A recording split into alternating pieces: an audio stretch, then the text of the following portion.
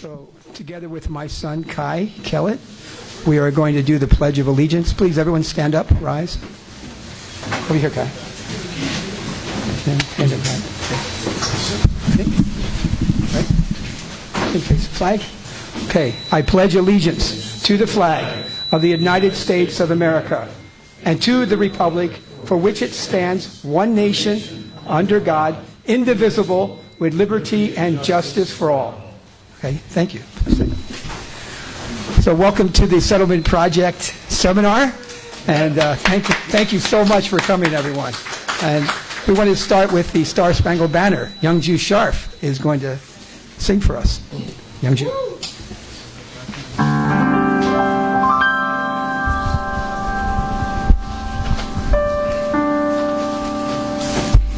Oh, say, can you see by the dawn's early light what so proudly we hailed at the twilight's last gleaming, whose broad stripes and bright stars through the perilous fight o'er the ramparts we watched are so gladly streaming, and the rocket's red glare, the bombs bursting in air, stay true through the night, that our flag was still there.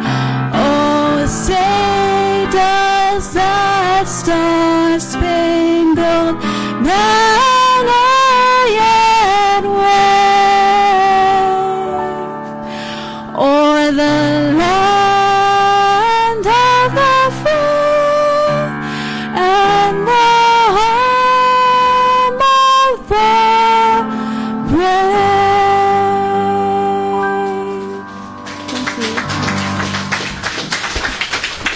Thank you so much, Youngju. Please sit. So welcome, everyone. And around the world, welcome. This settlement project was started, it was inspired by Dr. Frank Kaufman. And so I knew of him personally, but I didn't know so much about settlement. And I invited him to my local group, ACOR, Alameda County Committee of Restoration. We are in Alameda County in Northern California, right next to Oakland, California. We are the 4th largest county, and we're the 24th in the nation. We're in the belly of the beast. So I just want to really express my gratitude that all of you could come here today, because it really takes character to be at the right place at the right time. So we are responsible for what we learn. That's the challenge. And I'm just so grateful that all of you who are channeled in here and also here today. So I would like now to really appreciate the place we are at. This is the Veterans Building in San Leandro, California. And I want to invite up right now the commander of the American Legion here, Commander Ron. Can you please come here? And we want to, my good friend, David Cantrell, he painted this. And we have sculptures. There's 2 sculptures of this in 2 of our capitals in America. And David gave this to me, and I want to give this to the veterans here and appreciate all that they did and sacrificed for us. So, Commander Ron, I'd like to give this to the Veterans Building here.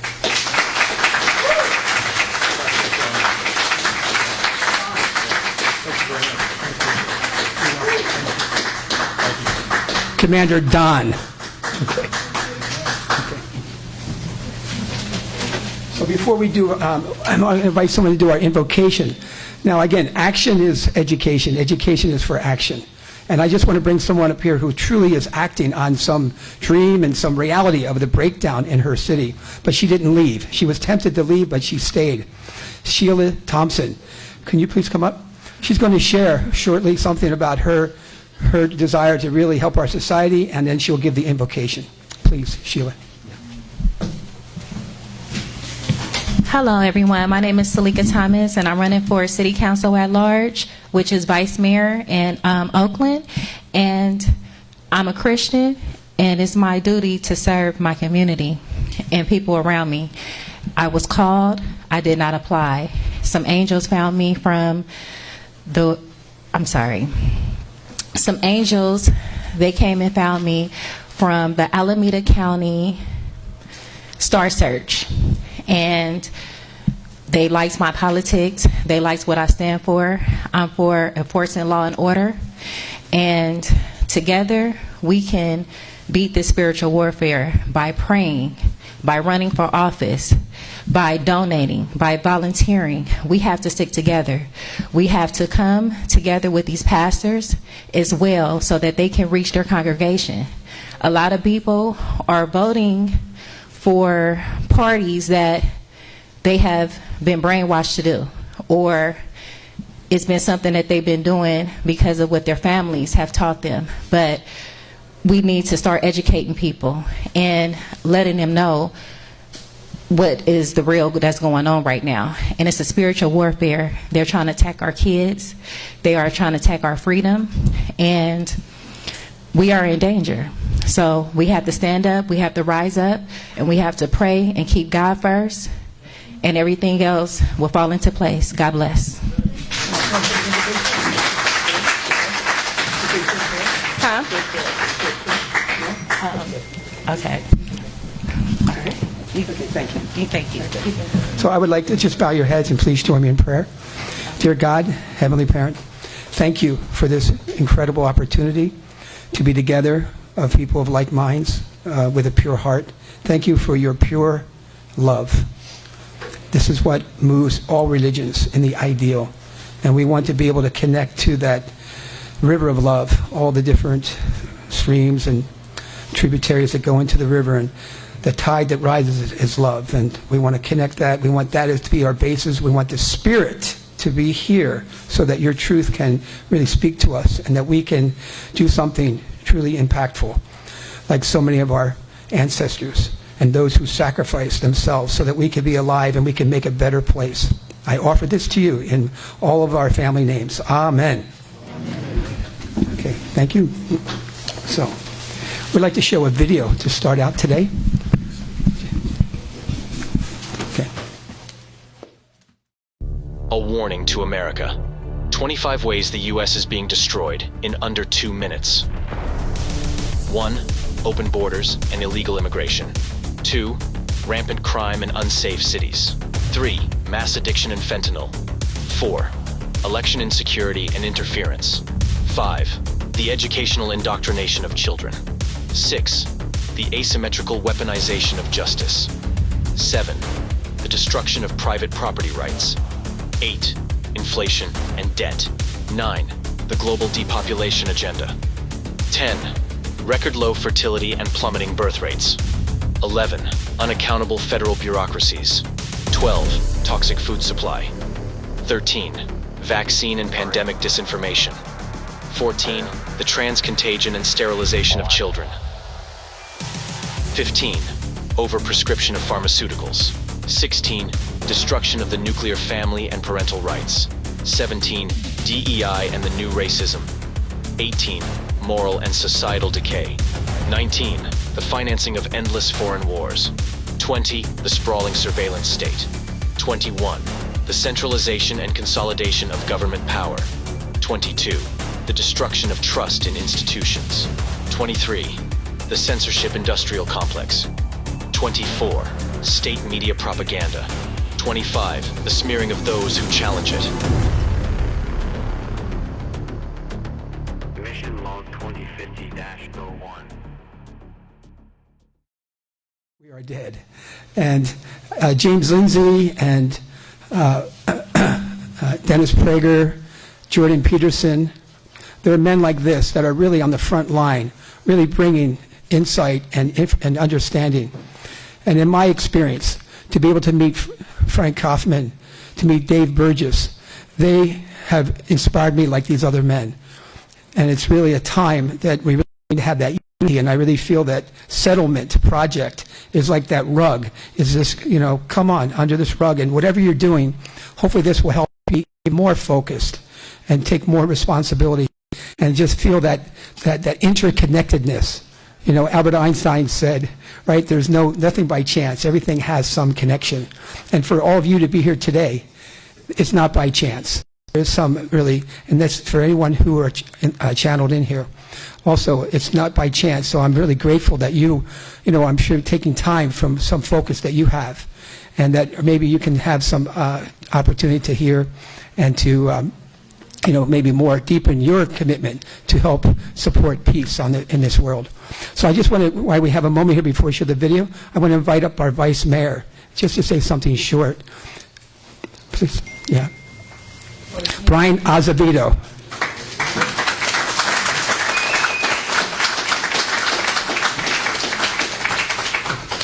Hello, everyone. Good morning. I wasn't prepared tonight. Thank you so much all for having me. Dr. Kaufman, thank you for your work. Mike, thank you for inviting me. Our Constitution is real important. It's been a debate for over 200 years. What does the First Amendment mean? What's infringing on someone's rights? The Second Amendment, what's the right to bear arms? So the Constitution is really important. So I'm here, excited to learn more, and thank you guys all for having me. Appreciate it.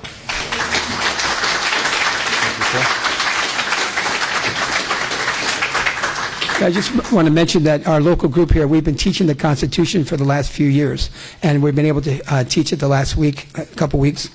So we're going to, to be able to, it's the highest law of our land, and it's a beautiful document, and this is what we're holding on to right now. Our country is really more of an organized crime syndicate than it is, what our founders had hoped for. And Benjamin Franklin, I think he was 17 when he went to Philadelphia. My son is 17, and so we just have a perspective on what these men did, for us. And that's why I'm so grateful that we're in the Veterans Building here. You can see all the states are represented by flags, and they sacrificed. When people really think about other people, it's such a beautiful thing, and those are the people that you want to be around. And so America is really in a crisis right now, and you're going to hear this from our two speakers. And I just want to give you an overview real quickly about the schedule. So they're about 45-minute talks. Then we're going to have a question and answer for 10 minutes. And then we're going to have a breakout group, face each other and just have a couple pairs sharing. And then we can table that here. And so our program today is going to finish at 3:30, so we have a lot to jam in.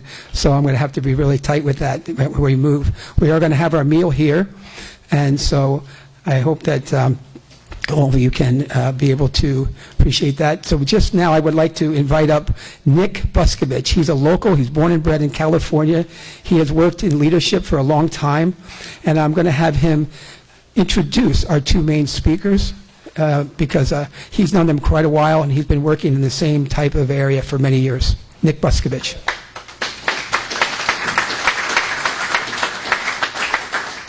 Thank you, Mike. I think first of all we need to give a big hand for Mike Kellett. Yep. This event wouldn't be happening if it wasn't for his enthusiasm, energy, and effort. So thanks, Mike, for having this. Exactly okay. How I told you. Right. I'm going to read. Well, I'll try to read. Our first presenter today, Dr. David Burgess, is the Education Director for the Settlement Project. Dr. Burgess received the Master's of Arts for International Studies in Comparison Religions and a PhD in Critical Theory from the University of Washington. Dr. Burgess serves as a founding literature and politics editor in the New World Encyclopedia since 2005. Dr. Burgess leads and has led several national and international organizations involved in social and political leadership, education, and mobilization, committed to interracial, intergenerational harmony and collaboration. Dr. Burgess currently advises the Settlement Project for a New America initiative in the areas of philosophy, ideology, and the academy. Those are all nice words. David's a really smart guy. He's got his PhD. Okay, I'm a doctor too, David, of humane letters. But more than that, I worked with David for 5 years in the business world. And he's a great marketing guy, but he's been working in America to bring back, to know, so we can know what the values that made this country great.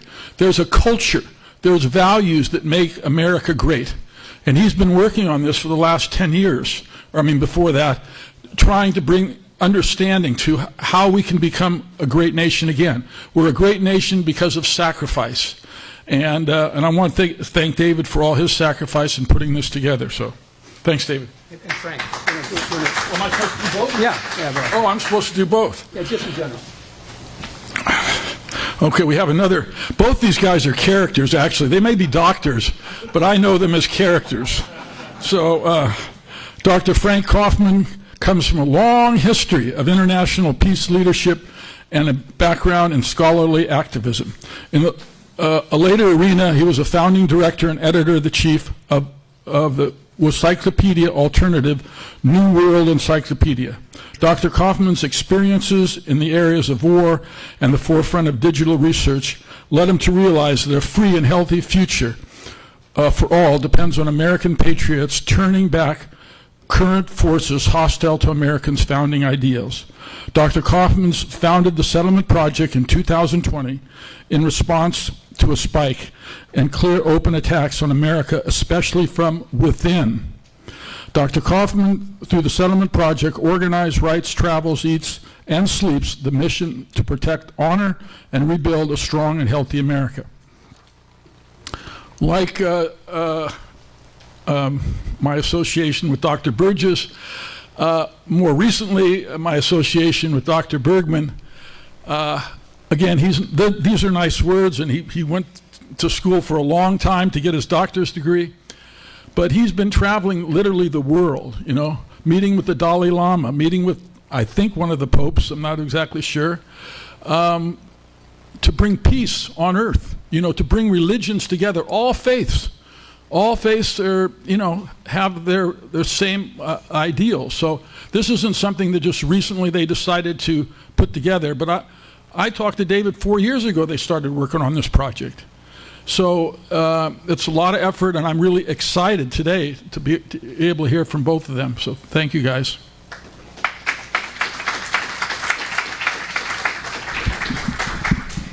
Okay, thank you so much, Nick. So I just want to mention you can't defend what you don't know. And so today you're going to hear some really very contemporary teachings that are really needed for our society, because our language today is really being hijacked. So that when you control language, then you really have it's really difficult. So thank God for the freedom of speech. So we are on the edge of losing America. So I want to invite up Dave Burgess to give us some understanding of this, and so that basically, if we can't define it, we can't defend it. So David Burgess for our first talk.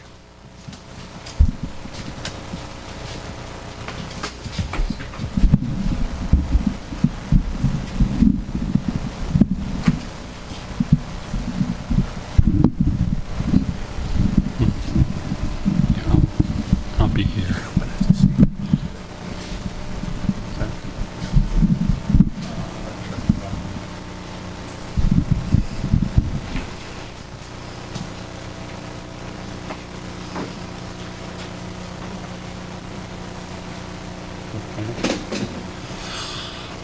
Good morning, everyone. It's good to be here. So, I guess I'm a little concerned. I don't have 25 answers to the 25 problems that we just saw, but what I do have, I hope, is kind of a background or understanding of the philosophical battle that's going on. Okay, not a politician. I'm an academic, right? So, but it's important for us to understand where this stuff is coming from. This morning's lecture is actually going to be about history, and it'll be, and it's okay. So this morning, we're going to go back and look at the first two attempts to create a utopian society based on a secular philosophy. All right. Oh, okay. That was our deal. Okay. So the first part of this lecture will cover the French Revolution, and the second part will cover the Russian Revolution. We'll see that these revolutions share a basic structure that I hope will help us understand the current social justice or woke revolution that we're currently experiencing, right? If you wonder why we study this history, just remember the old saying, those who don't learn from history are doomed to repeat it. So, as I looked at these different revolutionary moments, I see a pattern, right? And it's up on the screen. So each of them begins by rejecting religion or God or absolute truth, absolute values, and then they redefine the problem and provide an alternative myth. And that new myth, gives a secular version of the origin of human nature and the origin of evil, the original sin, if you will. And then it provides a myth to address that and a utopian vision. And then, sadly, it turns out not everybody's on board. And so when they confront opposition, these people are redefined as enemies and eliminated, right? So anyway, we'll look at this. Actually, the modern era begins with Descartes and the cogito. Cogito ergo sum, I think, therefore I am. Why are we studying these old dead white guys, right? Why is it so revolutionary? Until Descartes, the Western world lived with God in his heaven, and God was the subject of the universe, and we were in the object position, his creation. Our task was to live in harmony with God's laws.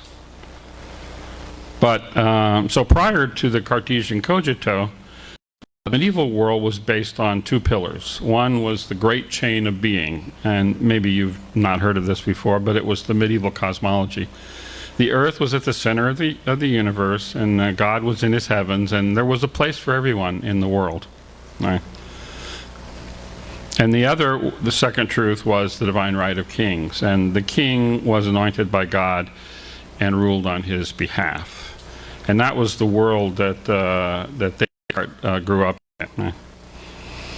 So we're not here to suggest that we should just go back and that world doesn't exist anymore. And look, the Earth wasn't the center of the universe, and under Louis XVI, France was in debt and falling apart. And yes, there was corruption in the church, although there were many good priests. But the medieval worldview, and this is the reason we're talking about Descartes, it was completely turned upside down by this philosophical statement. It said that the subject of knowledge, the guarantor of truth, was none other than the thinking person, the thinking thing, literally. So he said, but I can doubt everything, but I can't doubt that I'm the one doing the thinking.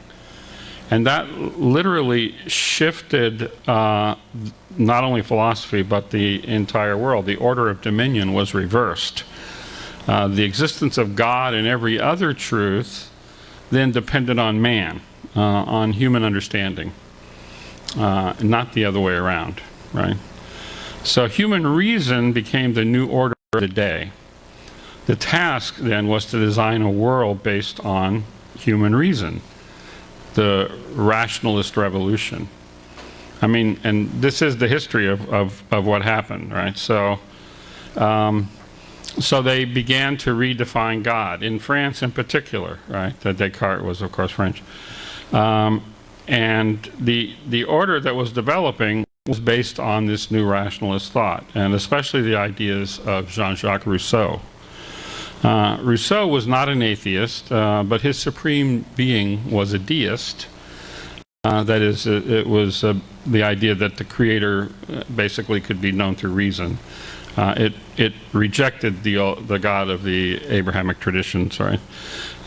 So it's significant because if God is reason, and reason is God, it changes our understanding of what it means to be a human being and what the origin of evil is, right? So during the revolution, the more radical revolutionaries, and I wish this, we have to change this slide because the sign of the Festival of Reason covers up what is this wonderful old depiction of this celebration that took place. And it was a celebration for the goddess of reason. This is literally what happened during the French Revolution. And behind that you can see that there's a goddess, an idol, if you will, of the goddess of reason on a chair that they're parading around town, right around Paris. So this was the extent to which they took this notion of reason, right? So they created this festival. It was very popular, by the way. And it was, of course, designed to replace the rites of the old Catholic Church there. So by rejecting traditional religion, then what Rousseau does is he creates his own origin story, right? What it means to be a human being. And I don't know if you've heard this term before, but actually it's not one he used, but it was used about his ideas, that human beings are like a noble savage, right? They were originally uncorrupted, good, if you will, in what's called the state of nature. They were innately good in their natural state. And this is where the idea of the noble savage comes from. But civilization had created laws for social organization which separated human beings from their natural, original, primitive goodness. So, having redefined what it means to be human, then Rousseau redefined the problem of evil. Evil is not a spiritual or religious question for him, it's a social problem. And of course, it is a social issue for all of us. The problem of evil lay not inside us in the human heart, in our own personal individual struggle with right and wrong, but it was the pursuit of one's individual interest that put the individual at odds with the rest of the community. So. And this is expressed in his social contract. He says, man is born free, but everywhere he is in chains. So what is the cause of that slavery? Well, for Rousseau, the original sin, the founding myth, was that private property was that separated man from his original goodness. It's the pursuit of the own individual will. My own individual interest. And it led some people to accumulate more than others, right? It separated people, in his view. And it served to separate the noble savage from the communal spirit, right? Its natural state of goodness. So Rousseau is actually responding to Hobbes, who had a very different view.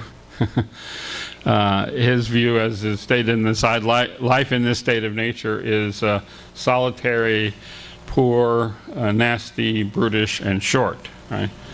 But what Rousseau says is that he's just, this is actually what civilization did to man. Man was originally good, but he's just reading back into the so-called state of nature, which of course itself is a myth, right? I mean, we don't know, right? They just this was their philosophy, their theory. So I just want to point out, that of course between Rousseau's innately good human beings and human nature and Hobbes's depraved human nature, there is a traditional view, right?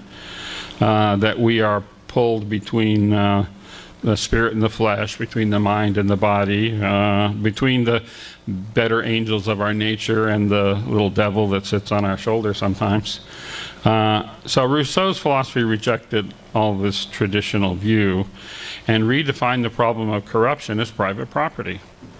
So civilization, the system of laws and society that's built around that. So again, it's a social problem, not a moral one. So based on the new mythology, Rousseau sought to create a new utopian vision. For Rousseau, there was no way back to the old, original, pure, innocent, happy state. But it was possible to change society, to change civilization and the social order so that human beings, human nature could be perfected. The approach is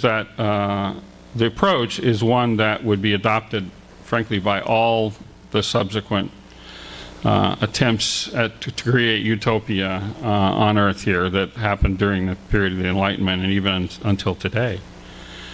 So it's not people, but society that must be reformed so that people can be good.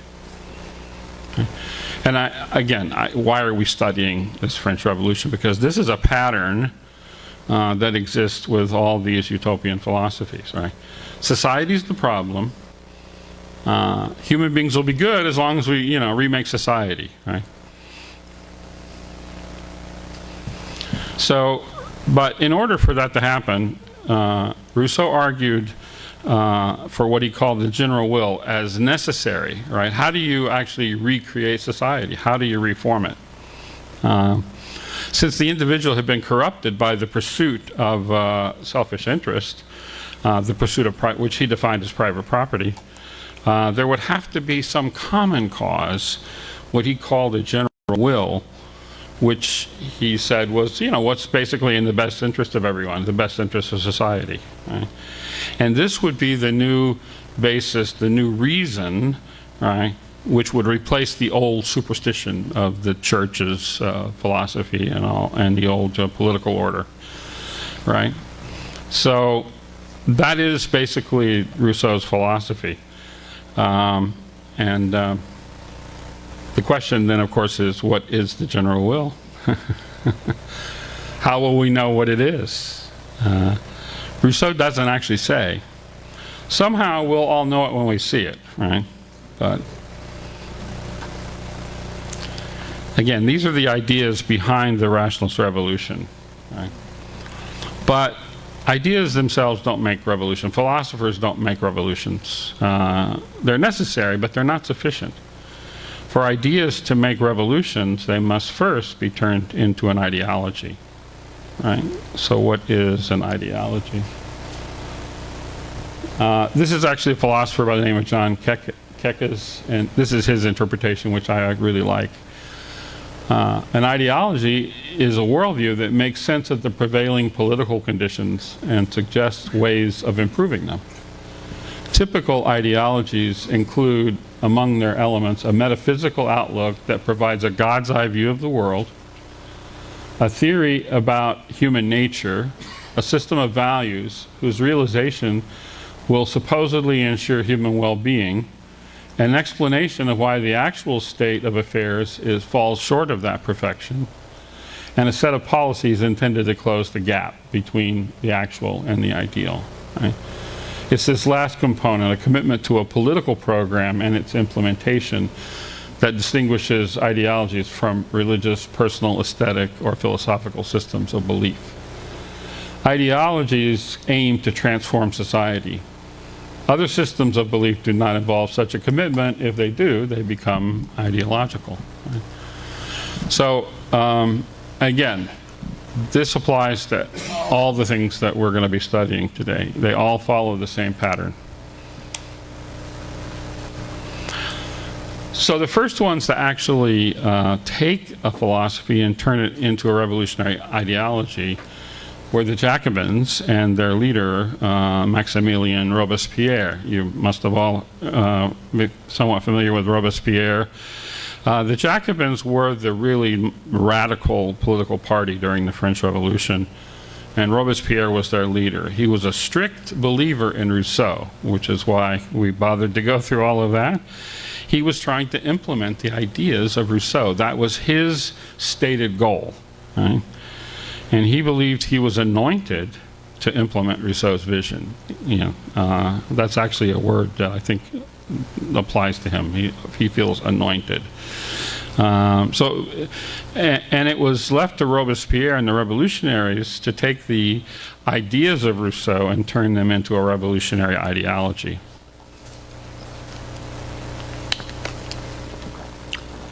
So one pressing question remained: what's the general will? Well, since Rousseau doesn't have an answer, doesn't provide one, it was left to Robespierre to come up with that. If you're going to have a political program and you're going to lead, you've got to answer these fundamental questions. So his answer was this: as the leader of the Revolutionary Party, he was the one who was best positioned to decide what the general will required. Right? The general will is what Robespierre says it is. Right? This is the point in which we can begin to see the disconnect between this idealistic philosophy and the political ideology, and the breakdown between the two.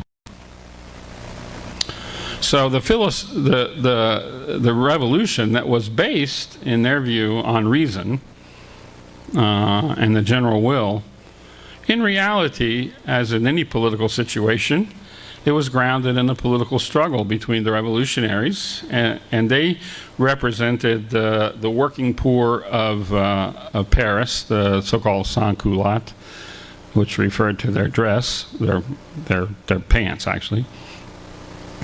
And it was a struggle between them and the elements of the old regime, right?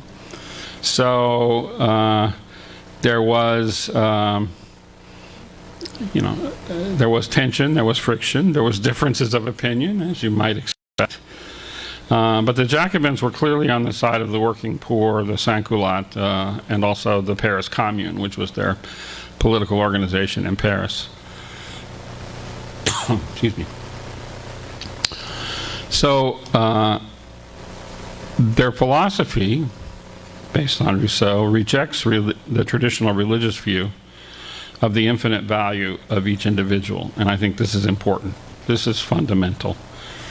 Good and evil is not based on any moral category, but whether you support the revolutionary cause or not. The sans-culottes were identified as the good, right? And the old clergy and the old aristocracy were evil. They were bad.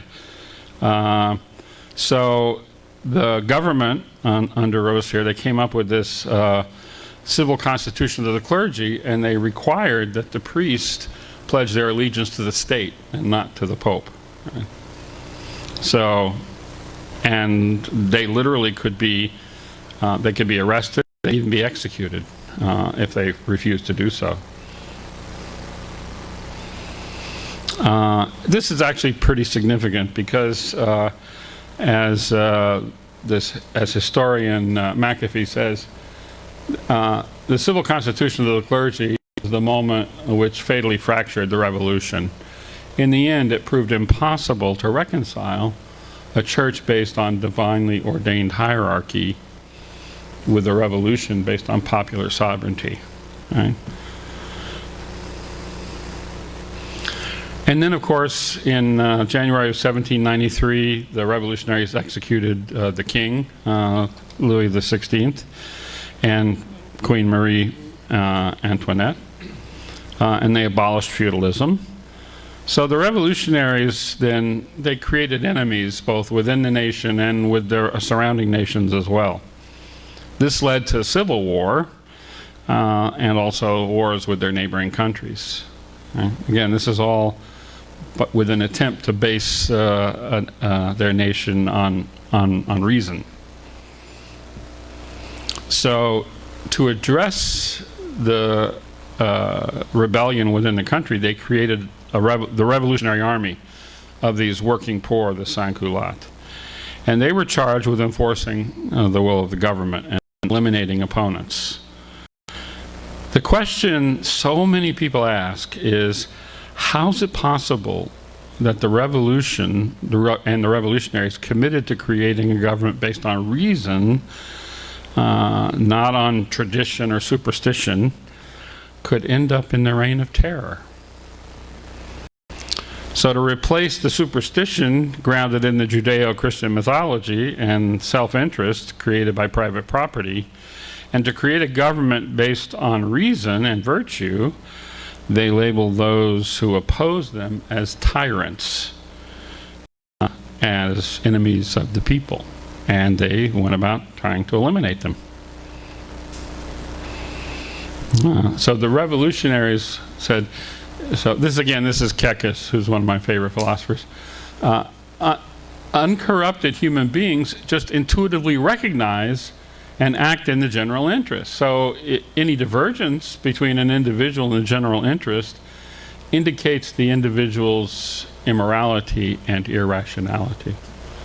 If any individual fails to see that his true interests are the same as the general interest, he must be forced to act as if he did see it for his own good. And I would add to that, or be eliminated, right? And of course, remember, who determines what's in the general interest? It's the government, right? It's Robespierre.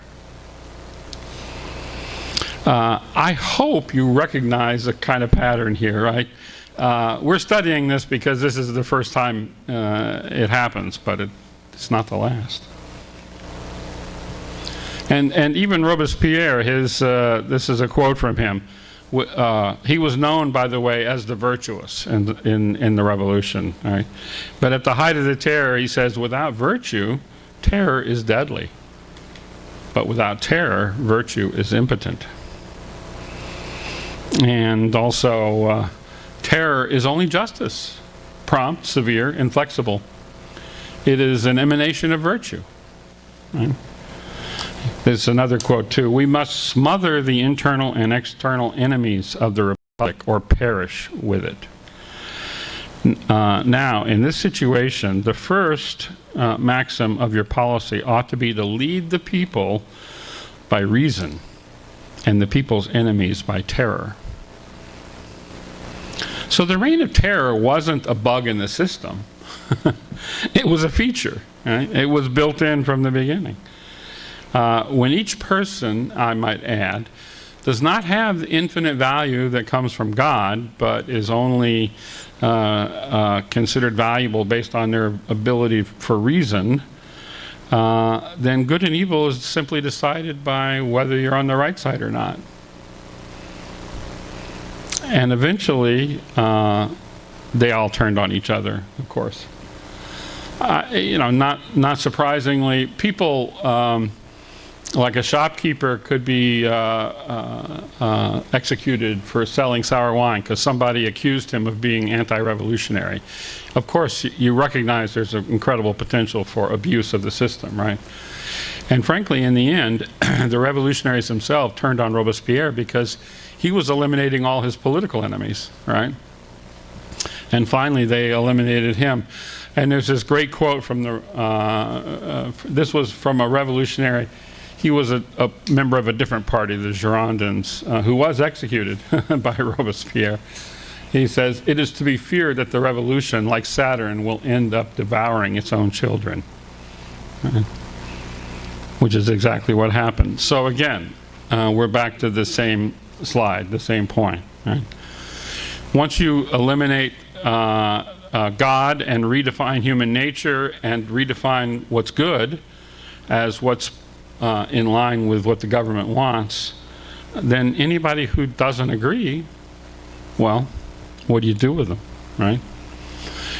Historically, that question is answered in this way. They are identified as enemies of the people, enemies of the government, enemies of the state, and they have to be eliminated. Which brings us to the next instance of the attempt to create a utopian society on Earth. Right? This is one, we're a little bit more familiar with. Some of us are old enough to have lived through some of the struggle between the West and the Soviet Union. Others of you, if you're not old enough, God bless you, good for you. Because it was awful, it was ugly. But the same exact pattern applies, right? Let me just go back. The same exact pattern applies in the Russian Revolution. So, first of all, Marxism was atheistic. Actually, between the French Revolution and the rise of Marxism, there were a number of developments, right? The French Revolution ended in 1794. Marx arose to prominence in the latter half of the 19th century, right? So by that time, deism had fallen out of favor. It was more of an 18th century idea. And frankly, atheism had replaced it. The idea of creating a society based on rationalism also had fallen out of favor. It had failed miserably, right? So Marx came up with, he was inspired by the French Revolution, but he came up with his own vision based on a different ideology. So after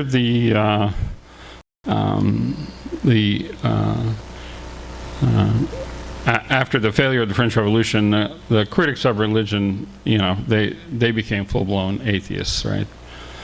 And Marx, of course, famously considered religion as the opiate of the people, right? He openly expressed hostility towards God and religion, but beyond his own personal antagonism, he viewed it, and I think viewed it quite rightly, as an anti-revolutionary force, right? If you believe in morality and traditional concepts of right and wrong, you won't participate in the kind of violence that he advocates, right? He sought to replace religion with a new kind of secular system based on now materialism. Materialism replaced rationalism as the basis for the revolution. Right? So where did this come from? After the Napoleonic age, which had replaced what was the debacle of the French Revolution, there was a young German philosopher named Hegel who attempted to create a new philosophical system that he entitled idealism, and it was a combination of rationalism and empiricism. He tried, in other words, to find a unified system of philosophy. And in that system, in his social theory, he saw history as the working out of spirit through human history to come to its ultimate conclusion, right? So there was a goal of history, and that was spirit coming to know itself. So there's resonances here of the Christian faith, of the Holy Spirit, but it's also a philosophical term as well, and because he tries to create a unified system, right? So this was the world in which Marx grew up in. And Marx, of course, was profoundly influenced by Hegel and adopted his theory of history. But he argued that Hegel had it backwards. He had it upside down. So it was materialism, not idealism, that drove history.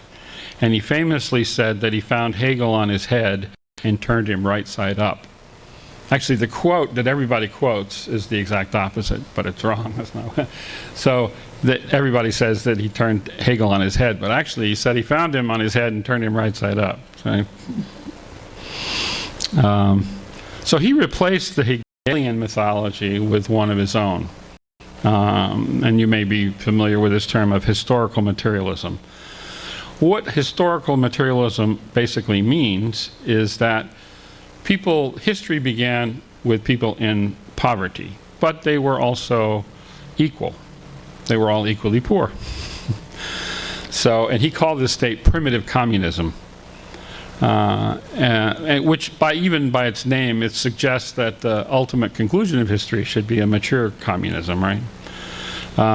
So this founding myth replaces the rationalist founding myth, which had replaced the Judeo-Christian one, right? So Basically, there were scarce resources, but everyone was equal. So according to historical materialism, the solution to the problem was division of labor. And it allowed for the creation of wealth, which was a good, right? And, as we recall, Rousseau had believed that private property was the original sin. Actually, Marx doesn't entirely disagree, but he just views it as a necessary evil in order for wealth to be generated, right? So the outcome produced wealth, but it also produced unequal development and inequality, right? Which is what he takes on to resolve in his theory. The problem is, of course, it creates classes. There's a ruling class who are oppressors, and they exploit the labor of the working class who are oppressed. So the inequality of the classes is the new original sin in Marxism. Which could only be overcome through violent revolution by the working class. So the goal of history was achieving ever greater material well-being. Like Hegel, this process necessarily took place through conflict. And Marx called this dialectical materialism. The dialectic and the dialectical struggle was part of Hegelian philosophy. But Marx, of course, combines this with his own materialist philosophy, right? So instead of spirit working its way through human beings to know itself, the material revolution was material coming to realize the just society. So he has his new mythology. Naturally, he also then redefines what it means to be a human being, right? All history is nothing but a continuous transformation of human nature, according to Marx. Essentially, men begin to distinguish themselves from animals as soon as they begin to produce their own means of subsistence, a step which is conditioned by their physical organization. That's a quote from his book, The German Ideology. So human nature, like in Rousseau, isn't fixed. It's not based on any immutable characteristics that you have, but it's based on society, right? You are a product of the society you grow up in, and most specifically in Marx, you're a product of the means and relations of production, right? So essentially, human beings are created by their environment. All right. All ideas and relationships are products of the mode of production in which you live in. Also, his views were influenced by Darwin as well.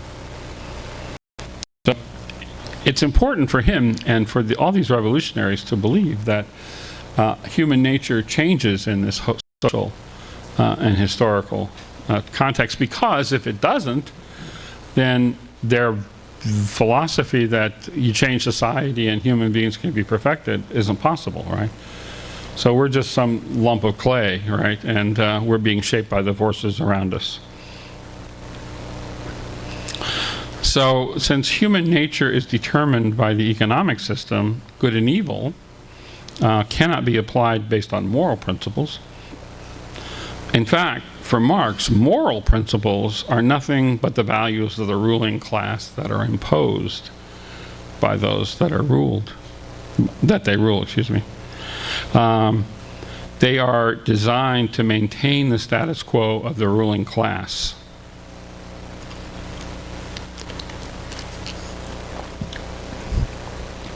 So good and evil depend on whether actions promoted by the revolutionary aims of social change. Marx instead argued that good and evil depended on whether actions promoted the revolutionary aims of social change. Good and evil is, again, which side are you on, right? So if you're on the side of the working class in a revolution, that makes you good in his system. And since we're products of our environment, good people are created by good societies. So we can't be judged based on our actions until we come from a good society. Then we'll be good, right?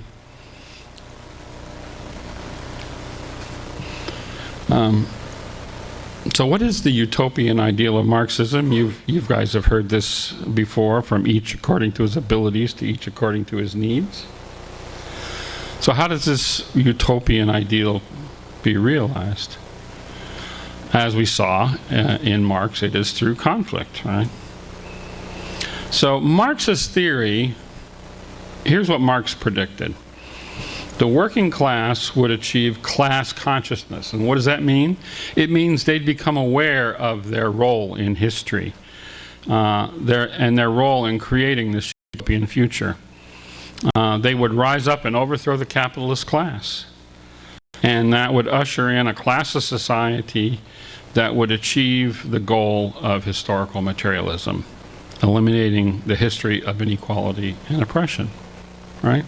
That's the theory. That's what he believes will happen. But it never happened. Somehow, these workers, proletariat, never achieved this class consciousness, and in fact, what they did was they created trade unions, and plumbers make six figures today, right? Within capitalism, right? So, Frank, we're in the wrong business, right? So, rather than overthrowing capitalism, they made it stronger. So the revolution never happened as it was predicted. Right? And while class conflict has existed, it never created anything like what Marx predicted. So that created a huge problem for Marx and for Marxists. And lots of people who came after Marx, spent a lot of time trying to figure out, how do we get the working class to do their job, right? So, the point of this slide is that, so there's socialism. That was supposed to be the interim step that the working class would create, and then it would evolve into communism. But in fact, for revolution to happen, something different had to happen. It was supposed to be a stage after socialism, but instead, what communism became was synonymous with a system of state control and state power. So how did that happen?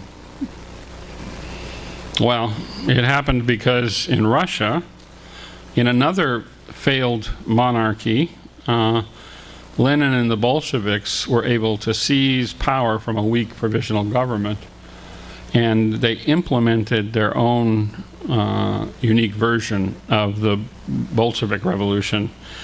And so, like Robespierre and the Jacobins, they took Marxist philosophy and they created a revolutionary ideology. As I mentioned before, the philosophers don't make revolutions, revolutionaries do. So, in their party, Lenin saw that based on the failures of Marxism, this spontaneous uprising isn't going to happen.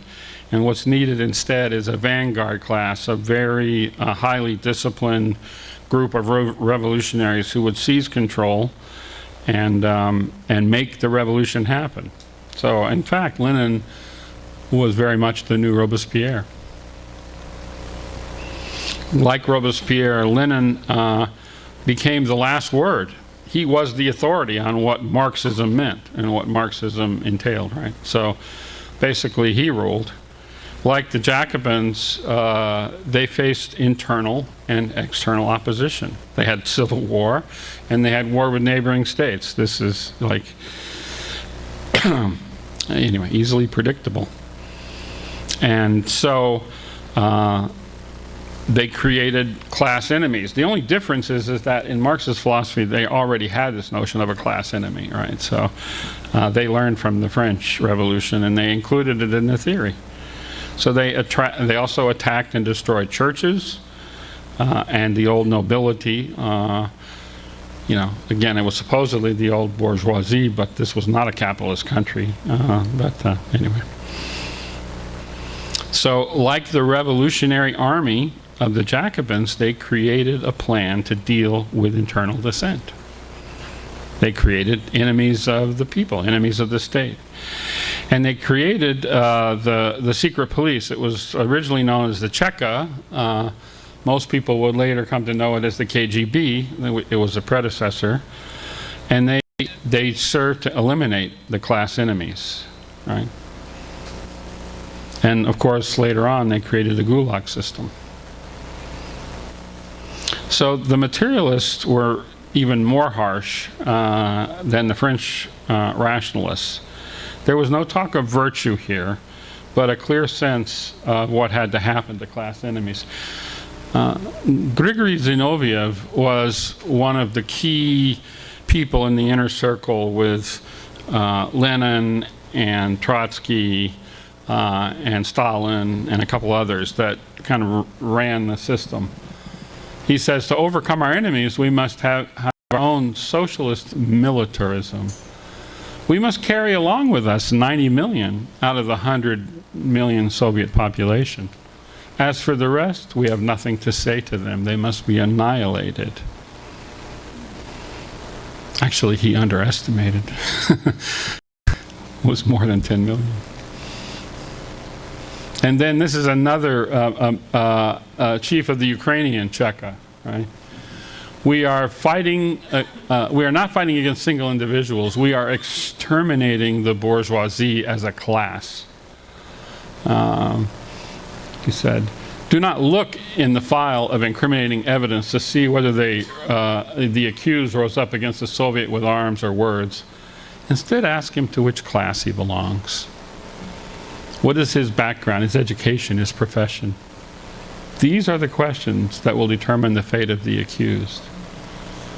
That is the meaning and essence of the Red Terror.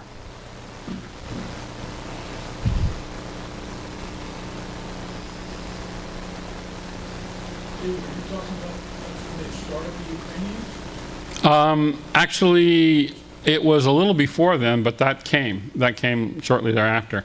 They started the Ukrainians when they tried to collectivize the farms. That's a whole other episode that came later. But the same idea is behind both, right? If you oppose the state, you get into line or you get eliminated. So Marx had argued, of course, that the state was supposed to wither away. But far from withering away, the Soviets, especially under Stalin, built the largest state apparatus in the world. The largest apparatus of state power and control, and they controlled every aspect of life. This is a remarkable quote from Stalin. Yeah, we are for the withering away of the state, and at the same time, we stand for the strengthening of the dictatorship of the proletariat, which represents the most powerful and mighty of all forms of the state which have existed up to the present day. So that he's both for it and against it. The highest development of state power, with the object of preparing the conditions of the withering away of the state, that is the Marxist formula. Is it contradictory? Yes, it is contradictory. But the contradiction is a living thing and wholly reflects the Marxist dialectic, right? Which means that based on his dialectical understanding, man, anything goes, right? And it did. So for Stalin, anyway, this one's this is a perfect description of Stalin, right?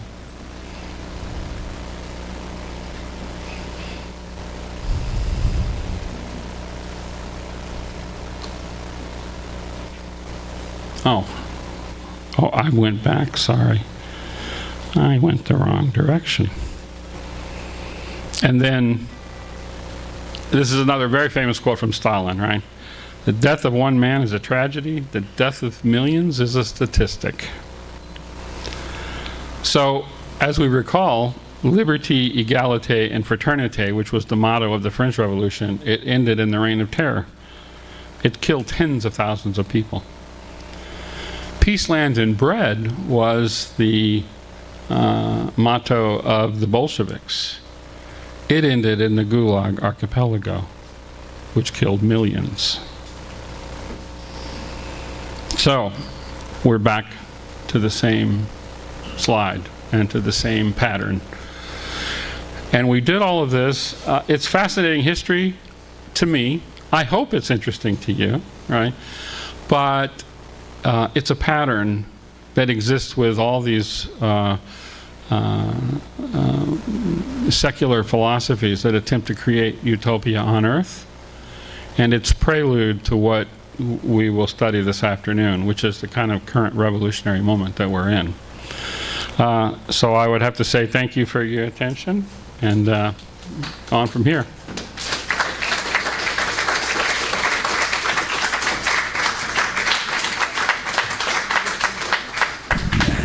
Thank you, Dr. Burgess.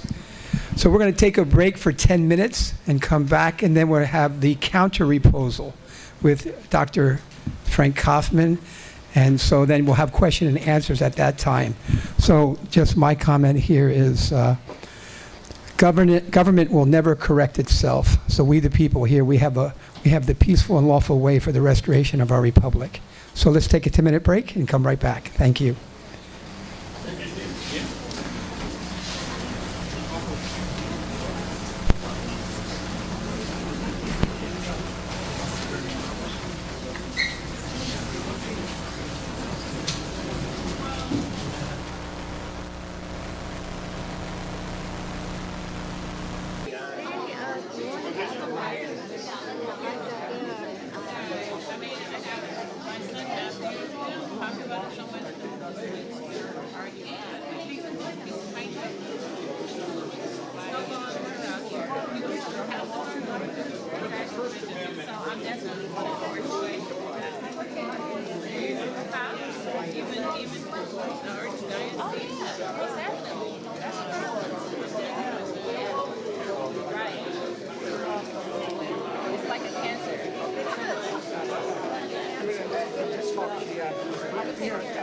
Jennifer just went to our Constitution class.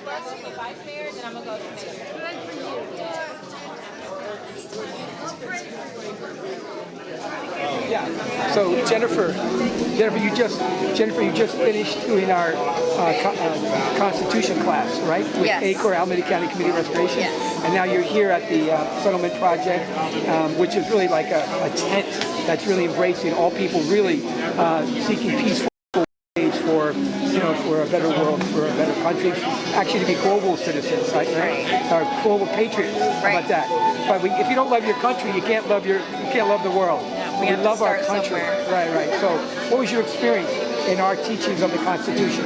I learned more here in 2 weeks and 2 Saturdays and 6 hours than I have probably in the last 25 years of my life. It was exciting. I was dreading coming in at first because it was an all-day class and it took up 2 Saturdays, but it went by so fast, and I felt when I left here that I had the knowledge that I needed to get out and to not be so afraid to talk to other people.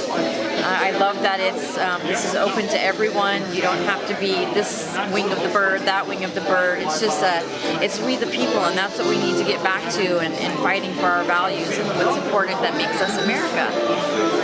Dennis Prager is really big on that. Yeah. The values, right? Right. And Thomas Sowell, he's an amazing man. He said, that there's statistics, and then there's lies, right? So there's a lot of different things out there, right? But right now, the world is like America. Right now, I think 90% of young people, according to statistics, are not even interested in any of this. Right. They're just into their career. And They're our everything. futures. That's the hard part. And then you got 90% of people invading our country that are like fighting age men. There's something to think about what's The going on, time right? is now. It's scary. We've got to get together and act now. But you have been in the Republican Party, taking leadership for a long time, and not really understood our own Constitution. This is a problem. Guilty. Yeah, so that's why what you don't know, you can't defend. Right. All right? Right. So I that's carry why we the teach. Constitution around now in my purse, so I'm always, I'm got it ready and I'm ready to fight. Yeah, thank you. I appreciate Thank that. Good. Hopefully we'll get one line out of that.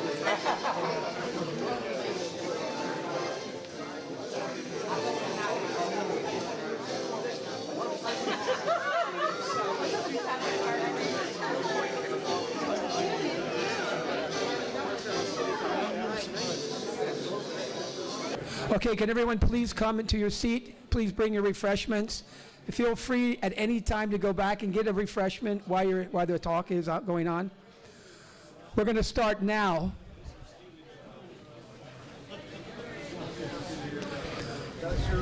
So what we've heard so far is that we need to fight for limitations of government. That's what I took from this. And all are equal, but some are more equal than others. Not so good, right? So we're all God's children, so let's act like it. I think that's the heart of it. And so I'm going to now introduce the founder of the Settlement Project, the inspiration. I really have a great respect for him. He is such a beautiful soul, and I just, please, really take time to just keep an open mind. You know, it's hard to put something in that's full, right? So trust me, you're going to receive a lot of love and truth and wisdom, and again, the spirit is most important. And we're here because of truth. That's our interconnectionness, right? So please, now, let's give a warm welcome to Dr. Frank Kaufman.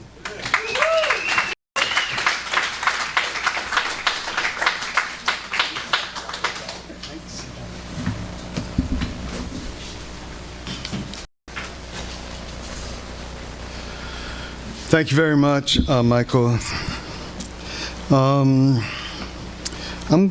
I think I'm gonna retire from this because I don't like listening to your lectures, David. They make me feel miserable, mostly because they don't sound like they're that long ago. This is what's my difficulty.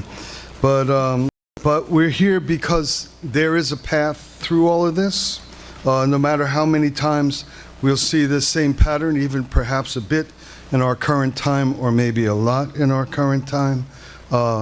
The only reason we do this is because there's a path through it, and that's why we're working through the conversation today.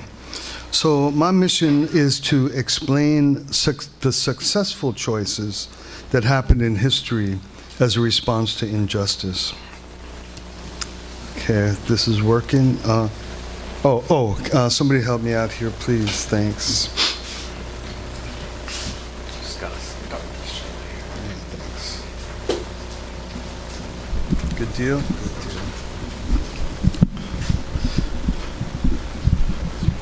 All right. So David was describing times in history when oppression, injustice, and inequality were in fact the case, genuinely the case. And there were philosophers that attempted to create systems to solve that problem. He called them secular philosophies. And we saw what happened in two examples so far. What happens when you try to respond to genuine human problems. The medieval times had a lot of corruption, the harmonization of clergy and monarchy to make life quite miserable for the people of the time. The problem is not trying to solve them. These must be solved.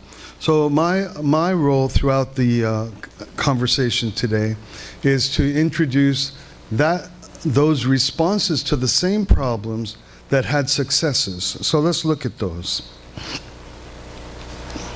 Got to get this moving. Down. Got it. All right. Okay, so the first part of what David introduced is the French Revolution, and the second part is, of course, we studied also the Marxist Revolution. So I'm going to be touching on responses both for the French one and for the Russian one that were successful, that actually moved the needle more toward equality and the end of human suffering. The main thing I'd like to as David already made clear, ideas have consequences. Harm from simple criminality does not need philosophies. It's just the fruit of bad human behavior. But if there's going to be mass incarceration, tyranny, control of people, genocide, These arise from philosophies and ideologies, and that's why we need to look at them. The outcome, depending on how one chooses their way, is either a path of totalitarianism, barbarism on the one side, or genuine progress in science and technology and virtue on the other. So how to improve society from a state, an undesirable state, to an improved state is an exact match for how you would approach the same problem in your own life. If there's a condition you're in, you want to make it better, there are simple common sense ways to do that. And this is the exact same way that you expand it or extend it or apply it to social reality. So how I improve myself, we know. We know what works, we know what doesn't work. We've probably tried both, unfortunately. We should try one more often than the other, but we know what works. And we also know ways that fail. And so in the case of trying to understand how societies and social philosophers try to respond to things that we want to make better, we have ways that they both may start off well. They may start off well, but they often end up in horrible outcomes, as we saw from David. Such outcomes such as this. And these are people that, am I right, David? They may have started out well-intended. They were trying to correct genuine problems, isn't it? So hopes and intentions may not be bad at first. This is why early detection is needed. It's like a cancer patient. Early detection is needed, and that's why we're holding these seminars, in order to explain very early on. Like, it's not early, it doesn't feel that early, sadly, presently, to me. Somehow we're like 30 years behind. We were asleep at the wheel. But still, hopefully, we haven't yet seen gulags. We have a small gulag in Washington, D.C. now, but we haven't seen them at the level that David's describing. So the purpose of these meetings is early detection, to describe how to identify whether or not an ideology is moving in one direction or another, toward improvement or toward despair. Once we know what we see, we have to have the courage to act and to uproot and eradicate harmful ideas from the very outset before they eliminate our future and our country. So one of the things that I'm critical of is how much time moral and conservative individuals spend in social media arguing with people you don't know.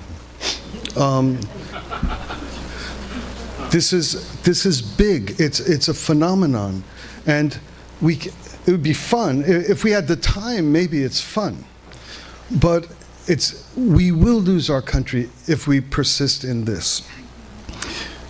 We can't say that the other side doesn't care. It's a useless argument, and the kind of endless efforts to control the narrative, to establish we care, you don't care, will never make any progress in what we need to do to recover and protect our country.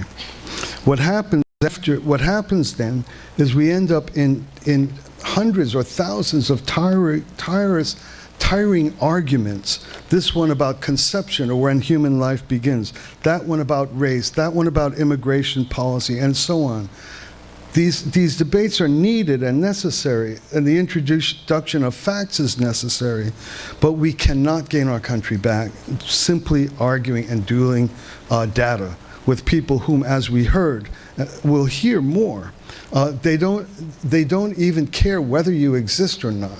If you can point out their hypocrisy, it doesn't move us toward the urgent matter of protecting and rebuilding a healthy country.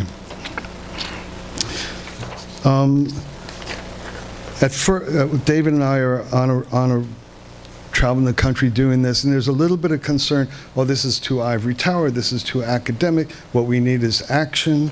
And what I'd like to say to that, just very simply, we don't simply need, at least we need to pause and look at the lay of the land, look at the map, see, we don't need to act, we need to win.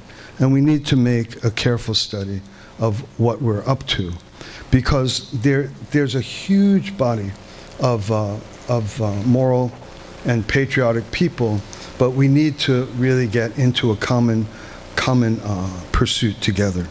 So we need to look at the map, clarity, solidarity. We cannot afford mistakes. Okay, so here's the basic framework of our conversation today. People should not be maltreated, burdened, or suffer. That's the start. People should not be maltreated, burdened, or suffer.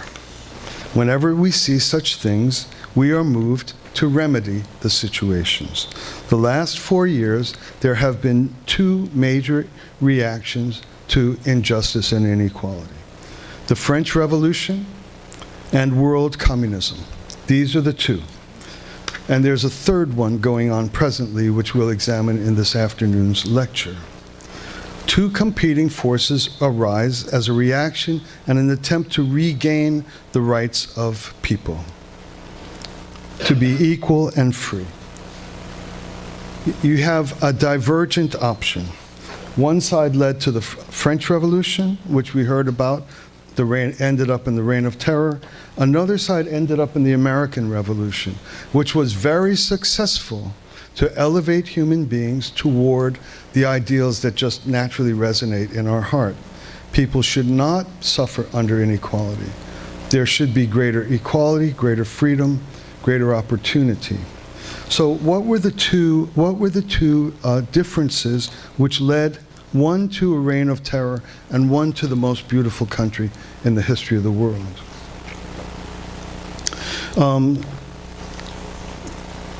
That's what I'm about to discuss. Those were 2 historical philosophies. There is now one which we've called wokeism or woke ideology. It's just a nickname. The technical philosophical name of it is postmodern critical theory. That's what in fact it is. It's manifest ideologically as woke ideology, and that's what we're addressing today. Woke ideology, if you were depressed by the first 2 lectures of David, wait till you hear the afternoon one. So eat a good meal in case you don't survive. What we are facing today is a philosophy that is the greatest threat to America and contemporary society that we have ever borne. It's the greatest so far. We've reached the end of time. We are at an all hands on deck alarm. This is a life and death juncture. We must expose the roots of error and evil and overtake these forces with the same spirit as our American founders. In the Enlightenment, so why study the past? The reason why we study the past is for 2 reasons. One, it provides a clear model. Now that we've seen 2 in a row, we heard the model, we saw the model. David had a repeated slide up. That is the model. Now we can recognize the exact way that functions in our contemporary society. The second reason why is we see the roots of the error. And as the seed is planted, it grows, matures, and becomes ever more toxic and gains strength and matures. Here's the issue. In the Middle Ages, both clerical and political corruption formed into a unified culture to create inequality and oppression. The use of religion to diminish the lives of peasants. The corruption of the clergy.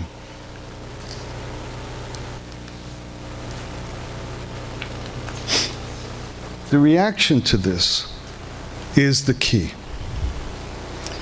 Is faith and religion itself the origin of human suffering, oppression, inequality? Is faith and religion itself? Therefore, if you hold that, you will opt for some form of secular ideology in response. Faith, religion, God must be replaced. We saw it replaced by two options, one by reason, one by matter. But if faith and religion and God is what causes human suffering, an other option must be chosen. These are secular philosophies. The other option is that a power and privileged elite is the problem. The corruption of the clergy is the problem. Not religion itself, not faith itself. Corruption in the leadership of the institutions, religious institutions. And then in response to that, Reformation, you have Reformation figures challenge the corrupt religious leadership. And they responded not by the removal of religion, not by less religion, but by more religion. They intensified the investment in faith. This distinction seems small, but it is everything. It's the on-off switch. It's the light. It's binary. It's one or the other. Religion is the problem. It must be removed. Corruption of elite is the problem. It must be reformed. This is the option again and again. And it may seem small, but this single point is everything you need to know in a certain way, to know whether or not the person you're talking to would be content to remove you by whatever means, by a smear, by imprisonment, by elimination. David used the word elimination or extermination or extinction again and again. When human reason takes the place of God, this is an interesting thing which people may not have noticed, but have you noticed that in the kind of clash of American political culture, the conservatives their main problem is they're stupid. Have you heard this? You're brainwashed, or you can't think straight, or it's a cult. You ever heard that one? It's a cult. Why? So this is because it began with the Enlightenment, that cognition, that intellect, that reason is what distinguishes being human. So the lack of cognition or the lack of intellect is what the secular philosophers always regard as the distinguishing and elevating characters. People consistent with the American founders, however, find this to be the case. Virtue, character, and moral law. These are the bases upon which to assess an individual. It's that different. Take, for example, Adam Schiff. And then you think of, what's his name? Henny Youngman. Take Adam Schiff, please. Does anybody consider him unintelligent? Is the critique from conservatives or moral people that he's unintelligent? Not at all. The critique is of his moral character. The problem with Mr. Schiff is that he's a liar. That's the problem. Not that he's unintelligent. And this kind of worship of reason, this kind of dividing line in the American culture today between virtue, character, self-discipline, self-improvement, humility, all the qualities that you find in church or from your mom or from your elder brother or sister. So the French Revolution removes God and faith, whereas the reformers intensify and expand the possibility of God and faith. This is Gutenberg, the Gutenberg Bible. Then there was the Vulgate, translating the Bible into the common languages of the people. All of this eventually led to the American Revolution. The people that came to America was the result of the response to the very same thing that the French revolutionaries were troubled by. The very same thing. The reformers were troubled by the very same thing. They weren't heartless people that said, oh, God is, divine right of kings, just suffer, that's your place. That's not the impulse of spiritual people, of religious people of faith. They couldn't stand it. And so they fought to reform the church. They fought to reform, to make the possibility of the religious experience and the encounter with God and the kind of re-establish morality in the arena of religious life. And this created the Protestant Revolution all throughout Europe, and eventually resulted in the travel to America for the purpose of religious freedom, to worship freely in the United States. And so this is your option, this is your binary, this is what we're introducing today. Each and every time there is a legitimate reaction to the careless mistreatment of human beings, to the rise of inequality, to the corruption of leaders, whether they be secular or religious. Are they to be removed? Is there to be reform? And when the first impulse is for reform, especially on the spiritual and religious side, this is a guarantee that it will evolve and emerge and establish itself in culture and society that will enhance and intensify and bring about what those two groups, they both want the same thing, right? David, wasn't it? They were trying to get more equal. Wasn't it equality? Égalité, right? Fraternité, égalité. These are the ideals. One ended up in grotesque life, walking. You're walking your children to school past somebody's being beheaded, and the whole. This is life in the city, in a relatively modern city, and yet if you look at what happened in societies where spiritual life, attention to God, human faith was embraced and intensified, and the corruption of the church was purified, and not only the Protestants, like Erasmus was a reformer inside the Catholic Church, never left the Catholic Church, that everywhere religion was cleansed, and it resulted eventually in the establishment of the United States. And then look what happens when you have the intensification of faith and the purification of corruption.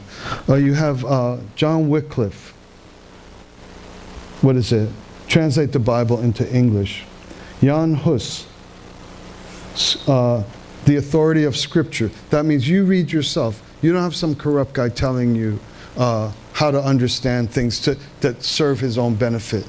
Or the land of his cousin, the church land that belongs to his cousin. So the Scripture over church hierarchy. Erasmus, whom I just mentioned. Again, the purification of Catholic practices. Who else?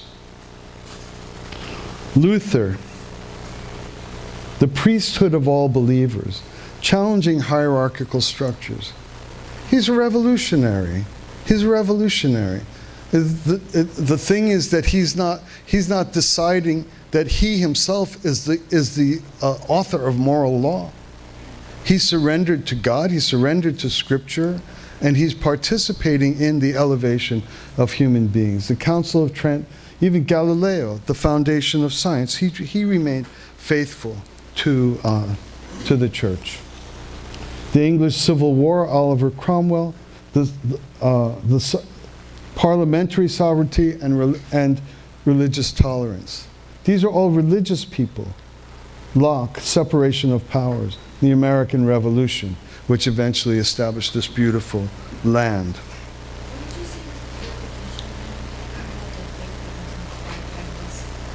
Oh, it's the intensity of the spiritual commitment of the reformers, and to make sure that direct access to spiritual life is made possible by such things as the translation of the Bible into common language of the people, challenging church hierarchies, the Gutenberg press that made the Bible available affordably. It wasn't written by hand, it was printed and everyone could have one. Does that respond? Okay, very good. Thank you. Okay, so this is the first collection of what I'm calling the twin rails. David presents the option to consider religion itself the problem and to remove it and replace it with something else, secular philosophy. We've seen it twice in a row. I guess you could keep trying. I don't feel like, I mean, how many times, and it's only gotten worse each time, or the notion that the roots of human being is tied to something greater, and that always has to be invested in with courage. And so there you have, my job is to talk about the counter-proposal and the option of reform and purification and cleansing and intensification of greater spiritual life produced exactly what the revolutionaries of all sorts want: greater human equality.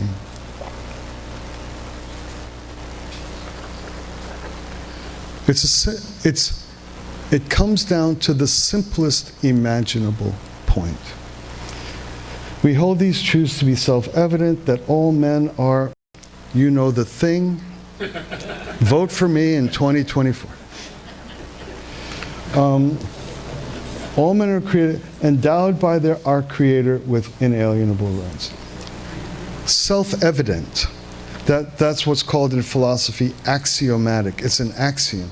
I'm not arguing. It's not something you establish by argument. It's self-evident. And what is self-evident?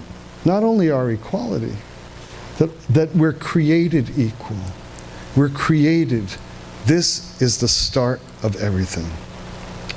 This is what is abandoned by the rationalists and the materialists.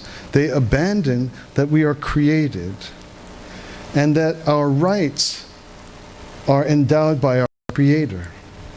These are where the beginning of simple common sense. You don't even really have to be a religious person. All you have to do is be logical, honestly speaking. Is anybody here self-created? Have you ever met someone self-created? It's a piece of simple logic. Have you ever seen a thing self-created? You got a couple of coffee cups in front of you. Is anything self-created? It's an unreasonable, illogical thing, and yet that simple observation is the beginning of everything, and it's the beginning of the United States of America. So, and our rights, they're universal, they're born into every person.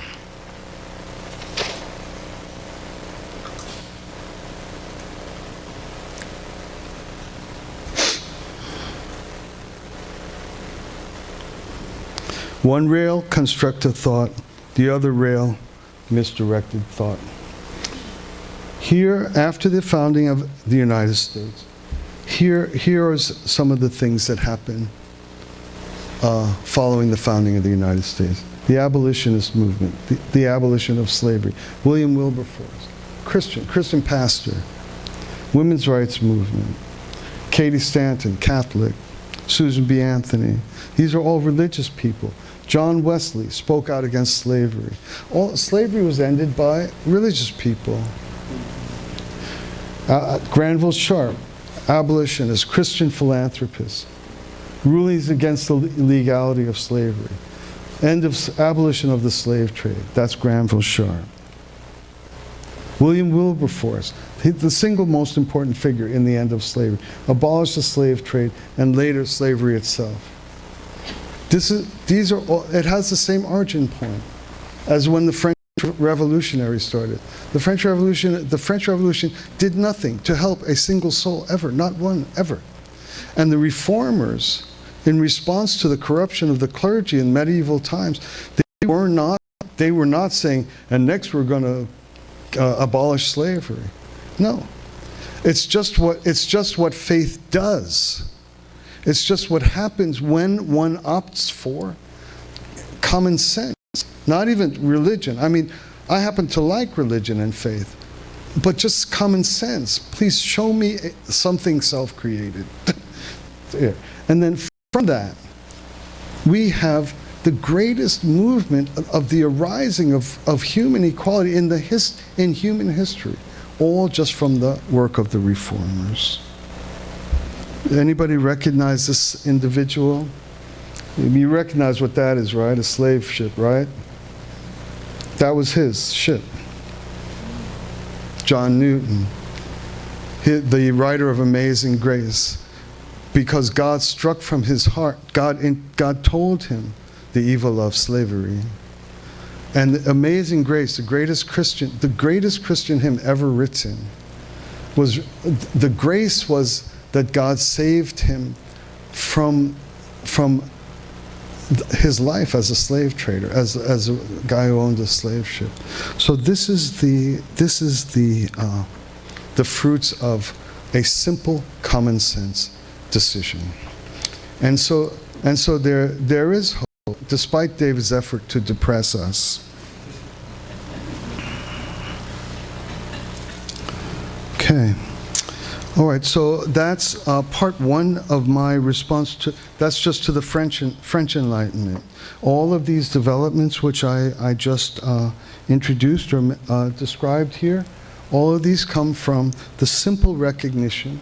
Well, for them it wasn't common sense. For them it was adherence to faith. They were religious people, to reform the corruption of the medieval system. The question is, do you reform or do you remove and replace? That's that. The next thing David spoke about was communism, and I just want to quickly do a very similar thing. There's twin options. One option, secular philosophy, Marxism. Another option, similar, the reform concept, the reform movement. Don't remove and replace what is divinely ordained. It would make sense to me anyway. Okay, so here are your options. Reform or remove and replace. Those are your options. By the end of the 19th century, circumstances had changed. It was no longer a corrupt clergy that was causing troubles, that was creating human inequality. What existed was corrupt industrialists, merging with state coercion to subjugate people for the sake of their profit and greed. That's what Marxist was reacting to. Was he wrong? Was he wrong to react to that? There you have it. There you have it. This is why the argument, oh, we care, you don't care, we're right, you're wrong, doesn't work. It doesn't win arguments. What wins arguments is to have a clear grasp of the philosophy, the ideology, and the options. So we have genuine human things that we can't stand to even think about or look at the condition of human beings at the time, and we're faced with the exact same binary. Do we choose reform and harmony and union and unity and impulses towards recognizing the foundational benefits of things if they were only organized and run well? Or do we imagine ourselves, human beings, so incredibly intelligent, which, as I mentioned before, that we're going to come up with something better than God, because God's the problem?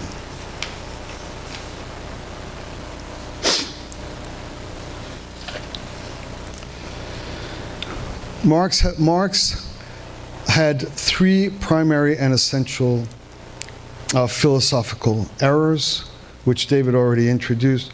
One is the in Das Kapital, what is it? The labor theory of value. Labor theory of value. The other is dialectical materialism and historical materialism. Okay, these are three basic elements of Marx's efforts to respond to the evils of the end of the 19th century and the industrial age. The other thing that is everyone knows about Marx is that he was hostile to God and faith. He's hostile to religion, faith in the human experience. Everybody knows the phrase, as David said, religion is the opiate of the people. This is a later phrase, it's a technical phrase. What is more important is that the rejection of God is essential in the philosophy.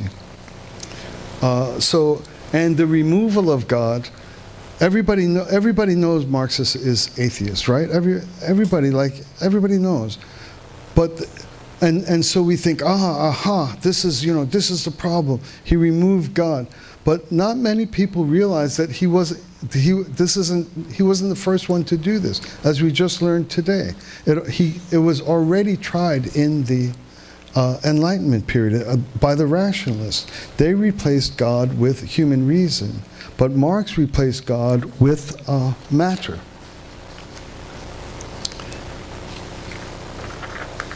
The different thing. Look at the progression there. Which is more elegant? Which is higher? Which is nobler? Human reason or matter? Reason is already that you're making kind of dirt, right? In a way, dirt, higher than God and higher than human beings. We are human beings, according to Marx, are the fruits of how dirt behaves. How can a philosophy that begins this way and starts with such a founding utterance hold sway for so long and by so many and still today? I'll explain a little bit of how it holds its sway. But basically, the point is that you can't make that work.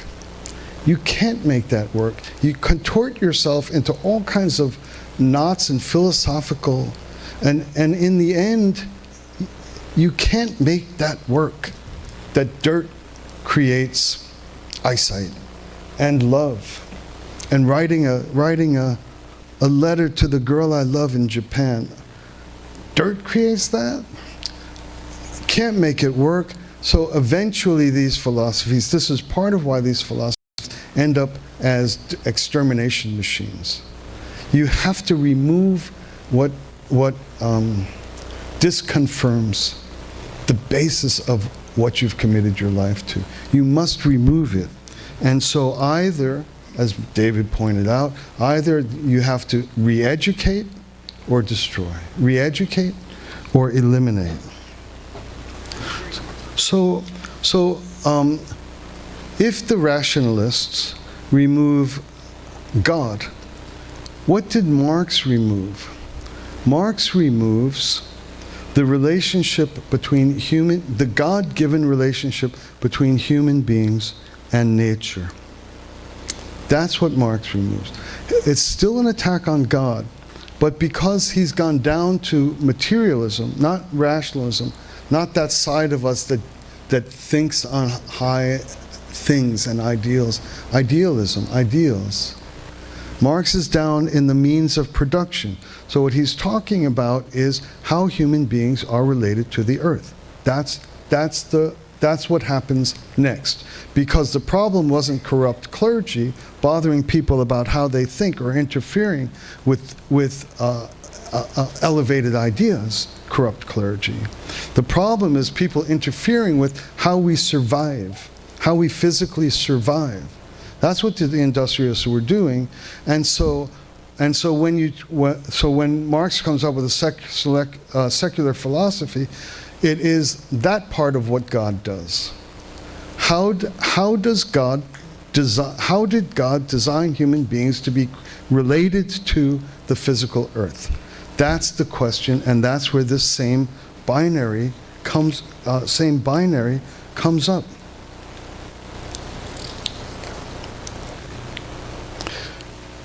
Here's the starting point.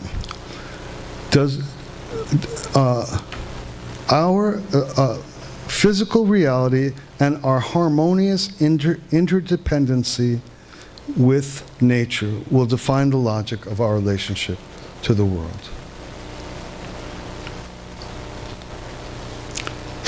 Jewish and Christian understanding is clear about this. All religious systems are clear about this. All spiritual systems are clear about this. They describe an integrated, harmonious relationship with man and earth. If you remove God out of that, then you end up with the materialism of Marxism, the treatment of matter as higher than God and higher than us. So in spiritual systems, care for the earth is humanitarian. It's not common everyday, quote-unquote, environmentalism. It's humanitarian. I care for the earth because I care about you. I care about my brothers and sisters. I care that people are well fed, that they have nice homes, that they have good environments to raise their children. That's my materialism. That's my, this is, when God created human beings, He created us in a specific relationship to the earth. And this is what Marx was fiddling with, and this is, by calling it secular, he removes the presence of the divine harmony that we find. So as a result, so what is private property? What is private property? Is this kind of Adam Smith? Is it who's a Friedman? You know, is it Locke, Smith, Friedman? You know, is it so that we get rich, so that socialists just make you poor? You know, societies can't survive. We got rich. You know, we're capitalists, free market. No. Private property is the home of your biblical origins as a human being. You can't. It's where you're responsible. It's where the earth, where you exercise your divine, your divinity. That's the relationship that God designed. So how could Marxism, which is so fundamentally wrong, and which is clearly led to global genocide, how does it retain such devotion and such longevity? How is that possible? Here's why, or here's a possible reason why. Marx identified two things accurately. Emotionally, human suffering causes us difficulty. And so that's one of the hooks that he has for idealistic young people or for old rich exploitation Harvard professors. I'm sorry. Yeah. And also, he presented truth in a modern way. It was scientific, because the nature of the 20th century in which Marxism flourished was a scientific era. It's the emergence of science and technology. And so Marx captures two things.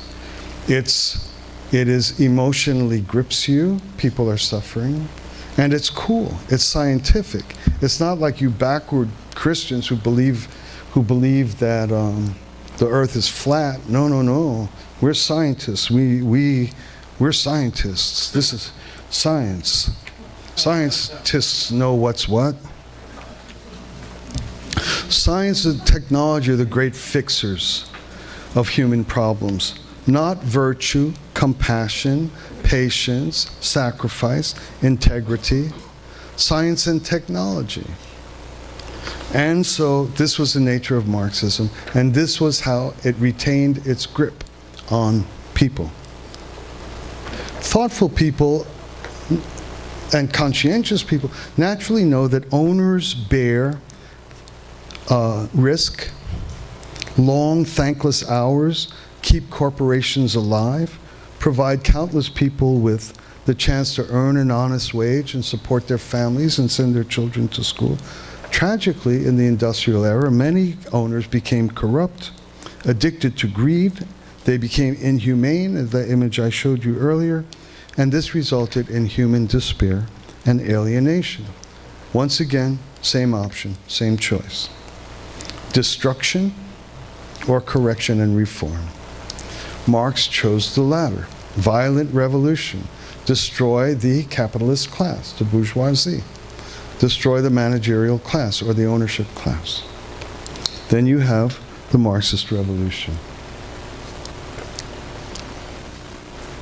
You destroy the capitalist class, you get rid of all natural bases for creativity, development, and replace it with the absurd fantasy, I'll repeat, absurd fantasy of collective ownership without the ennobling dignity of private property, responsibility, and reward for hard work.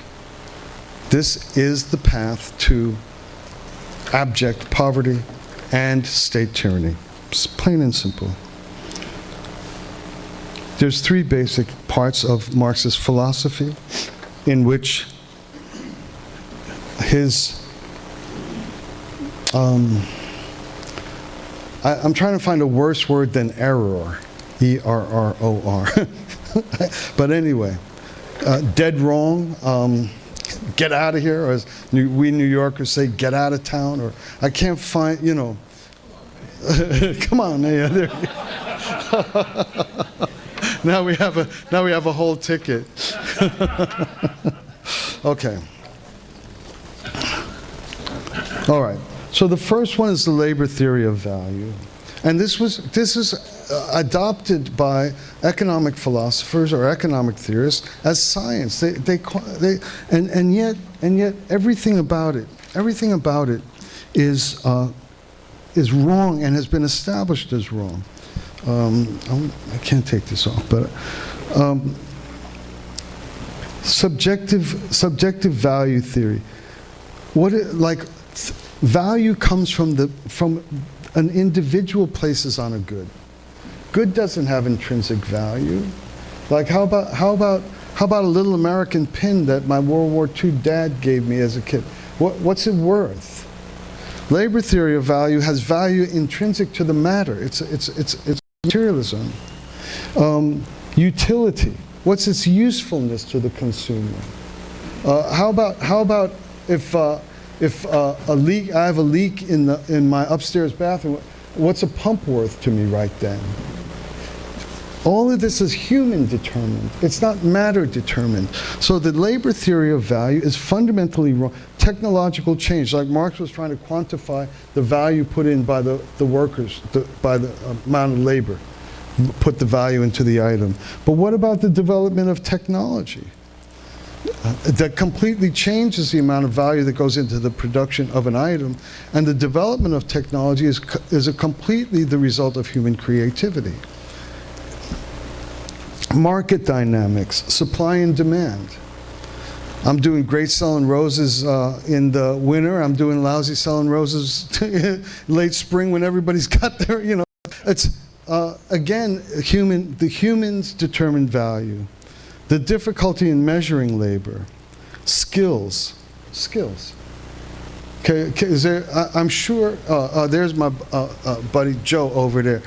It would take me 8 days to do something he can do in a minute and a half. Do you know what I mean? What's the value of the labor? So skills, productivity labors, technological assistance. If he has the gear, if I don't have a camera like that, and I'm using a pencil, you know, so the labor theory of value is fundamentally wrong. Fundamentally wrong.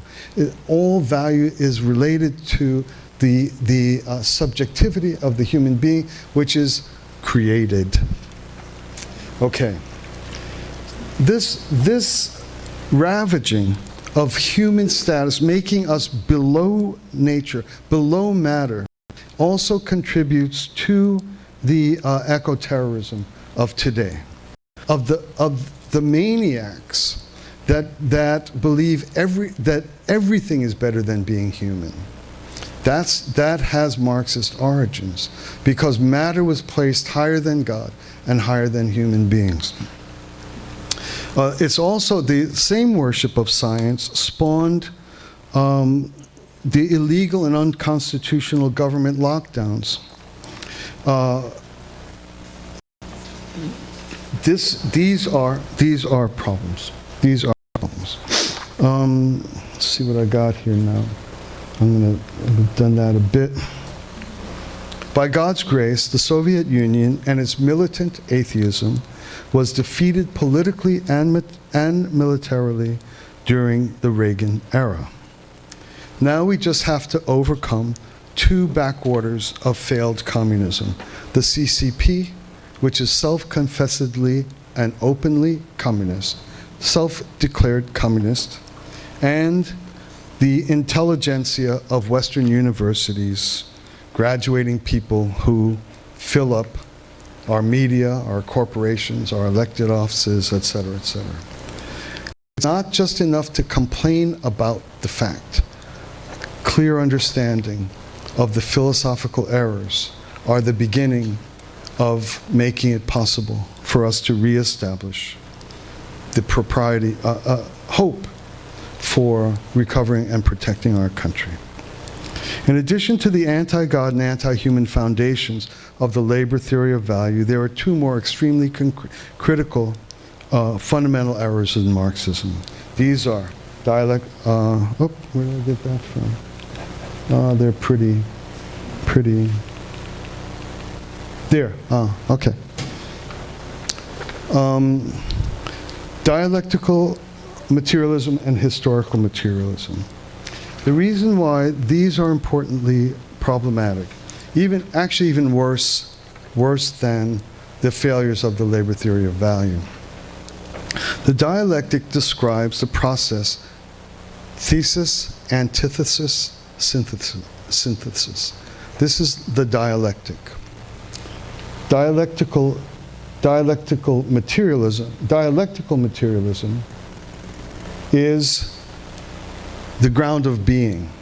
That which allows us to continue to exist is a product of that dynamic. Thesis, antithesis, synthesis. Everything exists because of that dynamic. Historical materialism is that history progresses because of that dynamic. So our being, dialectical materialism. The progress of history, historical materialism.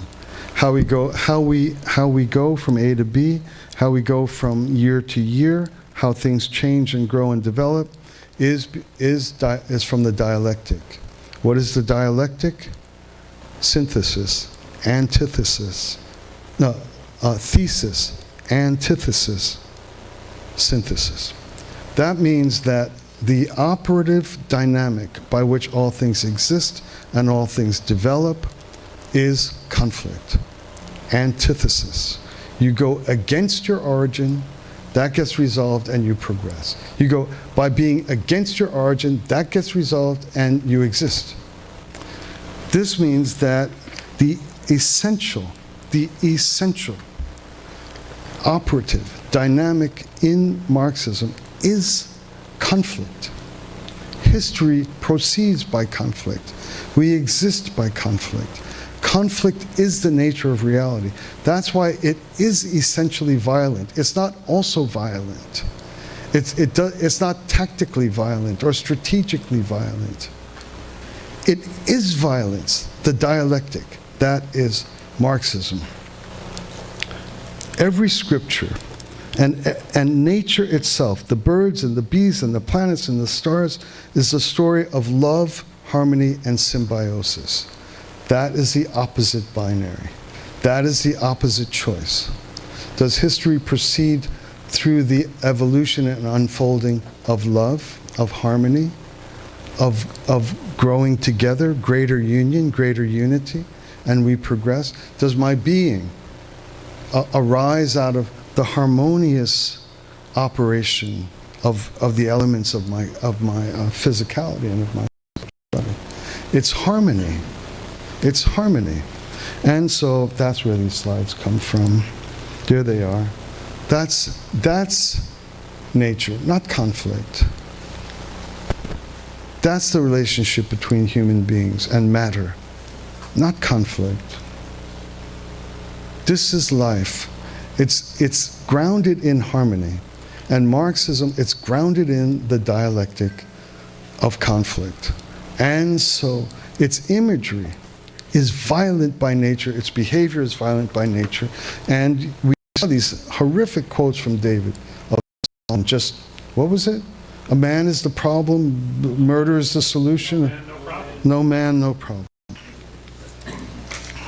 The people of faith, in the same period of time that Marxism grew,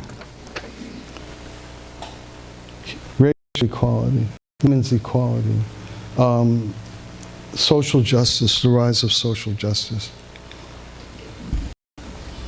Ralph Abernathy, friend of King, Shuttlesworth, what was it? Racial violence, civil rights movement, Jewish rights, civil rights, Desmond Tutu, South Africa. Faith. But again, call it logic. If religion is too hard to sell, call it logic. Just ask tell me who or what is self-created, and go from there.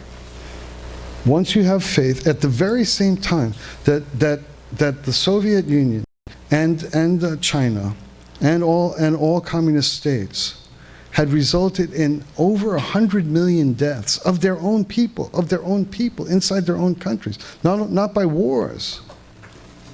At the very same time, we are watching some of the most beautiful rise of human equality and human prosperity.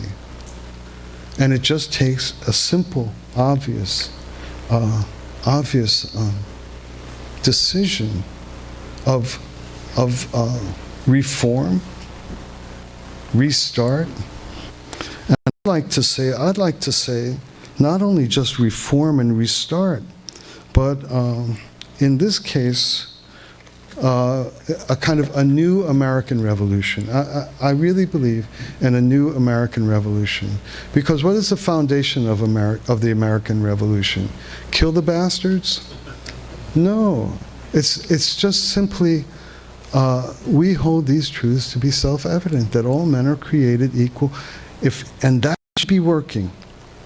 This afternoon, we want to look at how to make that work one more time. And I think we can have a long time ahead of an even more beautiful America.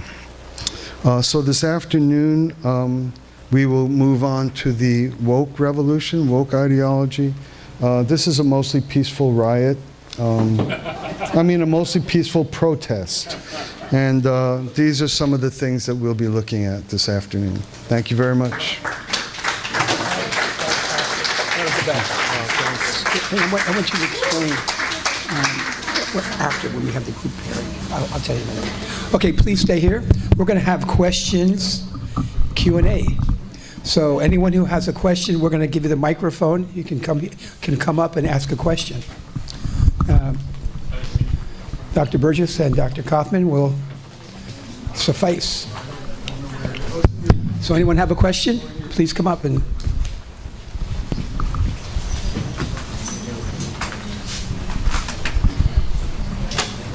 Question?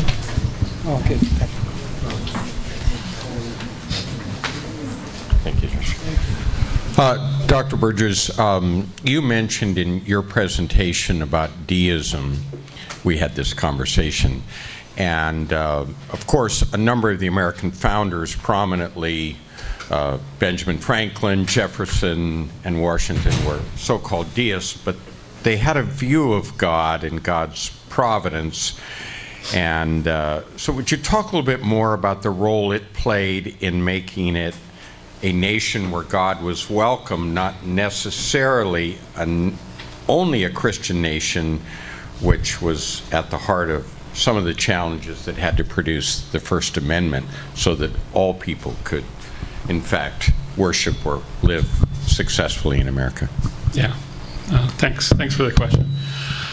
Yeah, so it's true that some of the American founders were deists, not all, but some were. Deism, by itself didn't create the French Revolution, of course, and it didn't create the American Revolution by itself either. Unfortunately, in France, for example, it was combined, as we looked at, with sort of Rousseau's idea that was against private property. In America, on the other hand, it was philosophically a lot based on John Locke, who actually promoted the idea of private property, and very much for the same reasons that Frank mentioned, that it was a space for people to grow and develop their own family and freedom. But yeah, I think more importantly, we're going to talk some this afternoon about this, but in America, anyway, it was a long time ago, and people don't know the story that well, but the people who came here from Europe, from all the different traditions and different ethnic backgrounds and different religious backgrounds, didn't come here and just fall in love with each other, right? Actually, they fought terrible wars back in Europe. Europe was, its history is littered with terrible wars, and we'll touch on some of that. But they came from different religious traditions, and frankly, when they got here, they fought as well. And that's why they didn't form a United States. They all had their own individual colonies, and they competed with one another.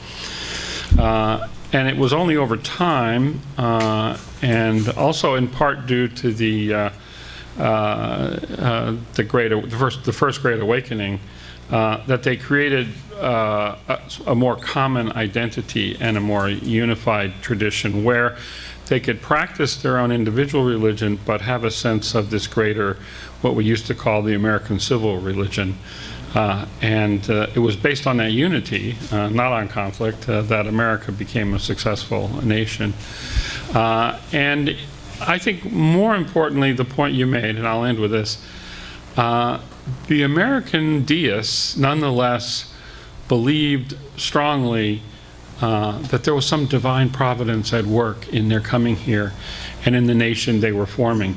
And Benjamin Franklin, who was known as not a very religious person, was the one at the Continental Congress when they reached an impasse who called for prayer, because he understood that without God behind this, and without this providential sense of what they were trying to create, that it wouldn't succeed. So anyway, that's a fundamental difference, I think, between the two revolutions. Good question, thanks. Question? Do you think that Karl Marx today would think that the issue of all the transgenderism going on would be under his belief in the creating the division? It's a good question. Do you want to? I'll answer, but I'll let Frank go first. Yeah, I think he would find it handy. I don't think it would be consistent with his vision of a classless society. It's outside the consideration of what his concerns were. But the destruction of a capitalist society, it's perfect. Yeah. Yeah, I think that's essentially right. But we're going to touch on this afternoon that we're in a little bit different era now, and the gender and racial issues have risen to the surface, and the class ones have kind of disappeared. There are still Marxists who are promoting that, but that they're not the ones that are behind this, what we see. And in fact, you've touched on what I think is one of the key flashpoints of the struggle right now, and we'll talk more about that this afternoon. So hopefully you'll get a clearer answer then. Good question. Yeah.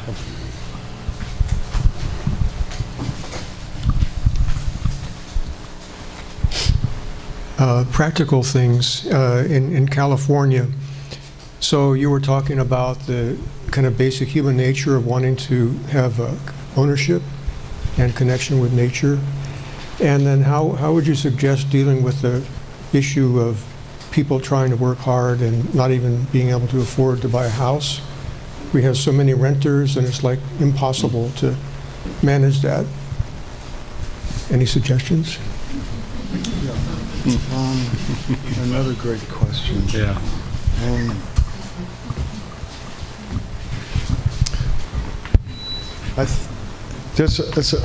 it's a great question, and my response is brand new.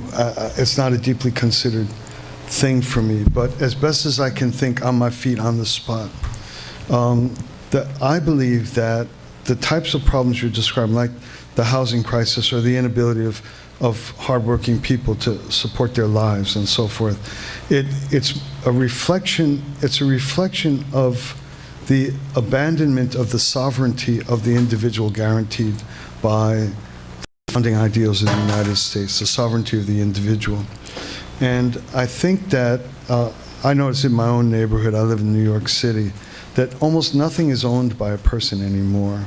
It's all owned by the rapid fire of computers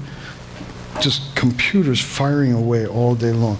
There's people behind it, like it's an Arab-Chinese, coalition of owners which all have part stocks, and the purchaser of where people live.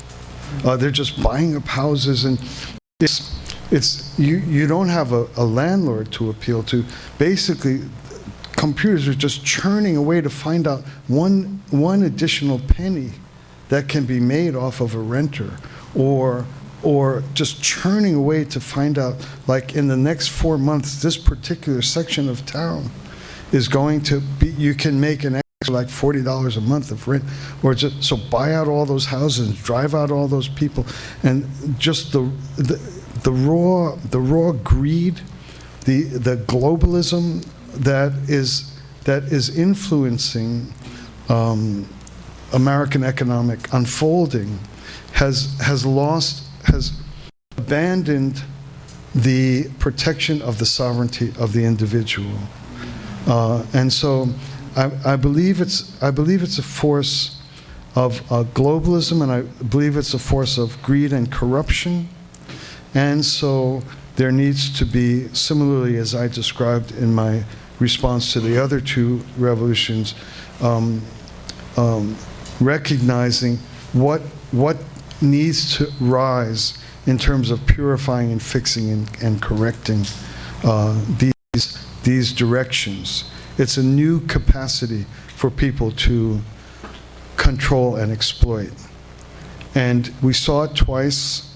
We saw the secular option fail twice, and now we saw the spiritual option succeed twice. What dimensions of spirituality, of the affirmation of my identity as born of God, need to be communally established, and what's the fight that needs to be fought to reform the current economy, which is different than the industrialist economy? Thanks a lot for that question. Yeah, let me just add one quick thing to that too. I don't know, traditionally it seemed like the role of government was to be like a fair arbiter, to create essentially kind of a fair playing field on which people could operate. But more and more it feels like that they are, in a sense, promoting the interests of the government itself, capitalizing on some of this in ways of, like saying, okay, so here's the problem, so here's our solution, and it's also another government-run program, another government-run solution. And it's had the effect of growing the strength and power of the state. But also, look, I mean, if you depend on the government for everything, you're going to vote for the people who say they're going to give you everything, right? So I feel like our notion of government needs to undergo a correction right now, because the more the government grows, yeah, well, anyway, the classic, I'm from the government and I'm here to help. So, yeah, anyway.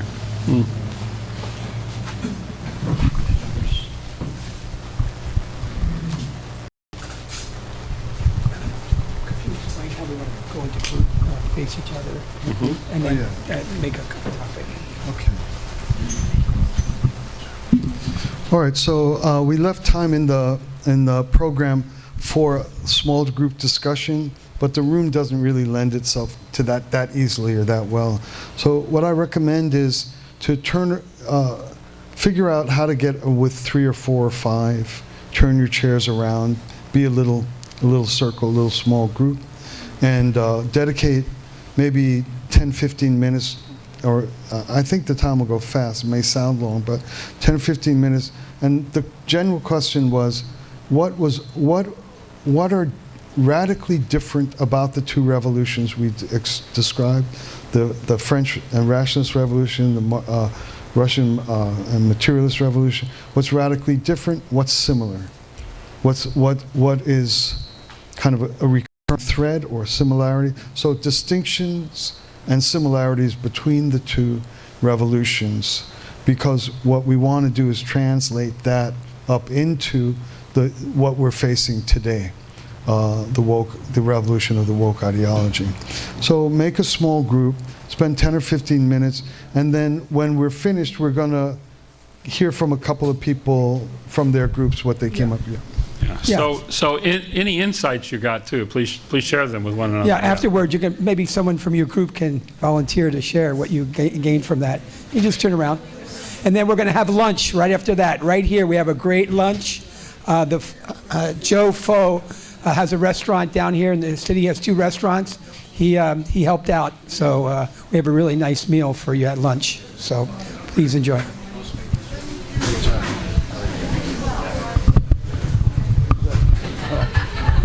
And just after that, we're going to take a picture up here before we eat lunch. So don't leave. You're not going to get lunch.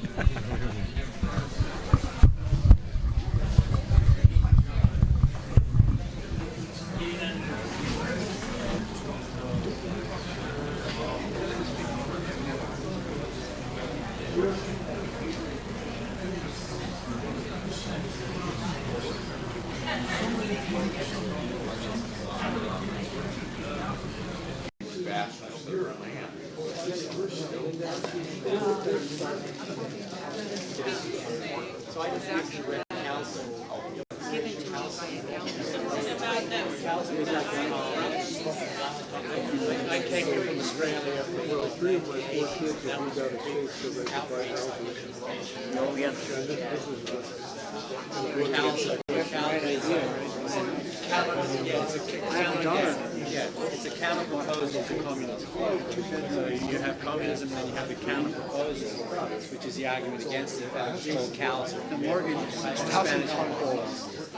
Anyway, that booklet, that manual, like I said, I just read it again, and it's all about that. I deliver milk. Really well. You know, and it has a thing, when you're reading about the communist point of view. That's inspiring. You don't want to stop. You want to keep your groups. That's pretty cool. You got to leave your tribe. We're going to go to the next level here. So is there anyone who would like to come up from your group and share something? A question? Yes. Wayne Hankins. Here we go. Now, no, you got, oh, they're just going to share. They'll just share. Okay, I would like to thank, first of all, the simplicity that Dr. Kaufman brought to the conversation. Do we either reform, correct, acknowledge the wrongs, or do we use revolution, do we use conflict to do it? In our group, the question came up.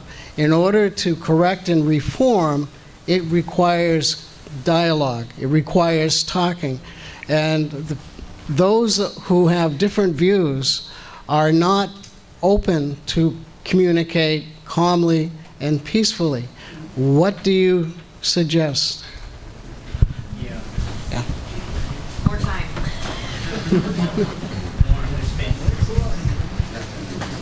Okay. Anyone else like to? John? Big John? Good. Bring that. Yeah.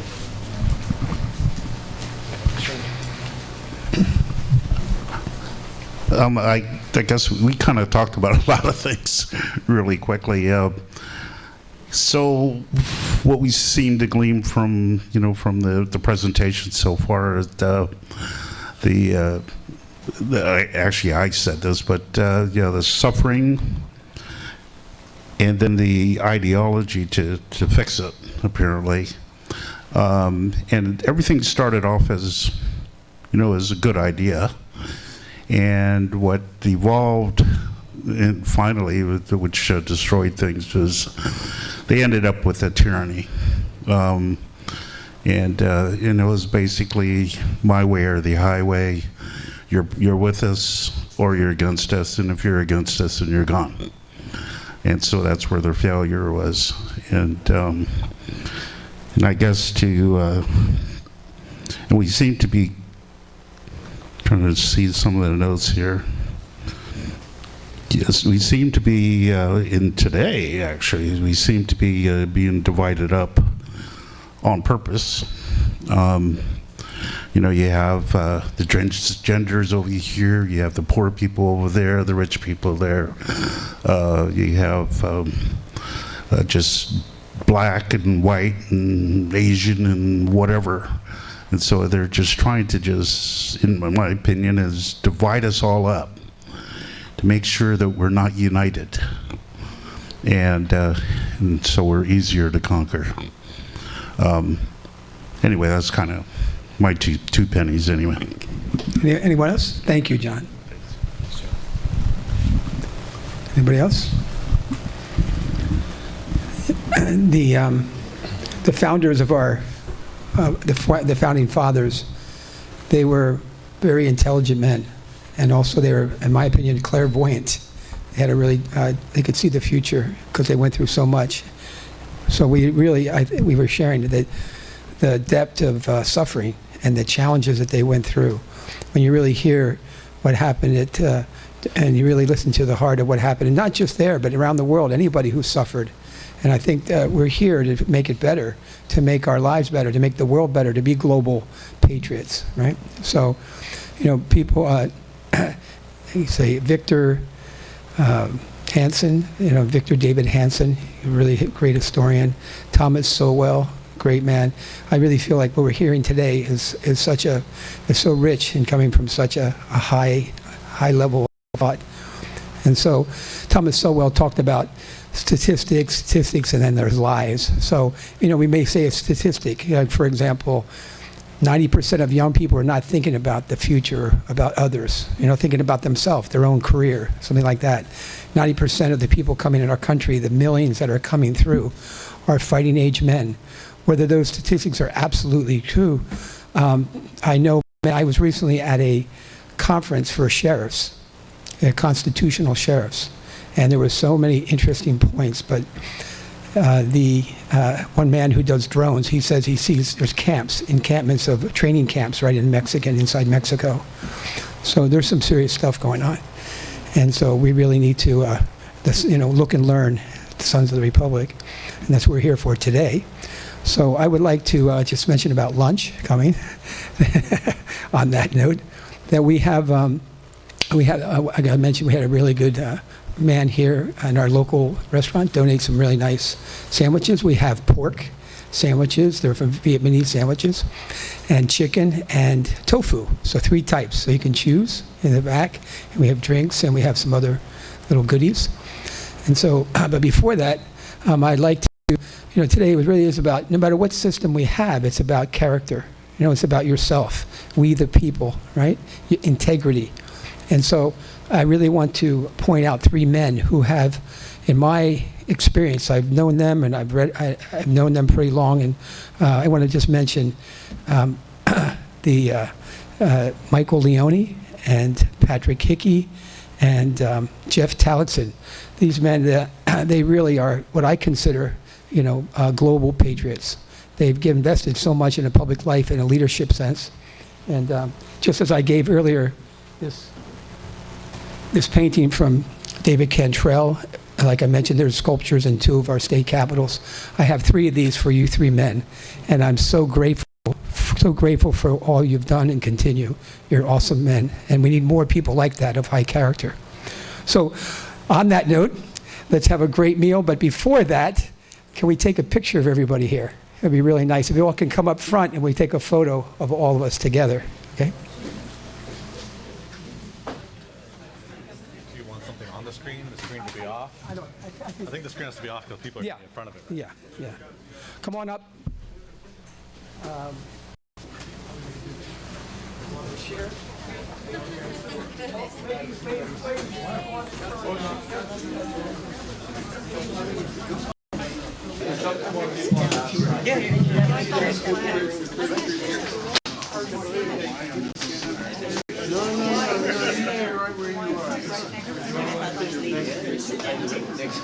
Do we need to move anybody? Do we need some from over there to there? Or how are we doing? All right? Yeah. Does it look right? Is it even? It's okay? One, I think we need to squeeze them over there. please, look at me.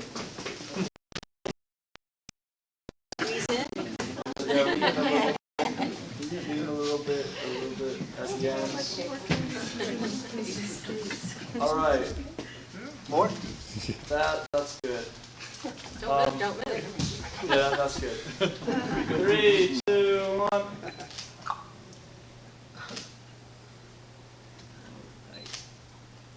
right. Okay. Please. One more.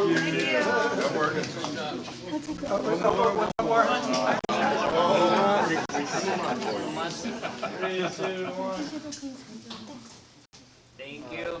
All right. Okay, so we're going to set it up right here. So we're going to meet back at 11:40. 11:40.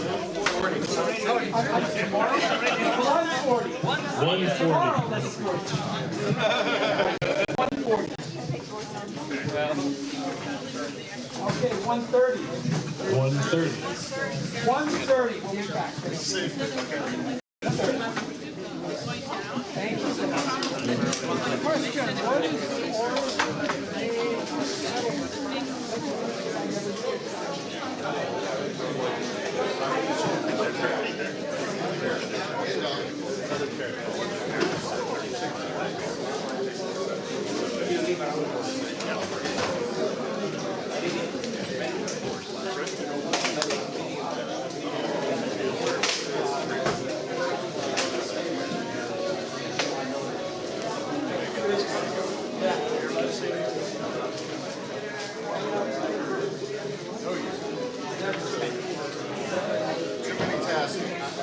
I'm just going along for the ride. I'm on vacation.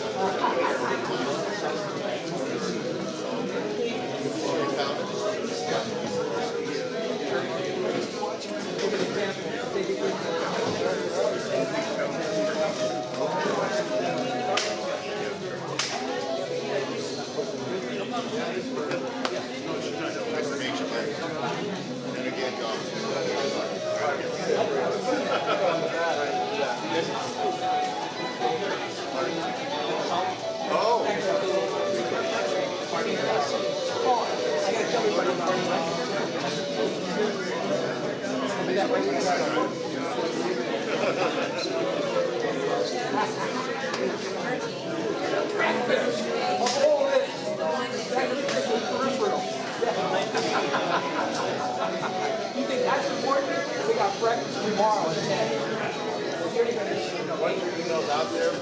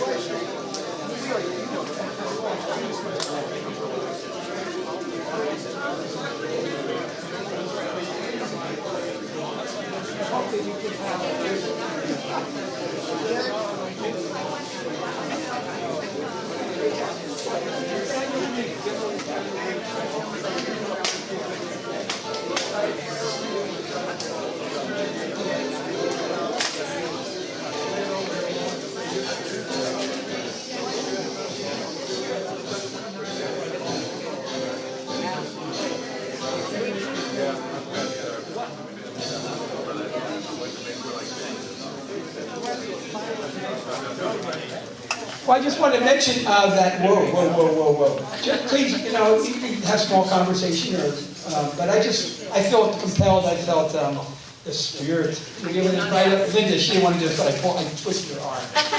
Because we're teaching big ideas, right? And they're powerful, right? It is really important, it's essential. But here's somebody who's really in the trenches, and she is already in a position in the council in Sunol. Beautiful place. I go there with my son. We go through this, it's called the Little Yosemite. It's the closest place to where I live. I live here in San Leandro. It's the closest place to where you can just kind of feel like you're not in that hustle bustle of life, right? It's Sunol. It's beautiful. And Linda, share us about your dialectic in your town. I moved to Sunol about 40 years ago. We moved there for the school, actually. Little small school associated with 4-H. You know, you had small classroom sizes. It really was a wonderful little country school. Not perfect, but a place we felt we could raise our family. And it has changed over the years. And we are in the middle of the fight you see all over the country. So what happened, actually, I was gone. They took the California state flag and flew the Progress Pride flag at our school. First of all, that superintendent principal, who is now leaving of her own accord, we did force her out, is responsible for that. And she wants to throw the maintenance guy under the bus. But while I was gone in France, I came back in July that they had an issue. Somebody in our little community came and asked to fly a Christian flag since she had flown this pride flag. And of course, Marlene, would not go with that. And he says, well, then I'm suing you because Shurtleff versus Boston found that Shurtleff had been, and this was 9-0, the Supreme Court had found 9-0 that Shurtleff had been discriminated under the very same circumstances. So at any rate, Mr.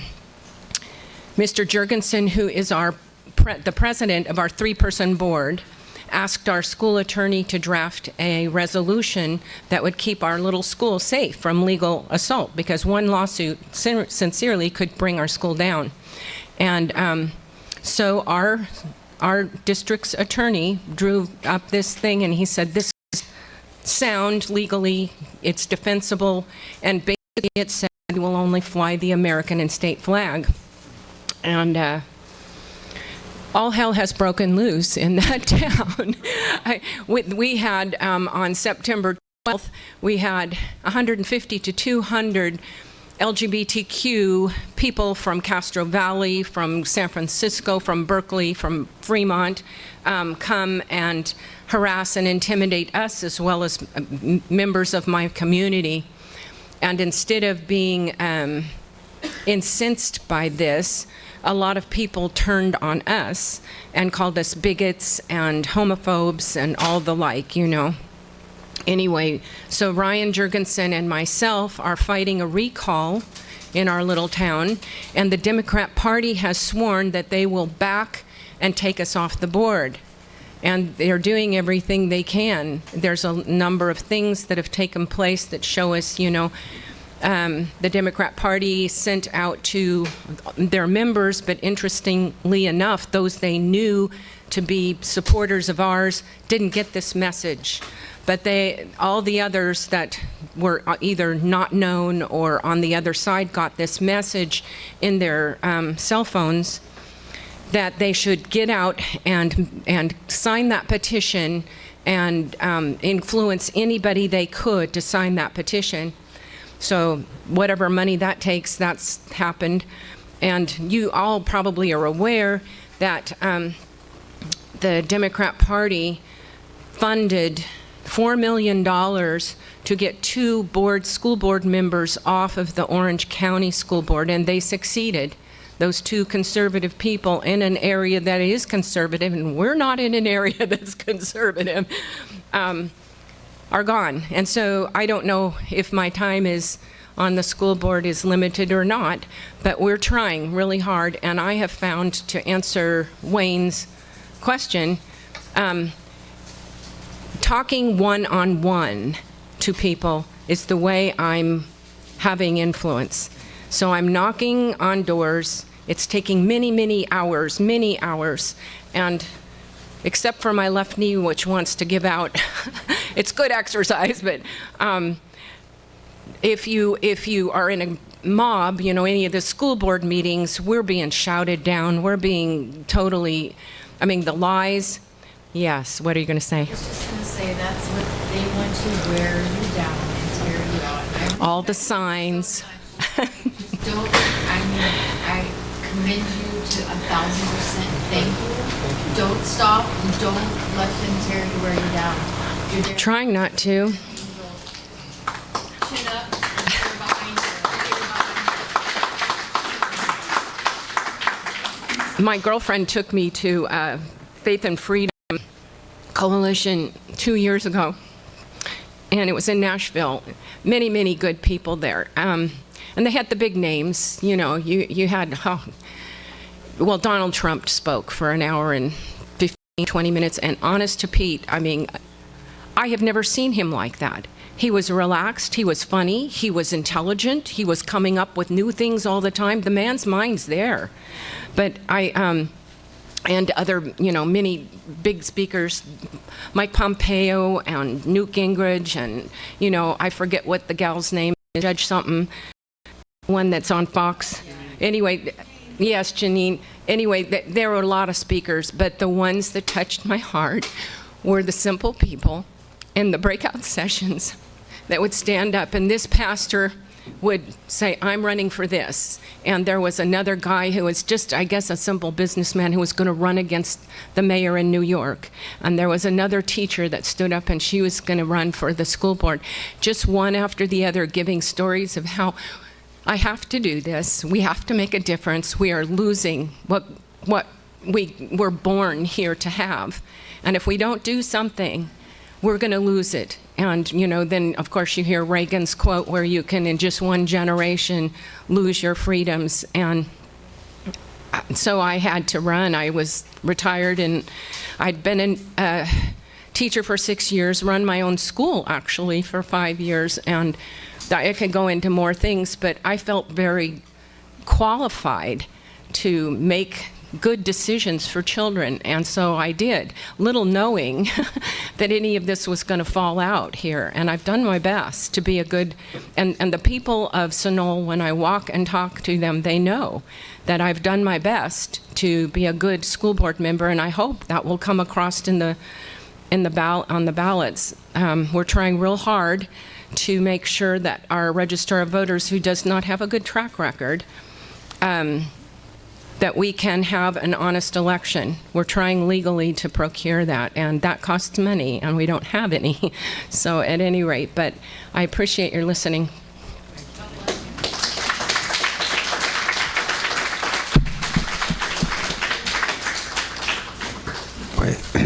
Wow, so real.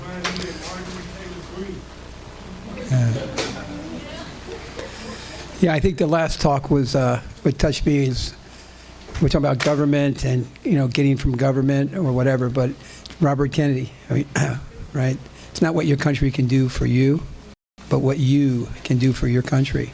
So anyway, we'll take another 5 or 10 minutes. We'll start at 1:30, okay? John Kennedy, not Robert. Okay, right. Excuse me, John. Thank you. I messed up some names earlier. three times.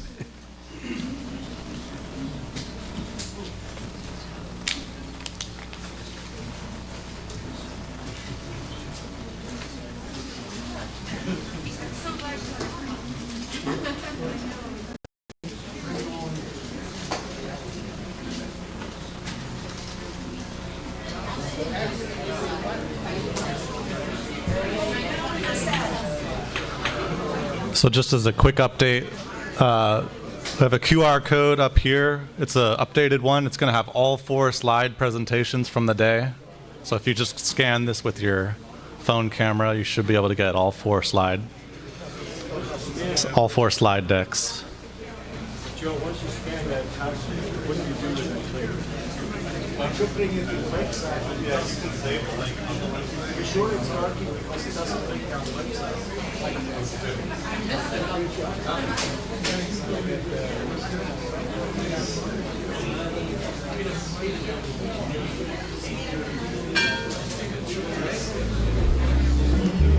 Okay. Check. Okay, we're going to start now. It's 1:35, 5 minutes off, but we're doing well. Could everyone please take your seat?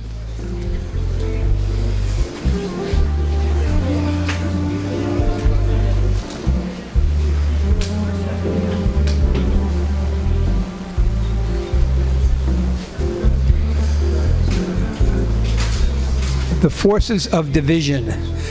Before that, we're gonna have a call to action at the very end. But so I just want to mention tomorrow, at 8 o'clock until 11 o'clock, there's the American Legion. We have a breakfast just on the other side of this building downstairs. So if you want to have breakfast and help donate money, it's actually a good breakfast for a small price. And then they use the money for really good things, helping others, helping the vets, or doing public things. So there is a breakfast here on Sunday morning, the fourth Sunday of every month. So I just wanted to promote that. So right now, we are going to now go into our third lecture for today. This is on the forces of division. We're going to continue with David Burgess. Dr. Burgess, please. Thank you.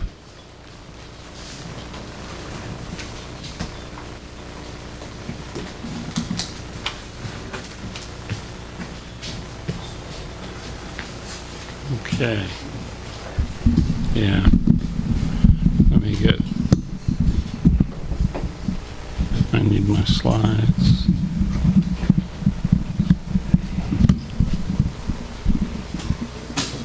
Okay, here it is. Sorry, I just need to get my presentation queued up.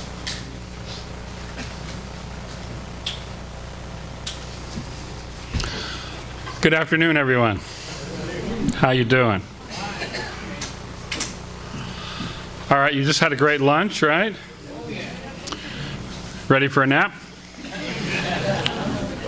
Coffee's hot. Yeah, get an extra cup if you need it.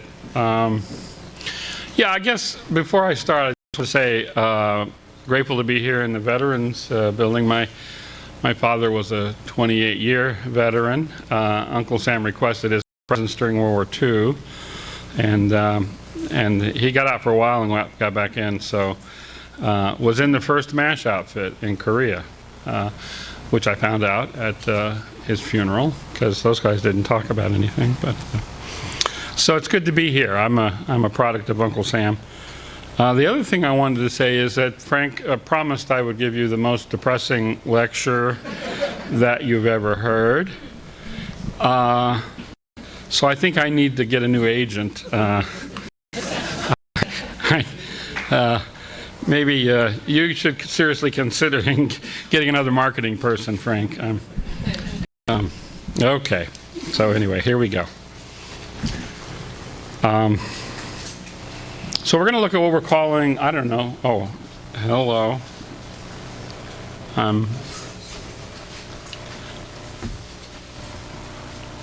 I hope you got your code scanned. Oh, yeah, that's better. Yeah. Okay. Yeah, I don't know, we call this the woke revolution. It's a term that has been used by people both for and against. My son says maybe social justice revolution is more appropriate, but in any event, we spent this morning looking at two previous revolutions, in part because I think we're going to see that there are some similarities, right? I hope tonight when you go to sleep, before you go asleep, this slide will appear before you, that it will be burned into your brain, and you'll dream about it tonight. But you know, we're seeing a lot of the same stuff, right? Anyway, I'm not going to talk anymore about this slide because I've talked about it a lot already, but we'll see how it plays out during what we're calling the woke revolution.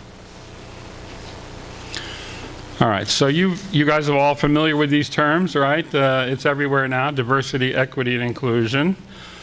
As you recall, the French Revolution was based on liberty, equality, and fraternity. These are the highest ideals of Enlightenment rationalism. The Russian Revolution, the slogan was peace, land, and bread. These were materialist ideals. Now we live in the age of diversity, equity, and inclusion. It appears that there is a mandatory law of three here. I don't know where that comes from, but the question is, what is the philosophical basis for this new vision? And a lot of people are telling you this is just more Marxism, but actually I don't believe that. And if you look at the people, we're going to look at some of the people that are promoting this now, and that's not where they're drawing their inspiration from. So actually, I will argue, as Frank said earlier, this comes from postmodern critical theory, and it's based on postmodernism. So, short story is, after the collapse of the Soviet Union, the race and gender theorists at the academy, at the universities, they had previously been focused. They were Marxist in their critique, and that had been the cutting edge. But after the collapse of the Soviet Union, they replaced Marxism with what was then an emerging philosophy called postmodernism, and it couldn't be more distinct. I can tell you from my own experience walking through a university bookstore. Before the Soviet Union collapsed, every class in the social sciences and humanities and the education department, everybody had Marxist texts. After that happened, there were no more Marxist texts, right? But there was these emerging fields of ethnic studies and women's studies, and they were all being replaced by postmodernism, right? So let me tell you what that is, because it's not widely known. First of all, it is what I call post-atheistic. Okay, most of the slides I'm using today are slides that I didn't make, but they're made by academics who are teaching these ideas, and so it's just a fair representation of what's being taught. This one's a little bit tongue-in-cheek, right? All truth is relative, of course, except for this statement. But and we'll talk a little bit about that in a minute. But so postmodernism, I call it post-atheistic. You recall that the French Enlightenment thinkers were deists, and the Marxists were atheists. Postmodernism doesn't only reject God, but they reject truth itself, right? And I just want you to think, as we talk about these ideas, you may not know where they're coming from, but they're fluctuating. They're all through society, and you're going to come across them, right? But the rejection of truth, the idea of truth, is based on the postmodern theory of deconstruction. I'll tell you a little bit about what that is. We don't need to go into great detail. But deconstruction questions the very idea of fixed meaning, of any fixed meaning. Meaning is always deferred and provisional and ultimately relative, right? So it's a pure form of relativism, because without a stable sense of meaning, of course, there can be no truth. So it's antagonistic to the very notion of truth, right? So not only is there no God, there are no universal truths, no religious or philosophical truths, even rationality in science. It's actually critical of the very Enlightenment ideas that we looked at earlier. It is post-Enlightenment as well, right? So it's why I say it's not atheist, it's not militantly atheist like Marxism is.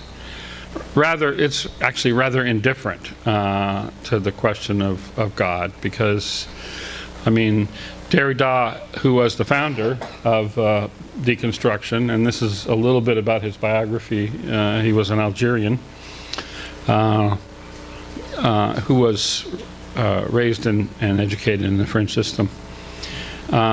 He argues that there is no truth without God, right? It's also true that without truth, there is no God, right? So they're not even interested in the question. Also, postmodernists believe that truth is a story that we tell ourselves. They call it, you may have heard this term, a meta-narrative. That just means it's a story we tell ourselves about the meaning and goal of life and of history. But postmodernists reject meta-narratives, right? Which, by the way, includes Marx, as we will see. So what we understand as truths are actually just an expression of an extension of power. This is a picture, actually, a number of pictures of Michel Foucault, who's the author of this idea. He says, knowledge is produced by the powerful. It serves the purpose of maintaining their privilege and their power. So he refers to this as power knowledge. Knowledge, whatever it is always an expression of power, right? So, of course, this also gets at the notion of truth, right? It's just an expression of power. So, and he refers to it as power knowledge. You see this when in his stuff all the time. That's the way he writes it, right? So there's now no power relation without the correlative constitution of a field of knowledge, and nor any knowledge that is not also presuppose and constitute at the same time power relations. I just want to point out, there are some similarities here with Marx, but there's also some profound differences as well. And in fact, it begins with the rejection of Marxism. So this was an academic's slide to try to show the difference between the old feudal power relations, which is based on domination, and the forms of struggle, which is important in the postmodernist view of the world, are largely ethnic or religious. In capitalism, of course, it's exploitation, which leads to class struggle. But in this, actually, it says modern, but it should say postmodern. The form of power is considered to be subjection, which is, again, a little bit depressing. Okay, I'll own up to that. But that all relationships entail this kind of subjection. And so the response is struggle for identity or resistance. And again, how many times have you heard, resist or resistance? This is where it comes from, right? So, yeah, I'm not going to go too deeply into the theory. It is after lunch, but power for Foucault does come. It's not a top-down thing. It comes from below, and it's just so many multiple strategies that are being deployed, and so it's the key thing is for Marx, he thought he could get rid of power through the revolution, and that as a result of the revolution, there'd be a class of society and everybody would be free and equal. For Foucault, that's a meta-narrative. It's a dream. It's not possible. Power's everywhere. It's in every relationship, right? It's in your family. It's in your marriage. It's everywhere. Okay, so this is a very relativistic point of view as well, as was Derrida's. Basically, right, all opinions are equally true, or I would argue also equally untrue, right? And all beliefs the same. So I think most important for us to understand is that Foucault rejects the idea that history has any goal or purpose or direction. Actual history is just a series of events. It may not be entirely random, but it's just what comes next, right? There is no purpose. In other words, again, pure relativism. There's no purpose in life, there's no purpose in history, and it leads in no particular direction. But it exists in every institution within society, right? So, it's kind of nihilistic, in fact. Power is not concentrated, though, in these two classes, as Marx would have it. It's more of a grid. I'm going to show you one attempt to try to map out Foucault's power grid. Study this closely. There'll be a quiz later. It's thank you. So power is dispersed throughout society, but not equally, right? It's not evenly divided.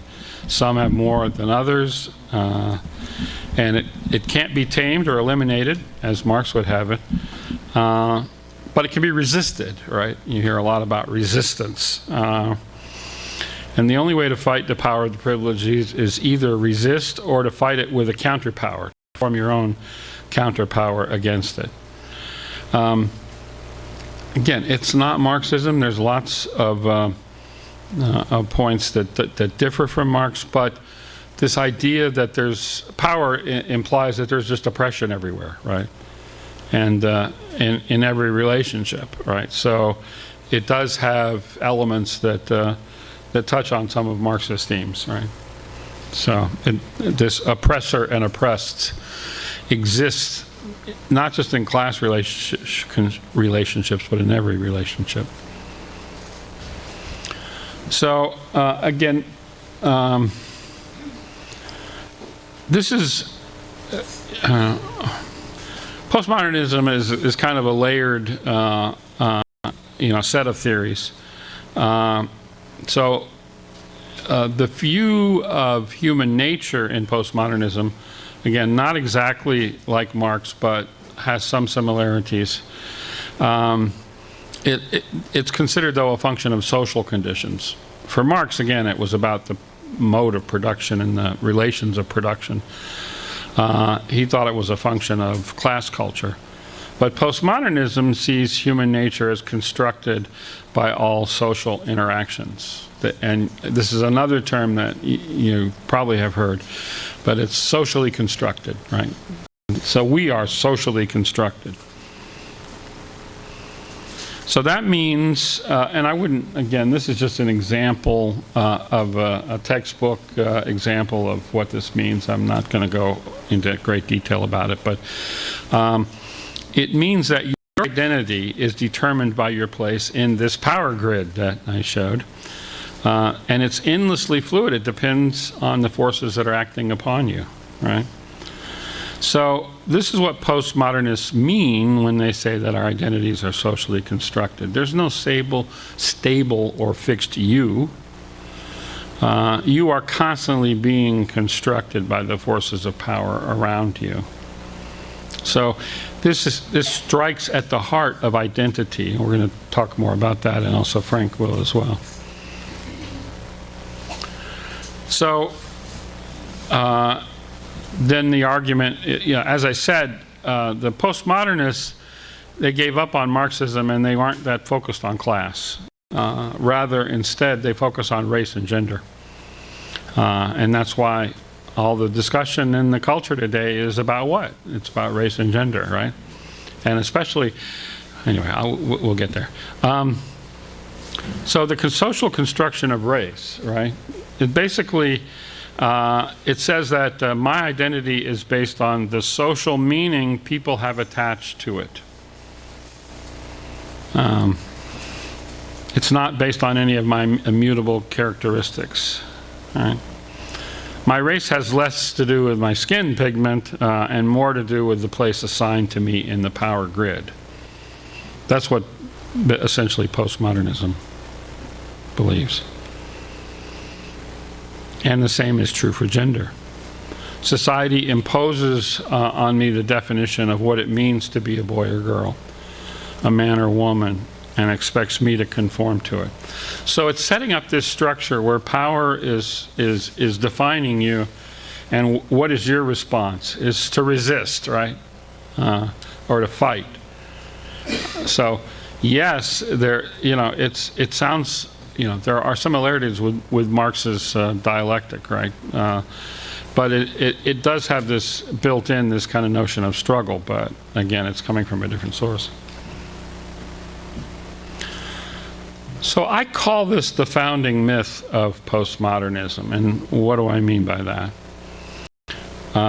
They assert, as Frank mentioned in his previous lecture, axiomatically, that there's no truth, everything is relative, and all identity is social constructed.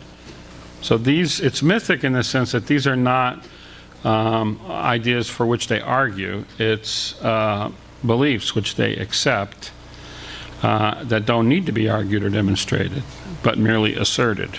Right? They are the founding principles, and in that way they have a mythic resonance. Right? But I will say this, they're not yet an ideology, as you recall from our previous lecture. This is the philosophy, right? But not yet an actionable political agenda. But anyway, that's coming. I don't know how many of you are familiar with this person, Kimberly Crenshaw. She's the one who, we're going to talk about her in a minute, who created the idea of intersectionality. I just want to say, like with the French and Bolsheviks, philosophy doesn't make revolutions. It takes ideology and a political program. So beginning in the 1990s and 2000s, postmodern philosophy was adopted by the race and gender theorists at the university. I studied with some of these people, right? And they previously largely been Marxist. Kimberly Crenshaw was a student of Derek Bell, who was the founder of critical race theory, who was a Marxist, but she transformed it on the basis of postmodernism. This is Judith Butler, who I also studied with. And she's an important gender theorist, and like the critical race theorist, she replaced class-based critiques of Marxism and adopted the postmodern philosophy as the basis for the revolutionary gender ideology. Butler was and is a key figure in gender theory and also queer theory.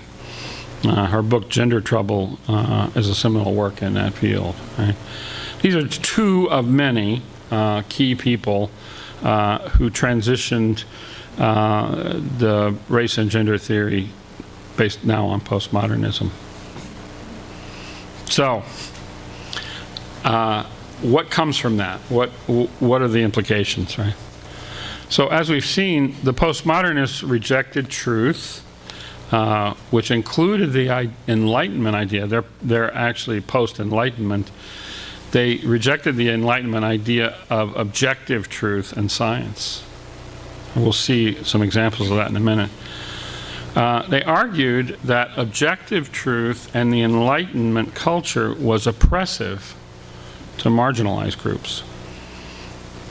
In the absence of this objective truth, which they reject, it is my experience, my truth, right? You heard that one? Yeah, right. And that's the ground of the woke ideology. It's based on experience. Their truth, the truth of their experience is that they're oppressed, because that's how they feel. So truth is replaced by their truth, and there's a new cogito. This is actually a book I haven't had a chance to pick up yet, a new one. And it's changed from I think, therefore I am, to I feel, therefore I am, right? This is the transition from Enlightenment to post-Enlightenment thought. This is a critique, but still. Basically, the new founding myth is I feel oppressed, therefore I am oppressed. Of course, this is not to suggest that there's no discrimination in the world and everybody's equal and we all get along. I'm just saying that this is the philosophy behind the current woke ideology. And now I'm going to look at some of the elements of that exists and what is woke ideology. So first, I would say is standpoint theory. And again, this has to do with my experience. It's another example. Nancy Hartsock was the founder, another person I studied with. She originally came up with this idea as a Marxist. She was a Marxist, but it has later been adopted by the race and gender theorists, right? And so it suggests, right, that my standpoint, my view, my perspective is the place from which I critically view the world, right? And so you don't have my experience, so you can't evaluate my truth, right? You have nothing to say about my truth. So, and one that has become huge, right, is this notion of white supremacy, right? So the point of standpoint theory is this. As a non-white person, and I'm going to play that role here just for a second. I can't play it for very long, but but I see you and your culture as focusing on perfectionism, quantity over quality, individualism, objectivity, and a right to comfort, right? And all these other items. That's what white culture is. That's what white supremacy is, right? Now, unfortunately for you, you have nothing to say about this, right? Because it's not your experience. You don't experience white supremacy if you're white. And probably even not if you're Asian, right? It's a little fuzzy there, but so actually when I was young we used to call that stereotyping and we thought it was a bad thing, but now it's in vogue.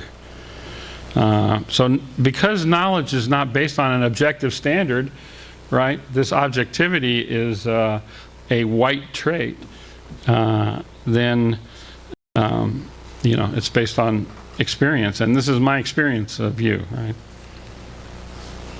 Which has led to the idea that white people are fragile because you can't talk about these things. If you're white, you don't know how to talk about them. Well, first of all, again, it's not your experience, so you don't know anything about it, all right? And you can't even have a conversation about it. Now, to be clear, a conversation means listening to people tell you about your white supremacy, right? It's not a dialogue, right? Don't get a crazy idea like that. But it means that you understand your white supremacy. And if you don't understand it, if you resist it, well, you're just demonstrating your white supremacy. Right? It's a good hustle. I got to give them that. It's a good hustle. Right? And look, because racial issues are look, our society has everybody here in the world, and we've made some tremendous progress, but let's not kid ourselves. We have a long way to go still before we truly can express the right heart of love towards each person. So there's a point there about which we have some discomfort, right? Okay, so that's the standpoint theory. The next one is mapping oppression, right? So, as you can see here, there's a line of domination, and this is a binary here, right? So, I can't leave the microphone, but if you see each corresponding, topic below is somebody who's oppressed, and there's a line pointing to the oppressor up above, right? This is actually, I kid you not, I make this not up. This is being taught at the universities. This is created by an academic by the name of Catherine Pauley Morgan. Catherine's no longer with us, but this is the state of education, right? But actually, even this is too binary, and so Kimberly Crenshaw came up with this notion of intersectionality. So they love grids, right? So, so each one of these areas represents an area of oppression, right? A potential area of oppression. Let me read a quote. This is Kimberly's quote. I'm not, this is just an honest, rendering of what she says. Intersectionality is a lens through which you can see where power comes and collides. Again, she's Foucauldian now. Where it locks and intersects. It is the acknowledgement that everyone has their own unique experiences of discrimination and privilege, right? So the mapping was a little too one-dimensional, right? So this one, again, it's kind of a manifestation of Foucault's power grid. So wherever you are in this area, there's areas of oppressing and oppression, right? And that's the state of the art now. This is at the core of what's being taught now is critical race theory, which has led some wags to come up with the oppression Olympics, right? So if you are you can identify who's the most oppressed person, then you win, right? Anyway, it's a on the one hand, I get it. It's yeah. Anyway, I better let that go. It does suggest, though, that there's a level of this that's just maybe a little bit ridiculous, but okay. And again, to get back to my earlier point, there's a difference here between the Marxists and the woke ideologists, right? You have the Marxists saying, well, we can solve all this once we overthrow the capitalists, right? That's their argument. And then the woke ideologist is like, so my revolution has to wait for yours, right? So there is some tension here. That's why this is not just Marxism. But what is the most key, I would say, to the woke ideology is this notion of identity politics. It also began as a Marxist construct back in the 70s, but in its current state, it's based on postmodern theory. Back in the 70s when we were fighting this notion from the point of view of identity politics, the goal was civil rights and sexual liberation, right? Those were the movements that were happening. But the postmodernists now argue that these only serve to support the dominant groups and their oppression, right? That's why actually, if you talk to the critical race theorists today, they're not big fans of Martin Luther King Jr., right? He just he didn't solve anything from their point of view, right? So anyway, they've moved on. So if identity is socially constructed, the woke ideologists argue that we have to embrace that identity that's being given to us and not resist it. And we do that for the purposes of political struggle. It's a source of empowerment. My identity is my position in the social grid from which I fight, my oppressors, right? Again, identity politics is now grounded in these grids that I showed you before, right, of oppressor and oppressed. And that's why, Marxism did talk about oppression, but it is now the currency, right, based on this postmodern philosophy. This is actually a quote from my article, which I want to plug in the New World Encyclopedia. Oh, did it? Oh, I'm gonna say the quote in a minute. Yeah, it's not on the screen. My quote is this, it's my article on critical theory. No, excuse me. This is my article on identity politics. I have a good one on critical theory as well. We have a great encyclopedia. I'm taking a chance to plug it. It's a shameless plug. So they adopted the view, that is the postmodernists, that political struggle now meant that society must affirm their marginalized and excluded identities. So it means I'm not fighting for a place to be part of a larger collective. You have to embrace me based on my sense of marginalization and my sense of oppression. That's what you have to do. That's because that's who I am. That's how I'm defined, right? So if identity is socially constructed, these ideologists argued that we have to embrace that and use that to fight. Right? So, and that, by the way, in DEI is what they mean by inclusion. They don't mean they want to be included in the larger society. Inclusion means you accept them in their marginalized and excluded identities. Okay? And in a way, again, we're back to Descartes. We never really left him.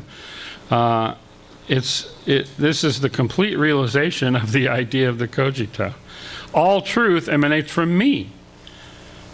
It was previously the thinking being, and now I'm the feeling subject, but it all emanates from me.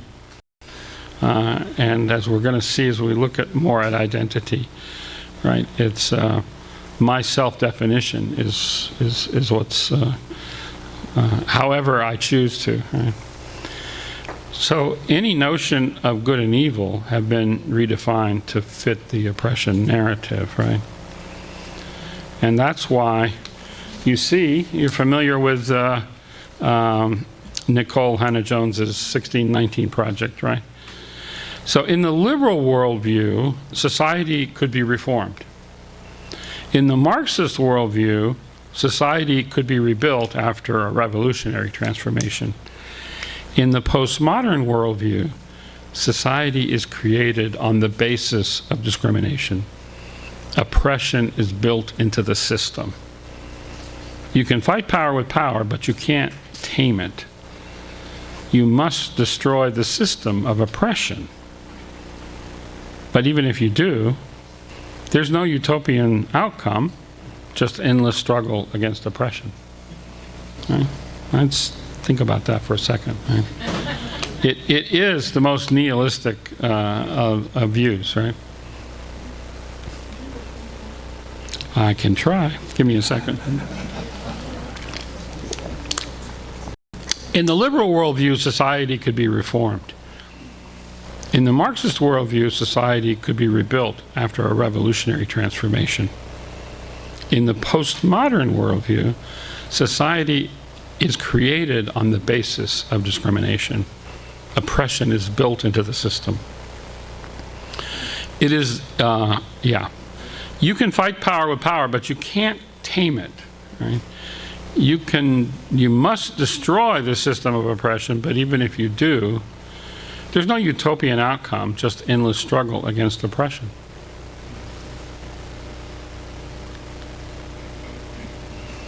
So critical race theory began as a Marxist legal critique, but as I say, under the influence of Kimberly Crenshaw and others, it's transitioned to a postmodern worldview, right? So again, these are examples of what I've just been saying. Racism is entrenched into the fabric of society and is intersectional, right? Which means you can be oppressed on multiple levels at the same time. So, Frank, even you too can be oppressed. And so the dominant narratives in education, we're going to talk about education in a minute for you teachers, like objectivity and meritocracy, color blindness, equal opportunity, they have to be challenged, right? They're parts of the oppression. And the experiential knowledge of people of color is legitimate and crucial to understanding inequality.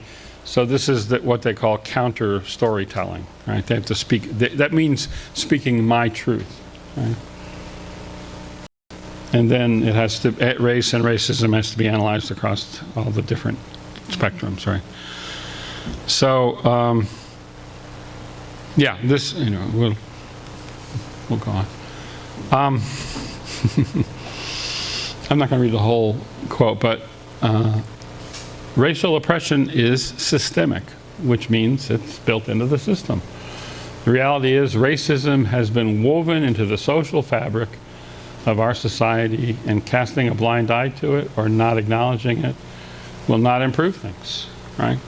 So we have to examine how racism is built into the system, right? If this were true, you'd be able to define what it is and how you can remove it, but actually that's not the point. The point is it can't be removed, right? So we just have to spend our time focusing upon how racist we are. There may be even some truth to it, but how is that going to help us? So this is my question. How's it going to make us better? Okay. And the same is true for gender as well. Gender oppression is systemic, right? So so you're familiar now, Marxism was material, based on material. So based on Marxism, these are the identifiers, right? It's modern. I'm not going to get into structural and post-structuralism. That's a little too deep in the weeds. But it's based on the old Marxist critical theory, and the goal, again, was equality. Some notion that we could all be, find a way to become equal. But in the postmodernist rubric, based on deconstruction, the goal is difference, right? The goal is divisive, right? It's you have to accept me in my difference, but you can't understand my difference because you don't experience it. Yeah, it is challenging. Yeah, but you have to accept me in my marginalized state. That's the point I want to make. Right? So, if you wonder why transgenderism has suddenly become such a hot button issue, it's because it represents the ultimate attack on identity, on biology, and the farthest links at least you can currently go in an attempt at self-definition. Right? The ideologists see it as the tip of the spear in the fight against gender oppression. Right? And of course, it's a sliding scale. All right, so those of you who are in education, have you seen the genderbread person before? You have, right? Of course you have. And if you're just a parent, you should be aware of this, because this is what your children are being taught. Right? Gender is a sliding scale, and people are encouraged to identify as gender fluid. Right? So these are the binaries, but the point is that it's fluid. You can move back and forth as you choose, right? Based on the day of the week, I suppose. I don't know. So, gender identity is the clearest attack on both science and objective truth.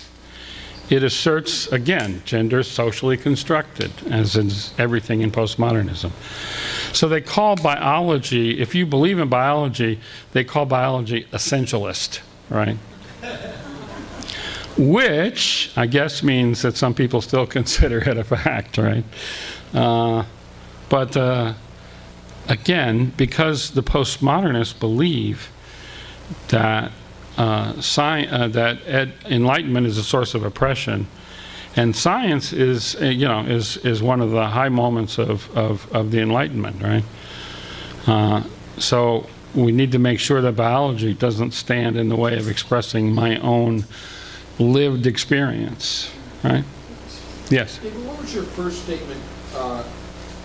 Gender identity is an attack on biology, and what else was the second one? Okay. Well, I said gender identity is the clearest attack on science and objective truth. Yeah. And then biology is the science that they're attacking, right? Yeah, I mean, literally, they reject biology because if you accept biology, there aren't 97 different genders, right? So, But the cutting edge of gender theory is what they call queer theory. And it's queer not only in the sense of gay, because actually there are gay people who don't consider themselves queer, and there's queers who aren't gay, right? It's the cutting edge because it is based on deconstruction, and it's designed to be subversive and to break down all distinctions, even those that were previously considered untouchable. Forever, the gay community has argued that homosexuality was based on biological innateness, right? But that is not the position of the queer theorists. They attack that. Nothing is essential, right? So there's even room for tremendous, not just disagreement, but attacks, internal attacks within the postmodern world. So I say queer theory is probably the pinnacle of woke ideology because it's an attack on human identity. You know, hearteningly, even the Pope, and I'm not Catholic, but even the Pope rejected this recently as a grave threat to human dignity. These are the elements of the woke ideology. So this is woke ideology as opposed to the philosophy that we looked at. What about the agenda? So, as we know, the woke agenda is DEI. It's the law of three. But this revolution, unlike the previous two, you know, it promises systemic change to dismantle the system of oppression. Right, that's the goal. Right. So what's that look like? Well, of course, the key moment of this, I think, is equity, right? And this is again, those of you who are in schools, have you seen these slides before? You have, right? You must have. Yeah. This is how equity is often represented, right? So it means that in order that we need to have an equal outcome, right? Yeah, well, thank you. Here, why don't you give? No, that's perfectly right. That's exactly right. The idea is that the boxes are just lying around, and this sorry SOB here has picked it, and you know, he should have given it to the shorter person, or if not given it to them, then they need to take it away so that we can all have an equal outcome, right?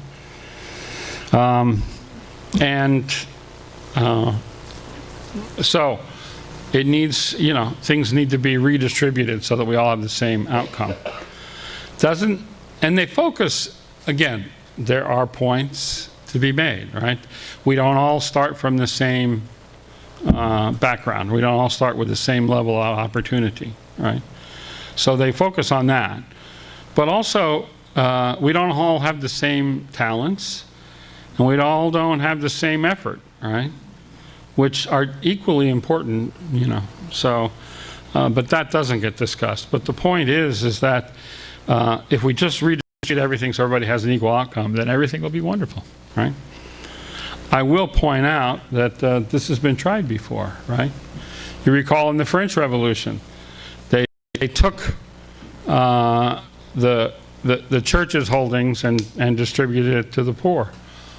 Did it create an equal, fair, and just society? No. And the Bolsheviks, they stole the land from the nobles.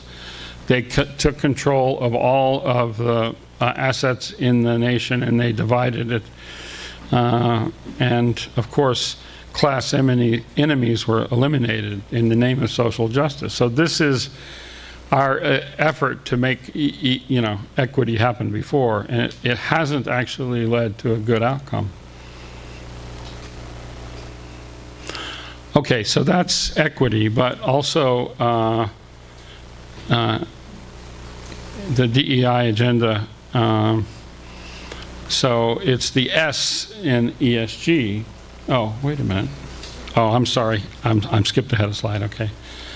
So I wanted to point out DEI has made a march through the institutions. So it began in academic institutions, first at the university, but it also filtered down into K through 12. Then it became embedded in the corporate HR departments. If you work at a corporation, you've had DEI training, right? If you didn't, I'd like to know how you managed, right? And it's not. So, but also it's the S in the corporate governance thing of ESG, right? The social aspect. And it's permeated our legal system and government, right? It's now embedded in government, right? So it has marched through the institutions of the American society, right? And I would say this is, of course, now this is a slide by a critic, not by a supporter, but it has ended up in a cancel culture, right? It's the proponents of the woke agenda are not yet in a position of power where they can impose their will. They don't control the government. They control aspects of society, but not the government entirely. So cancel culture is what the woke ideologists use to attack enemies in contemporary American society. We're still a democratic culture, unlike France and Russia was. So they don't have the political tools at this point to create a reign of terror, right? But they will absolutely destroy your life if they can and you get in their way. And people have, you know, there's so many examples of it, right? If you're a public figure and you don't come out on the right side of the issues, and they're, you know, they will absolutely come after you. Some people's careers have been destroyed, right?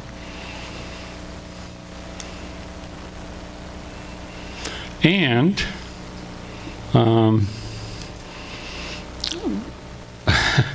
anyway, I like this slide. Yeah, I mean, it is eating at and trying, again, to dismantle the system of America, which now is considered racist, sexist, and oppressive, right? There's constant calls now to you know, that the system is oppressive and it has to be removed, right? So now Frank's going to share a little bit about what the opportunities are for the future, and there are problems that need to be addressed. But again, based on postmodernism, it will simply be the elimination of anybody who stands in their way. That's what we know. We know that because we've been, you know, reviewing the history, right? So, but you know, I'm not an alarmist by nature, but let's pay attention. I added this slide this week, right? These demonstrations that have popped up on campuses all over the country, right? And this slogan that Palestine will be free from the river to the sea. What does that mean? It means the elimination not only of the Jewish state, but of the Jewish people, right? Because they believe that land belongs to them. So, and you know, history tells us that the means of getting rid of enemies who oppose their justice is to eliminate them, right?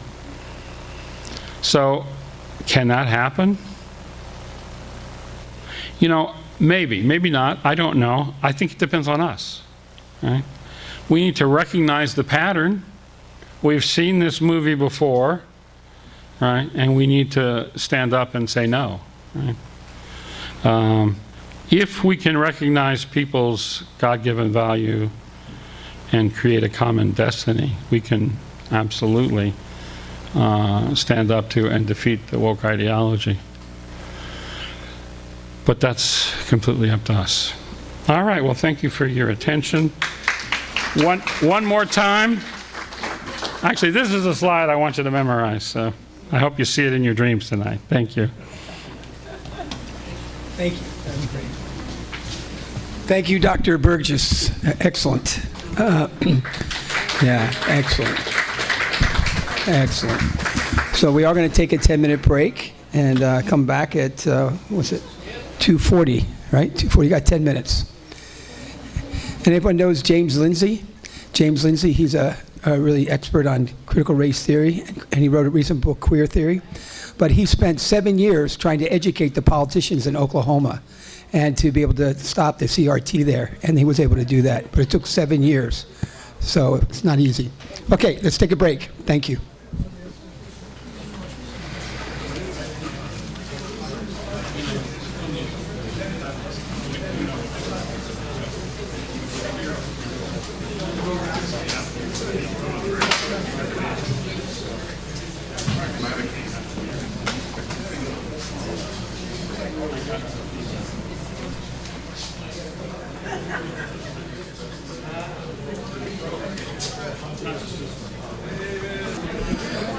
Okay, can we all gather right now?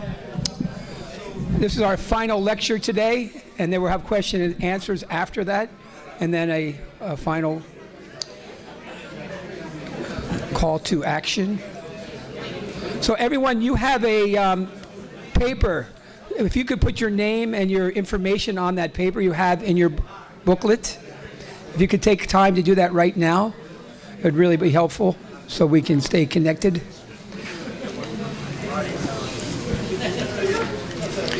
We need to get liberty right. That was my feeling from the last lecture. Okay, so right now, Securing America's Future. Dr. Frank Kaufman will continue. Thank you, Dr. Kaufman.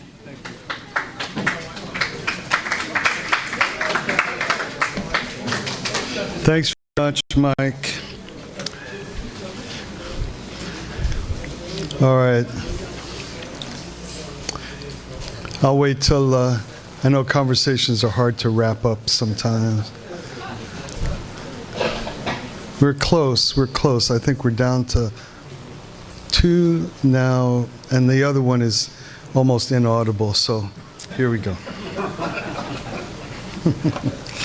Good.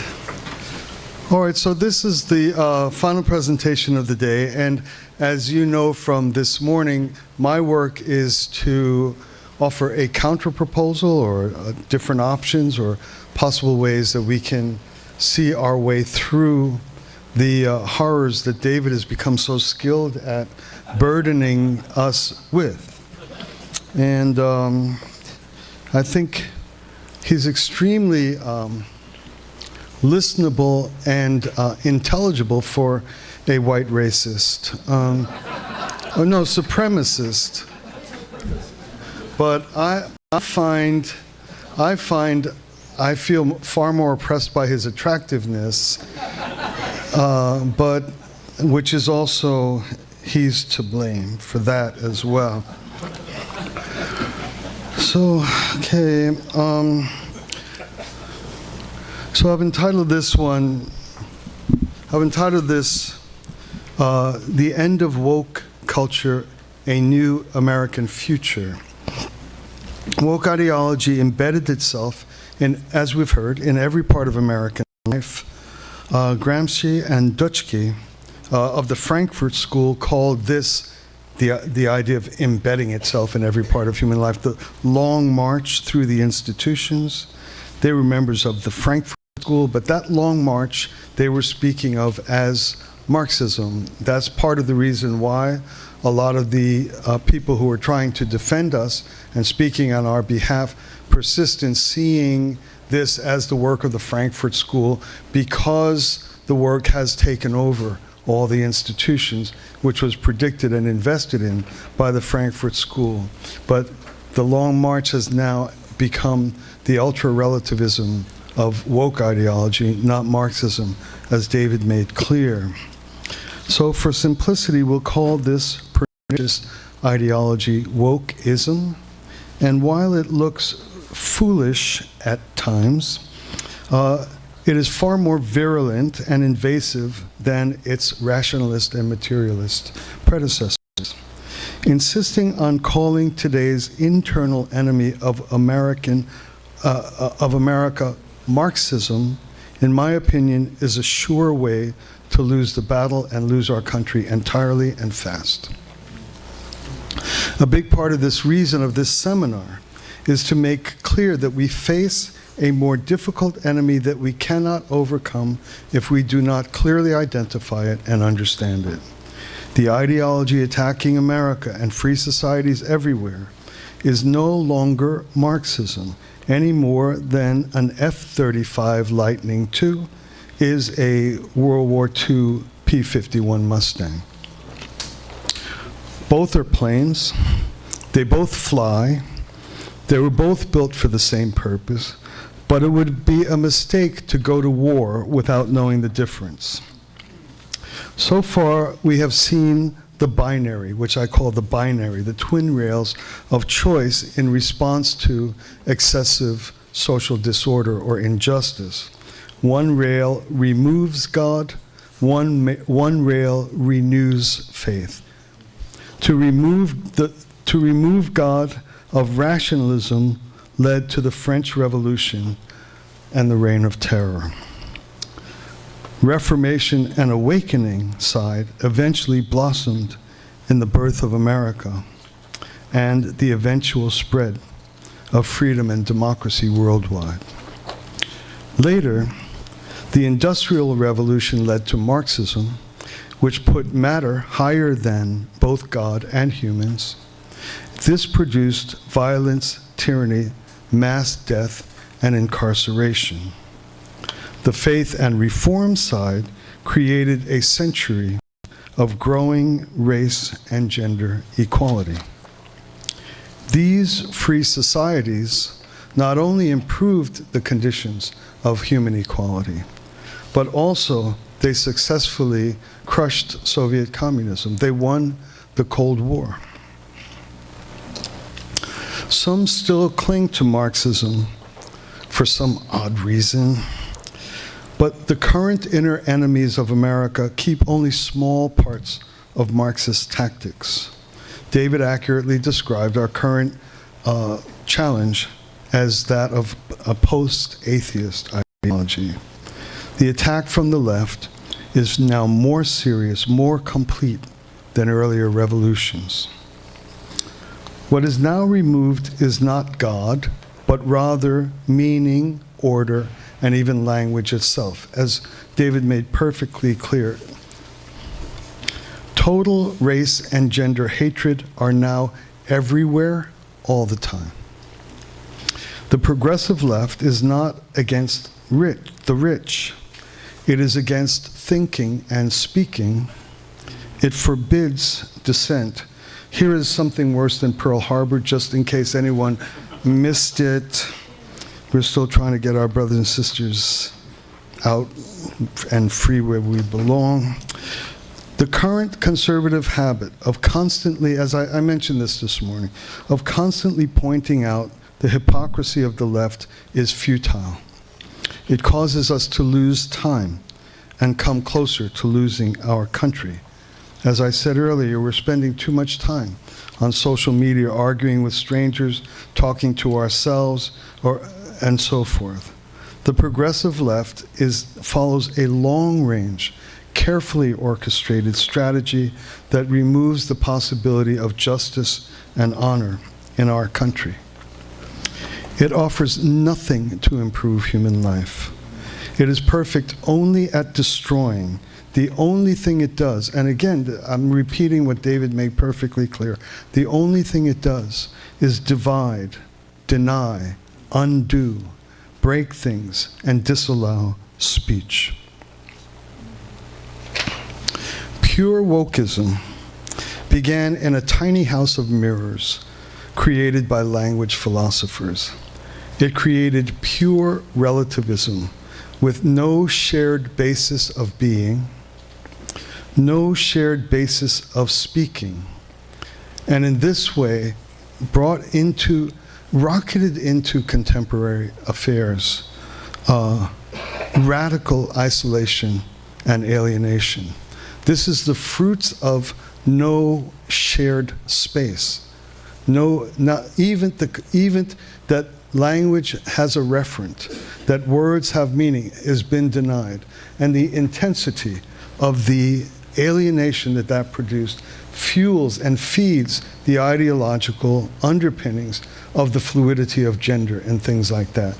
People are isolated and thus more vulnerable. How did this obscure philosophy rise to become such a menacing power that it is today? How could this small, self-absorbed little club, like David mentioned, he studied with these people. I was also in school at the same time, and I was also studied with some of they just flew around, attended academic conferences, debauched, like Foucault, my gosh.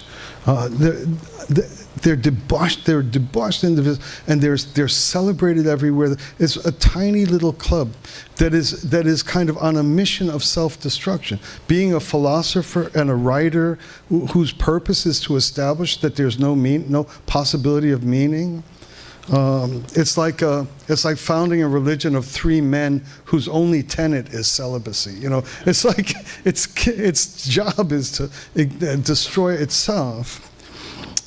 When the Soviet, and as David just explained, when the Soviet Union failed, race and gender theorists adopted critical theory. This is a match. I was going to write a match made in heaven. It's a match made in hell. Because the race and gender hustle is built on permanent victimhood.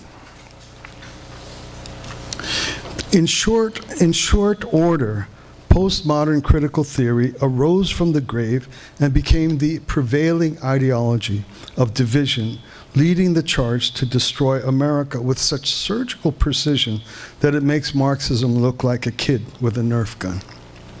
By bringing the war of violence and vengeance into race and gender, these new fans of critical theory were able to do what Marx could not. It is not the oppression from corrupt clerics and monarchs. It is not the oppression from capitalists and bourgeoisie. It is the ubiquity of oppression, exactly as David just described. That is all there is.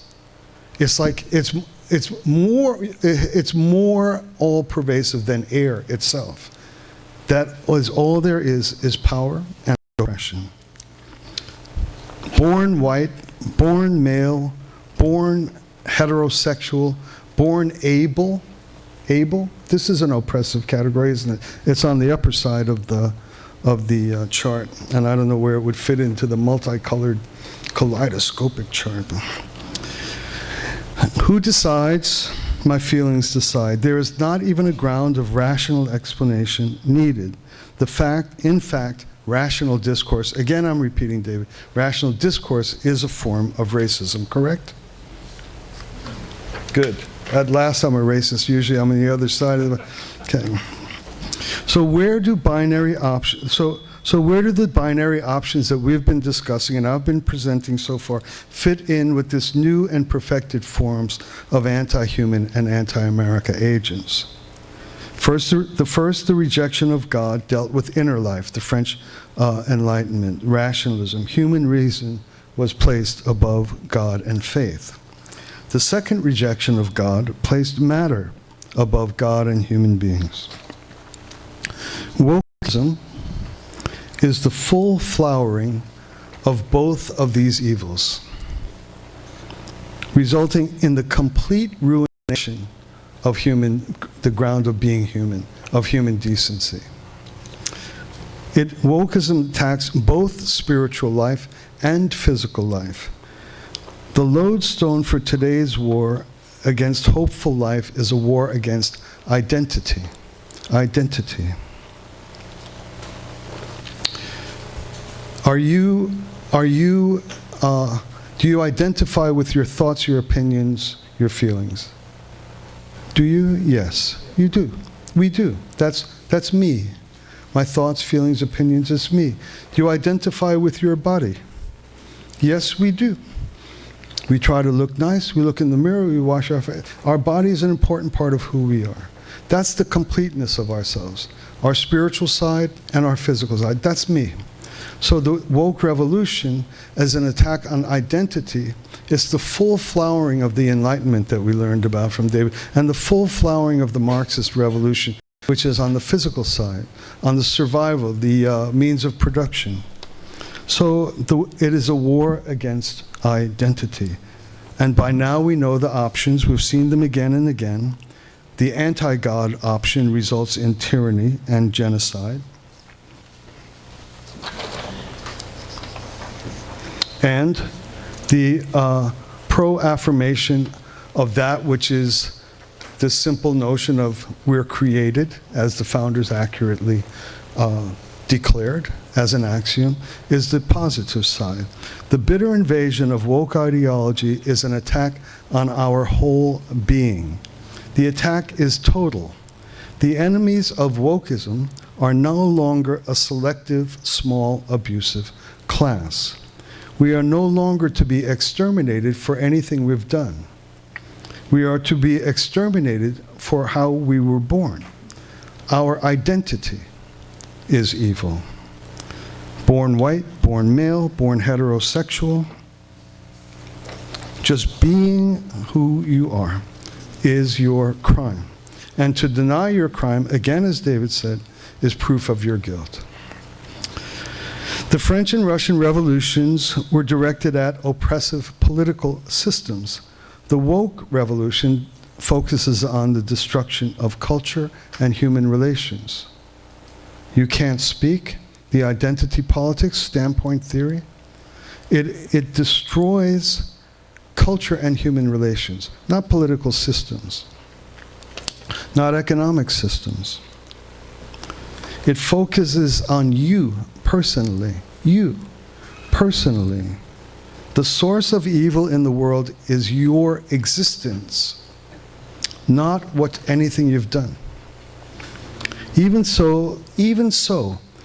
though this seems to be checkmate, it feels like checkmate. When David was speaking, it felt like checkmate. Even so, the options remain simple. Either there is a creator, God, or God and faith, or you replace that with something lesser. It remains that simple. We've seen 2 times when the option to affirm the reality of a creator responded with the elevation of human life.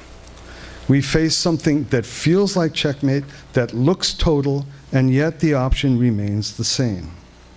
What is the origin of your identity? If your identity is the source of evil, your identity, how you're born, if that's the source of evil, then what is the source of your identity? Is it your color, your race, your ethnicity, your culture, the activities of your ancestors, your opinions, your station in life, where you live? Are these your identity? These are what are called secondary identity characteristics. They're secondary. The antidote to this is the same as it's always been. The same as it's always been. Our founders had it. They got it. We hold these truths to be self-evident, that all men are created equal. Your identity is that you are created by God. You're created by God. That's your original identity. Do you want to know who you are? Are you Chinese? Are you Nevadan? Who you are is you're equal, you're free, and you have unalienable rights. That's your identity. That's your primary identity. You're created. Then it applies to you, no matter what you look like, no matter what your ancestors did. That is who I am. And you say, oh, that's an interesting identity. You think that just you can just say, I'm created, that's where I get my identity from? Yes. Yes. Oh, that's very interesting. And then what kind of person does that make you then? It makes me equal to every other person equal to me. That's one. It makes me free. It gives me inalienable rights. That's what my identity is. And so the identity given to God by each person, the primary characteristics of our identity is equality, freedom, and rights. That is the direct and entire antidote to the thoroughgoing relativism of woke ideology that David just described. The possibility of universal equality and universal freedom come from the fact of our being created. This truth will ultimately end woke efforts to divide and pit human beings against one another. The only question is, will we be able to do this in time and to a sufficient degree to save our country and our future? Affirming a creator, makes you a champion of equality and human rights. Every other thing evidently seems to make you an enemy of equality and human rights. It's that simple, once again. Identity politics, on the other hand, eventually pits every person against every other person. That's the full flowering of standpoint theory.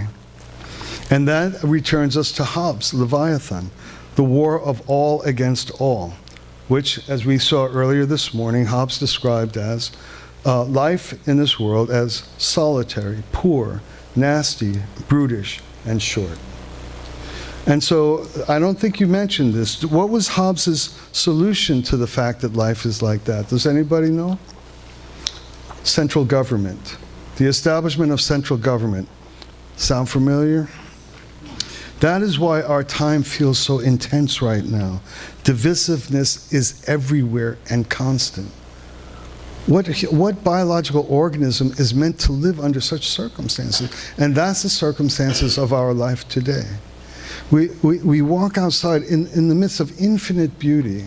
We come back home and met by a grandchild or your puppy or something. Your life is surrounded by infinite beauty, and the human social relations are what did I call it? What is it? Divisiveness everywhere and constant. Even in our preschools, where kids should just be running in the sand and come back with a little bruise and get a little kiss on the elbow, or that's life. And yet in the name of what diversity. Oh, that sounds lovely. Equity, lovely, sounds lovely. And what? Diversity, equity, and inclusion. How much more lovely can you get? And you've created a society of absolute hell. Absolute hell. And insincerity and inability to even communicate.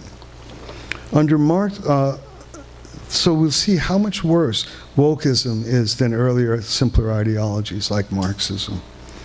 Marxism, the only people that needed to be exterminated were just capitalists and industrialists. They're just a small little group of people. Actually a small group, the 1%.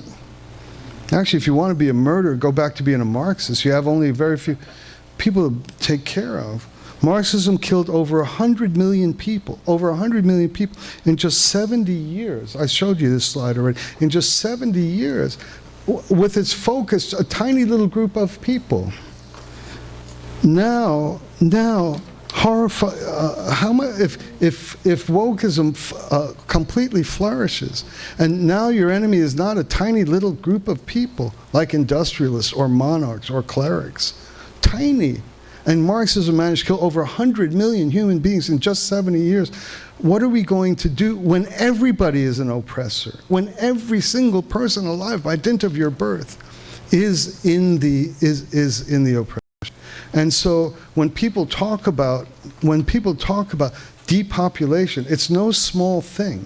Yes, this is the agenda of the WEF and the kind of dehumanizing environmental tyranny. They say about 1.2 billion people is a good number of people to have on the earth. Anybody ever heard this? Anybody ever heard this? 1,000 people? 500,000. And what I say, 1.2 billion? I think I'll stick with my chances. No. Oh, on the Georgia Stones, no, but I'm talking about contemporary Harari. I'm talking about contemporary speaking philosophers that are speaking right now. So people say, "Oh, that sounds about right. Look at the productivity of a farm." And yeah, but I mean, aren't there 8 billion people? Well, don't ask me about that. You know, I'll get to. You know, this is a problem. So. Now attacking human identity has resulted in horrifying forms of self-hatred. And this is what David was talking about, the transgender movement. Because your identity is evil. How you were born is evil. And so now, in hostility to one's identity, people are carving themselves up in tiny little non-functional little pieces to try to deny their birth identity. The reason why the transgender movement is such an intense threat. It's the highest embodiment of adopting wokeism. If identity is the problem, then the transgender people are the full flourishing of the hatred of identity, even their own. The transsexual medical experimentation on people and children is the ultimate conquest of woke ideology. So I hope the seriousness of this battle begins to sink in, and how pressing it is for believers and people of conscience to find a path beyond the small differences among us and for its solidarity quickly. It's urgent. So what can be done?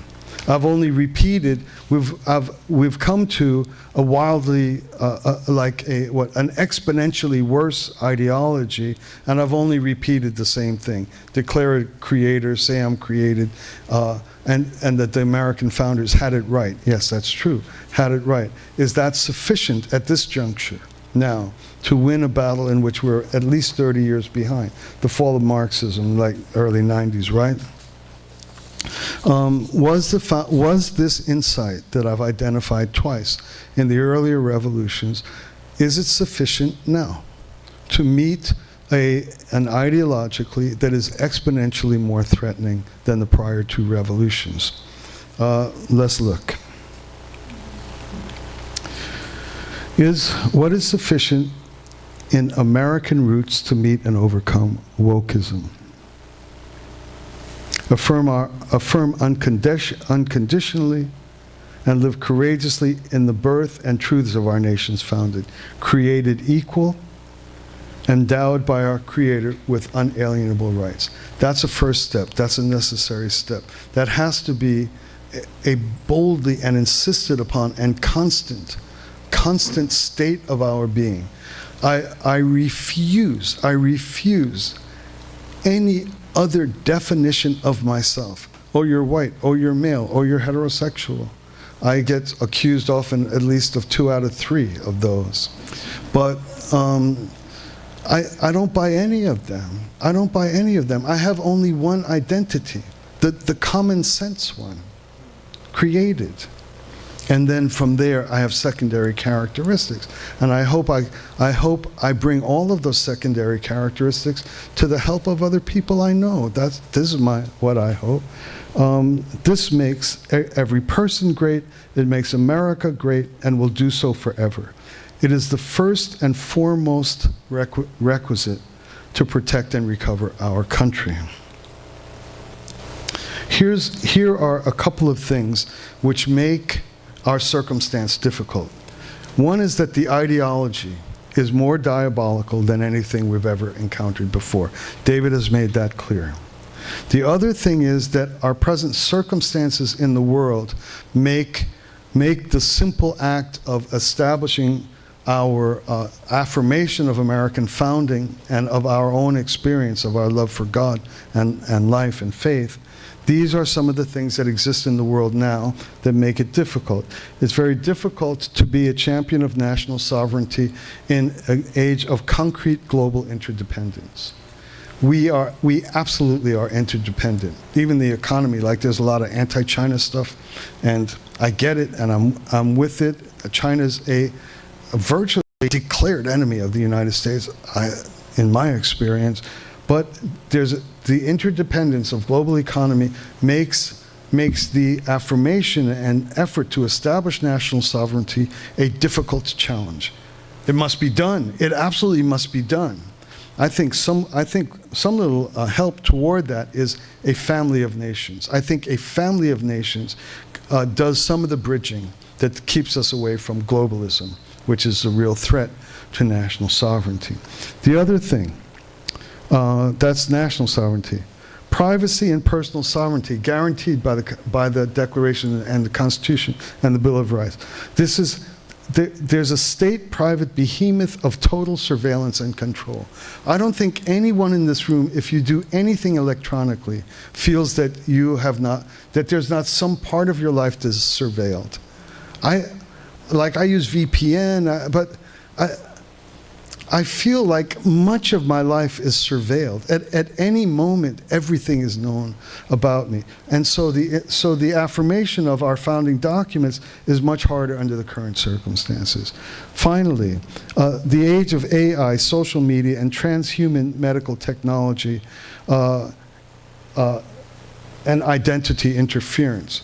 This reality is another thing that makes it difficult. Like, for example, supposing I get a bionic arm and to compete as a shot put guy. You know, do you see what I'm saying? These are the realities in which we're trying to find a way to make a simple affirmation of our faith, of our affirmation of God, of our pride in our identity as created, equal, free, and with inalienable rights. These make it harder. Plus the ideology is more diabolical. So then what in our founding documents, what our founders built this incredible country, what is sufficient?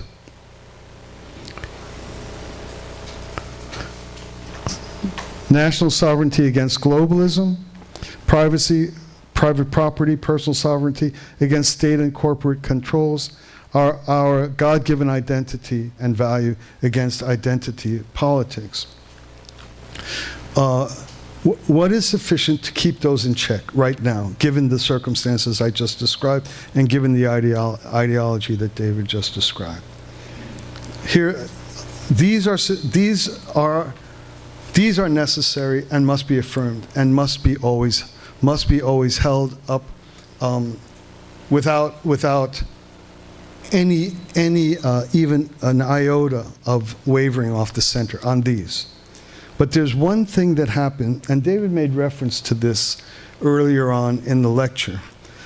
The unity in America towards a more perfect union that our founders identified in the preamble to the Constitution. Basically, the ideal, the universal equality that our founders identified was able to, the slide on the left shows that the European Christianity that was nothing but war harmonized in the United States of America. The vision of America, the work of our founders, the work of the framers, the construction of the Declaration and of the Constitution was sufficient. Did anybody hear the 30 Years' War between the Protestants and Catholics at the outset of yeah. Do you know anybody know why it ended? They ran out of people to kill. There was no more people left to kill. They could not, the war ended not because anybody won, nobody won. The population of Europe was decimated. That was Christianity. There's Christians. But in America, Christians get along. This was the vision of our founders, to find a more fundamental, what David referred to as civil religion, something more fundamental about our affirmation of God and God's love for us that makes us free, makes us equal, gives us unalienable rights, freedom to speak, freedom to gather, freedom of the press. These are unalienable. the American founders recognized something, a more fundamental affirmation by which Christian parochialism finally died on our soil. And lovers of God are lovers of God, period, on our soil. This was the American Revolution. This is what made America the greatest nation on earth. It was the abandonment of small little differences, There's this, for churchgoers, there's this great joke about this guy's about to jump off of a bridge, and some guy finds him and he goes, "Oh, what's your problem? Is everything okay?" He goes, "Oh, I've had a hard life." He goes, "Are you a Christian?" "Yeah." He goes, "Me too." "What kind of Christian are you? Are you Catholic or Protestant?" "Protestant." "Me too, I'm a Protestant too." "What kind of Protestant are you? Lutheran? Are you Presbyterian? Or Baptist?" "I'm a Baptist." "Me too, I'm a Baptist." This goes on and on. They're like, and he goes, Are you Regional 3 First Baptist, 1936, no instruments?" No, I'm a 1937, we have guitar in our church." "Die, heretic," so kicks him off the prison. So it's not a hard thing for Christians to find little things about one another, but in America they managed to rise above that. And what I'm saying when I'm talking about a new American Revolution is that that's how America was formed, but this is how America evolved. Now in the interim, in the last 200 years, every single type of human being has come to this country and has found hope and has found life. And they're here as Hindus. You know who are the richest Americans, right? They're Hindus, ain't they? Right? Aren't they? Yeah. Taoists, animists. We're fine. You're fine here. There's freedom of religion here. We love one another. But still, the parochialism in religion still exists. It still exists. And so what we were able to do once, to found the greatest country that ever lived, part of what we have to do now is to develop one more shot at getting rid of parochial bigotry. This is necessary. Right now, because we often, you've heard from the content, you can imagine, we're very often in conservative environments, right? Frequently at our meetings like this, there'll be people that say, they don't want to talk to you. If you don't know Jesus, they don't want to talk to you. I get that. It makes sense to me. I understand that. But we will die. America will die unless we can live completely into and completely up to the founding of our nation. There's a nation of religious freedom. And right now, do you think you're going to find people who love family among the African animists? Do you think they're family people? Tremendous love of family, respect for elders, respect for ancestors. It's unparalleled. You're my ally right there. I don't care. I hope you meet Jesus, maybe. But that's not my affair right now. Our country is under such threat. I want to meet everybody that knows how to love their parents and love their ancestors, and every religion. And so I'm saying that what must happen now, an American Revolution to meet what David has just described and win, is to have a new America capable of the same miracle of what stopped European Christians from fighting, and to build this beautiful country. The range of Christian belief in America is just crazy. And the harmony among Christians to make our country a safe and beautiful place to live and raise our children was remarkable until these type of demonic forces of woke ideology, standpoint theory started to divide us from one another. There's a second thing. So I'm saying that there's a step up. There's a step up that we need to go in, self-examine, and get to. It might be hard. It might be hard. Religious boundaries are hard. But we cannot afford at this juncture to meet as pervasive and as thorough a philosophical relativism as David just described. The second thing I'm going to describe, and this is the conclusion of my lecture, and please try to follow this with me. It's very important for me.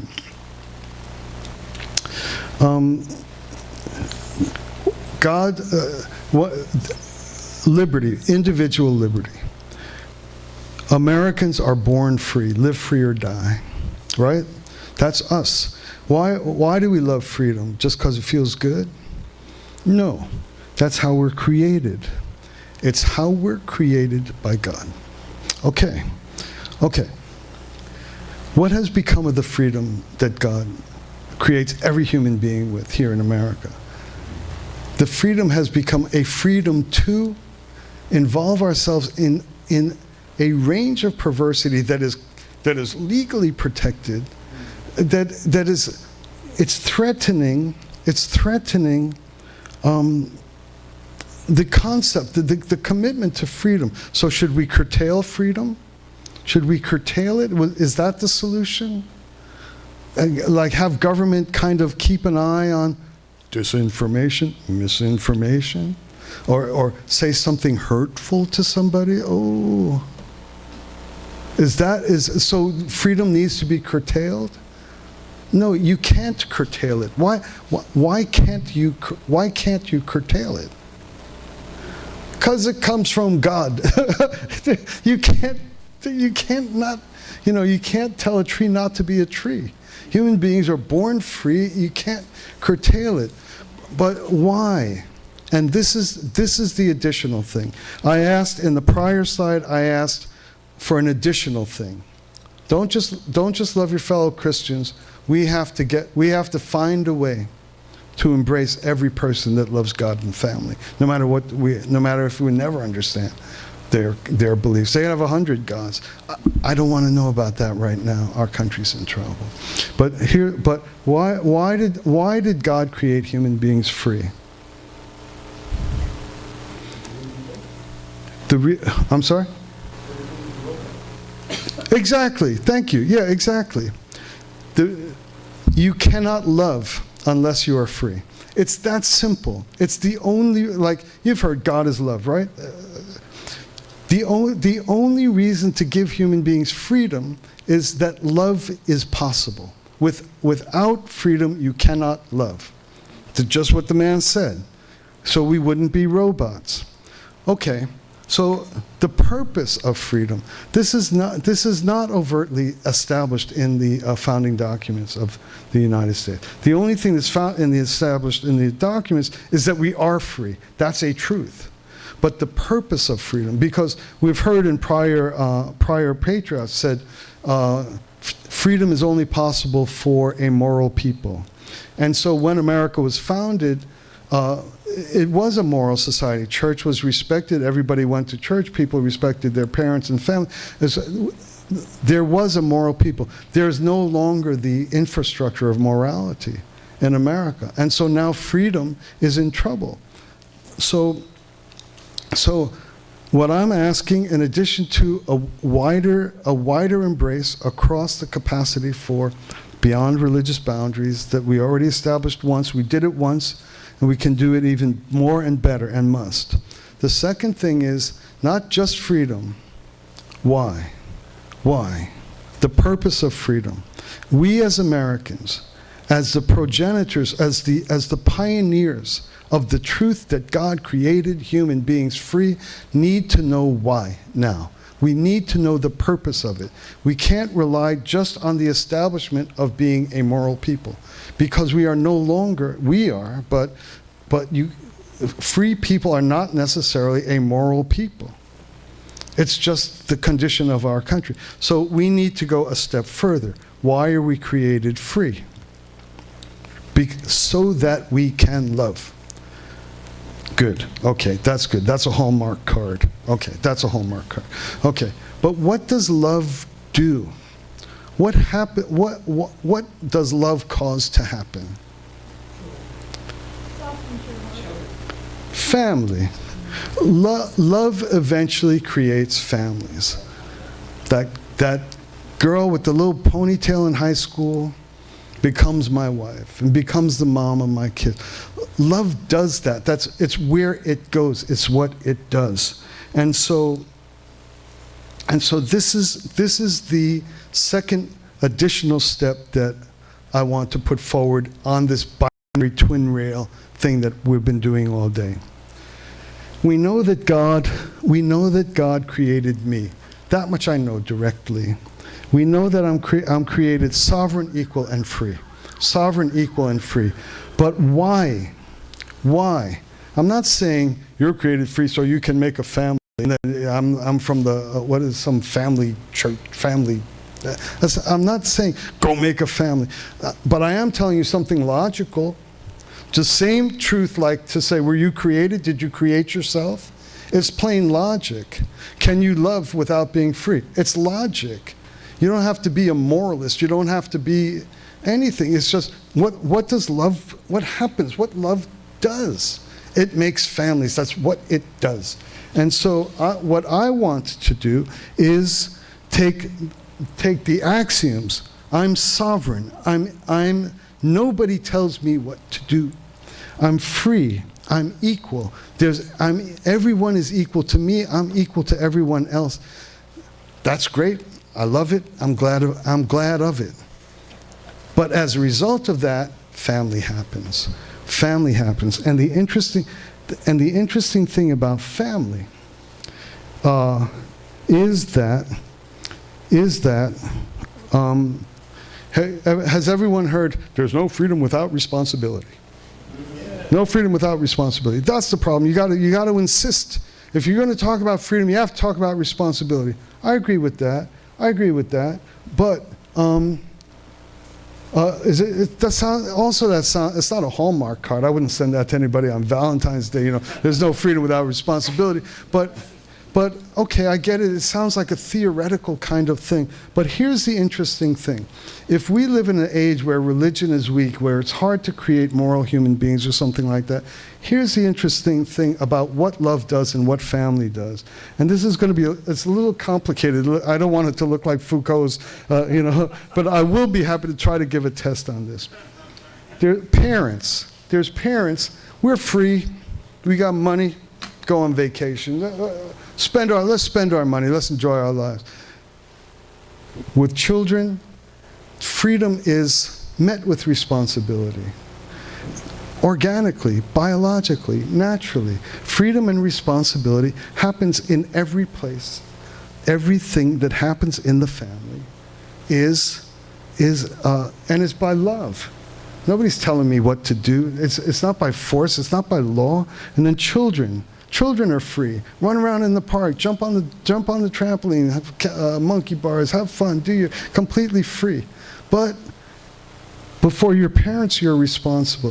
The family itself builds in with ease the fundamental conditions of morality. The thing that says only a moral people can be. Freedom is only possible for a moral people. Family does that for you, does that for us.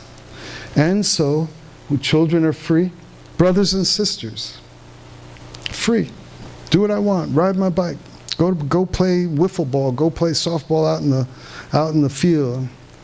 But if my sister's in trouble or she's failing math or something like that, or my mom can't get her from school, I gotta go get her. So family love, all family love is the built-in, it serves us now in an age where it's hard to rebuild old-fashioned religious structures. Some of us are lucky enough to be in churches. That's good. There's fairly strong Christianity in America, but society is very secular, very secular. But in the simple logic, one step beyond what the framers and founders introduced. We were free because we're created by God. What does that, why? Why are you free? Then you're just a common sense guy or lady. Same as, did you create yourself? Same as, Why are you free? Can you love without freedom? You can't. And the beauty of that is that automatically weaves in to human life freedom and responsibility. I'm not gonna go end up in the headlines for having crap on my computer if I got a bunch of kids or something like that. It reins us in. It did once what the church once did or something like that. It's the most beautiful system and structure. And then what we want to do is now we move out to citizenship organically ourselves, as we're meant to, not from the state. We're a member of the nation. Well, after family, then your family's part of a church or part of a club it's the first group of people that's not blood related, but you're bringing the same principles in. You're bringing the same principles in, and then your family goes out to be part of a community, and now you know how to behave as brothers and sisters. Most of us here would be like brothers and sisters mostly, more or less. Some of us might be like parents and children. Some older, there might be some young people around. Get it? Or there is even parents and children, Michael and Kai. The family provides the dynamic from which the expansion, our nation is built organically. It's built organically according to how the framers identified it. Free. Not by laws. The goodness of our country, the goodness of our culture, our power to resist what felt hopeless while David was talking. Felt hopeless is not hopeless at all. First thing I just say is, I know my identity. It's right there. That's the first kind of atomic bullseye. I know my identity. Next question, next part of the conversation. Well, what is your identity? You look to me like a white guy. I said, yeah, I might look like a white guy. You don't know. Maybe I'm a light-skinned native Navajo. You don't know what I am anyway. But I'll tell you what my identity is: free, equal, and unalienable rights. And furthermore, I'll tell you the purpose for my identity. And the purpose for identity is to bring those things, free, equal, sovereign, into every relationship we have, and then extend it to the exact same model into each and every development.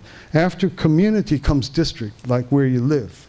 That's the first time there's people who you're responsible to who you never met. In your church or your club or your ball club or your choir, or you're responsible to people who you're not your blood relations. The next one out, responsible to people you never met. Now you're a good citizen of your state. Now you're a good patriot of your nation. And you've done it organically. You've done it as an extension of your freedom. You haven't done it as an extension of state dominance, state control, state totalitarianism that's going to watch what you say. I already watch what I say. I already watch what I say. I know how to watch what I say. I do not need some lady in Geneva telling me what I'm allowed to say. I already know what I'm allowed to say. I know what I would say in front of my mom or in front of my sister. This has built in the divine representation. So to conclude then, all I want to say is that America is sufficient. The founders are sufficient. But there's two things. One is a broader dissolving of a boundary. More acceptance of people's faith and religions. And a deeper grasp of the directional purpose of our freedom that comes because we're created by God. Thanks a lot.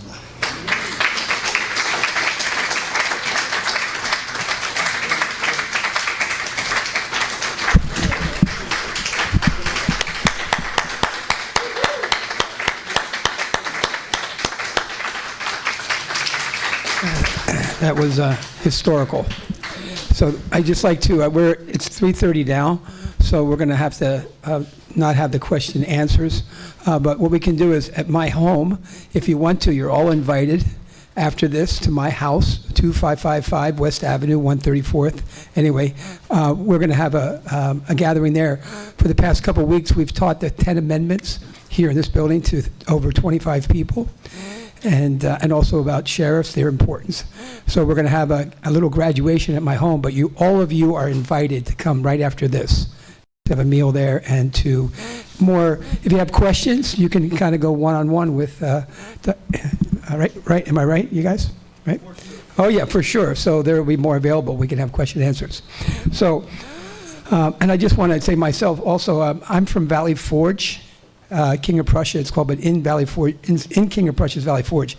And a few years ago, my niece got married at the chapel, Washington Chapel, and it was a priest and an Anglican priest and a Catholic priest. Anyway, 100 years ago, they would have been cutting each other's heads off, but they're all together, two different people. So we've really come a long way, and so I just want to, yeah. Sincere apologies for going on. Oh, that's right. Okay, but at least we got on time. I am. I'm going to do that. Right, I'm going. Of course. Don, can you come? I'm going to introduce you. So I just want to, say that. That's why I wore my, not 1776. Okay. So we're going to get the call for action in a minute.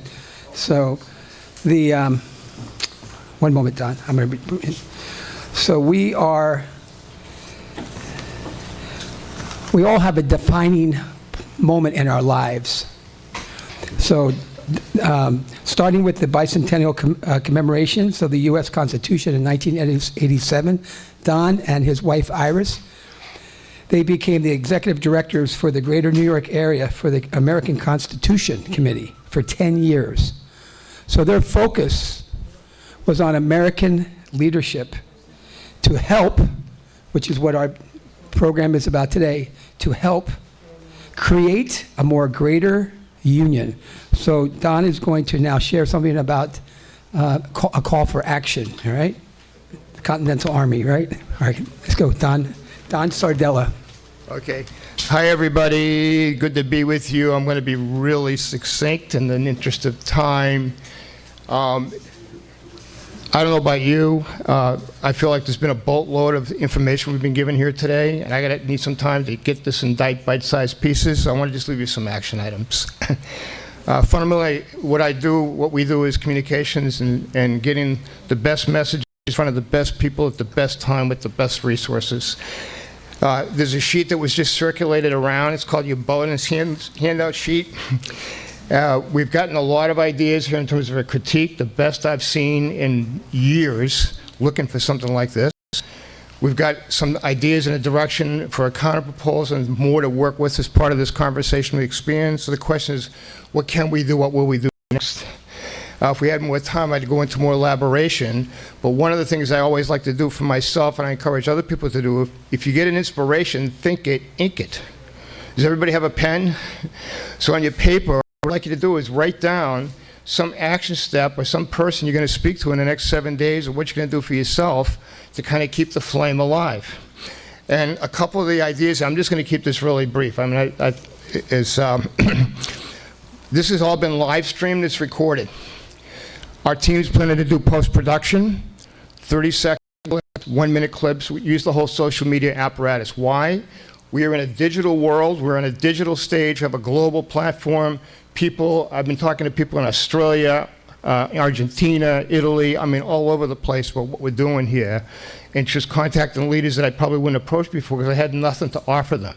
I feel we have some real clay in the wheel to work with, so I want to encourage you to do that.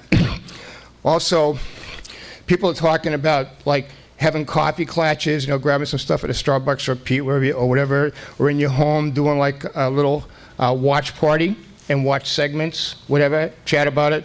The handouts, there'll be more resources coming down the track as we continue to find the best ways to partner with the incredible leadership of David and Frank and all the years that they put into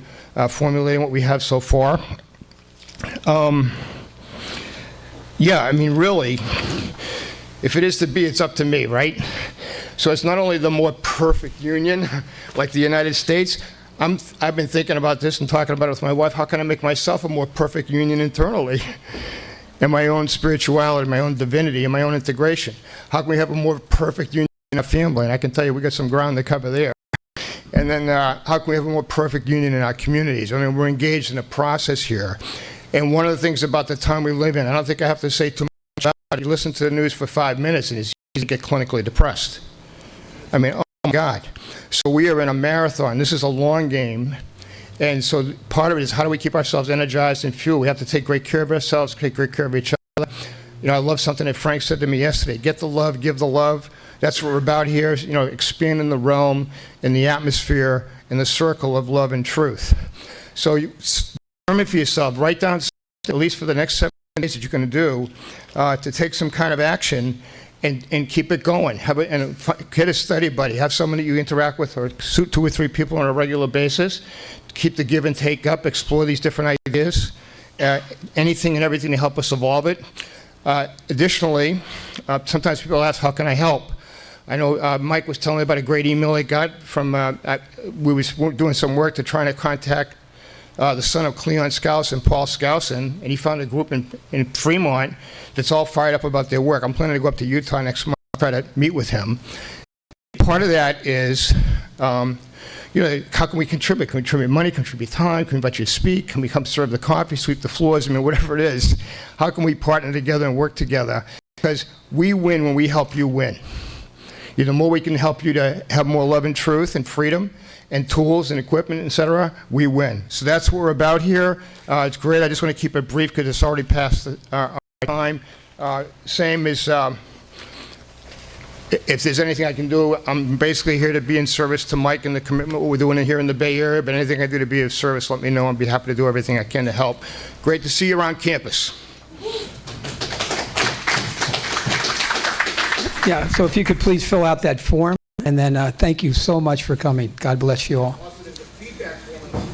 Yeah, the feedback form, please. Thank you.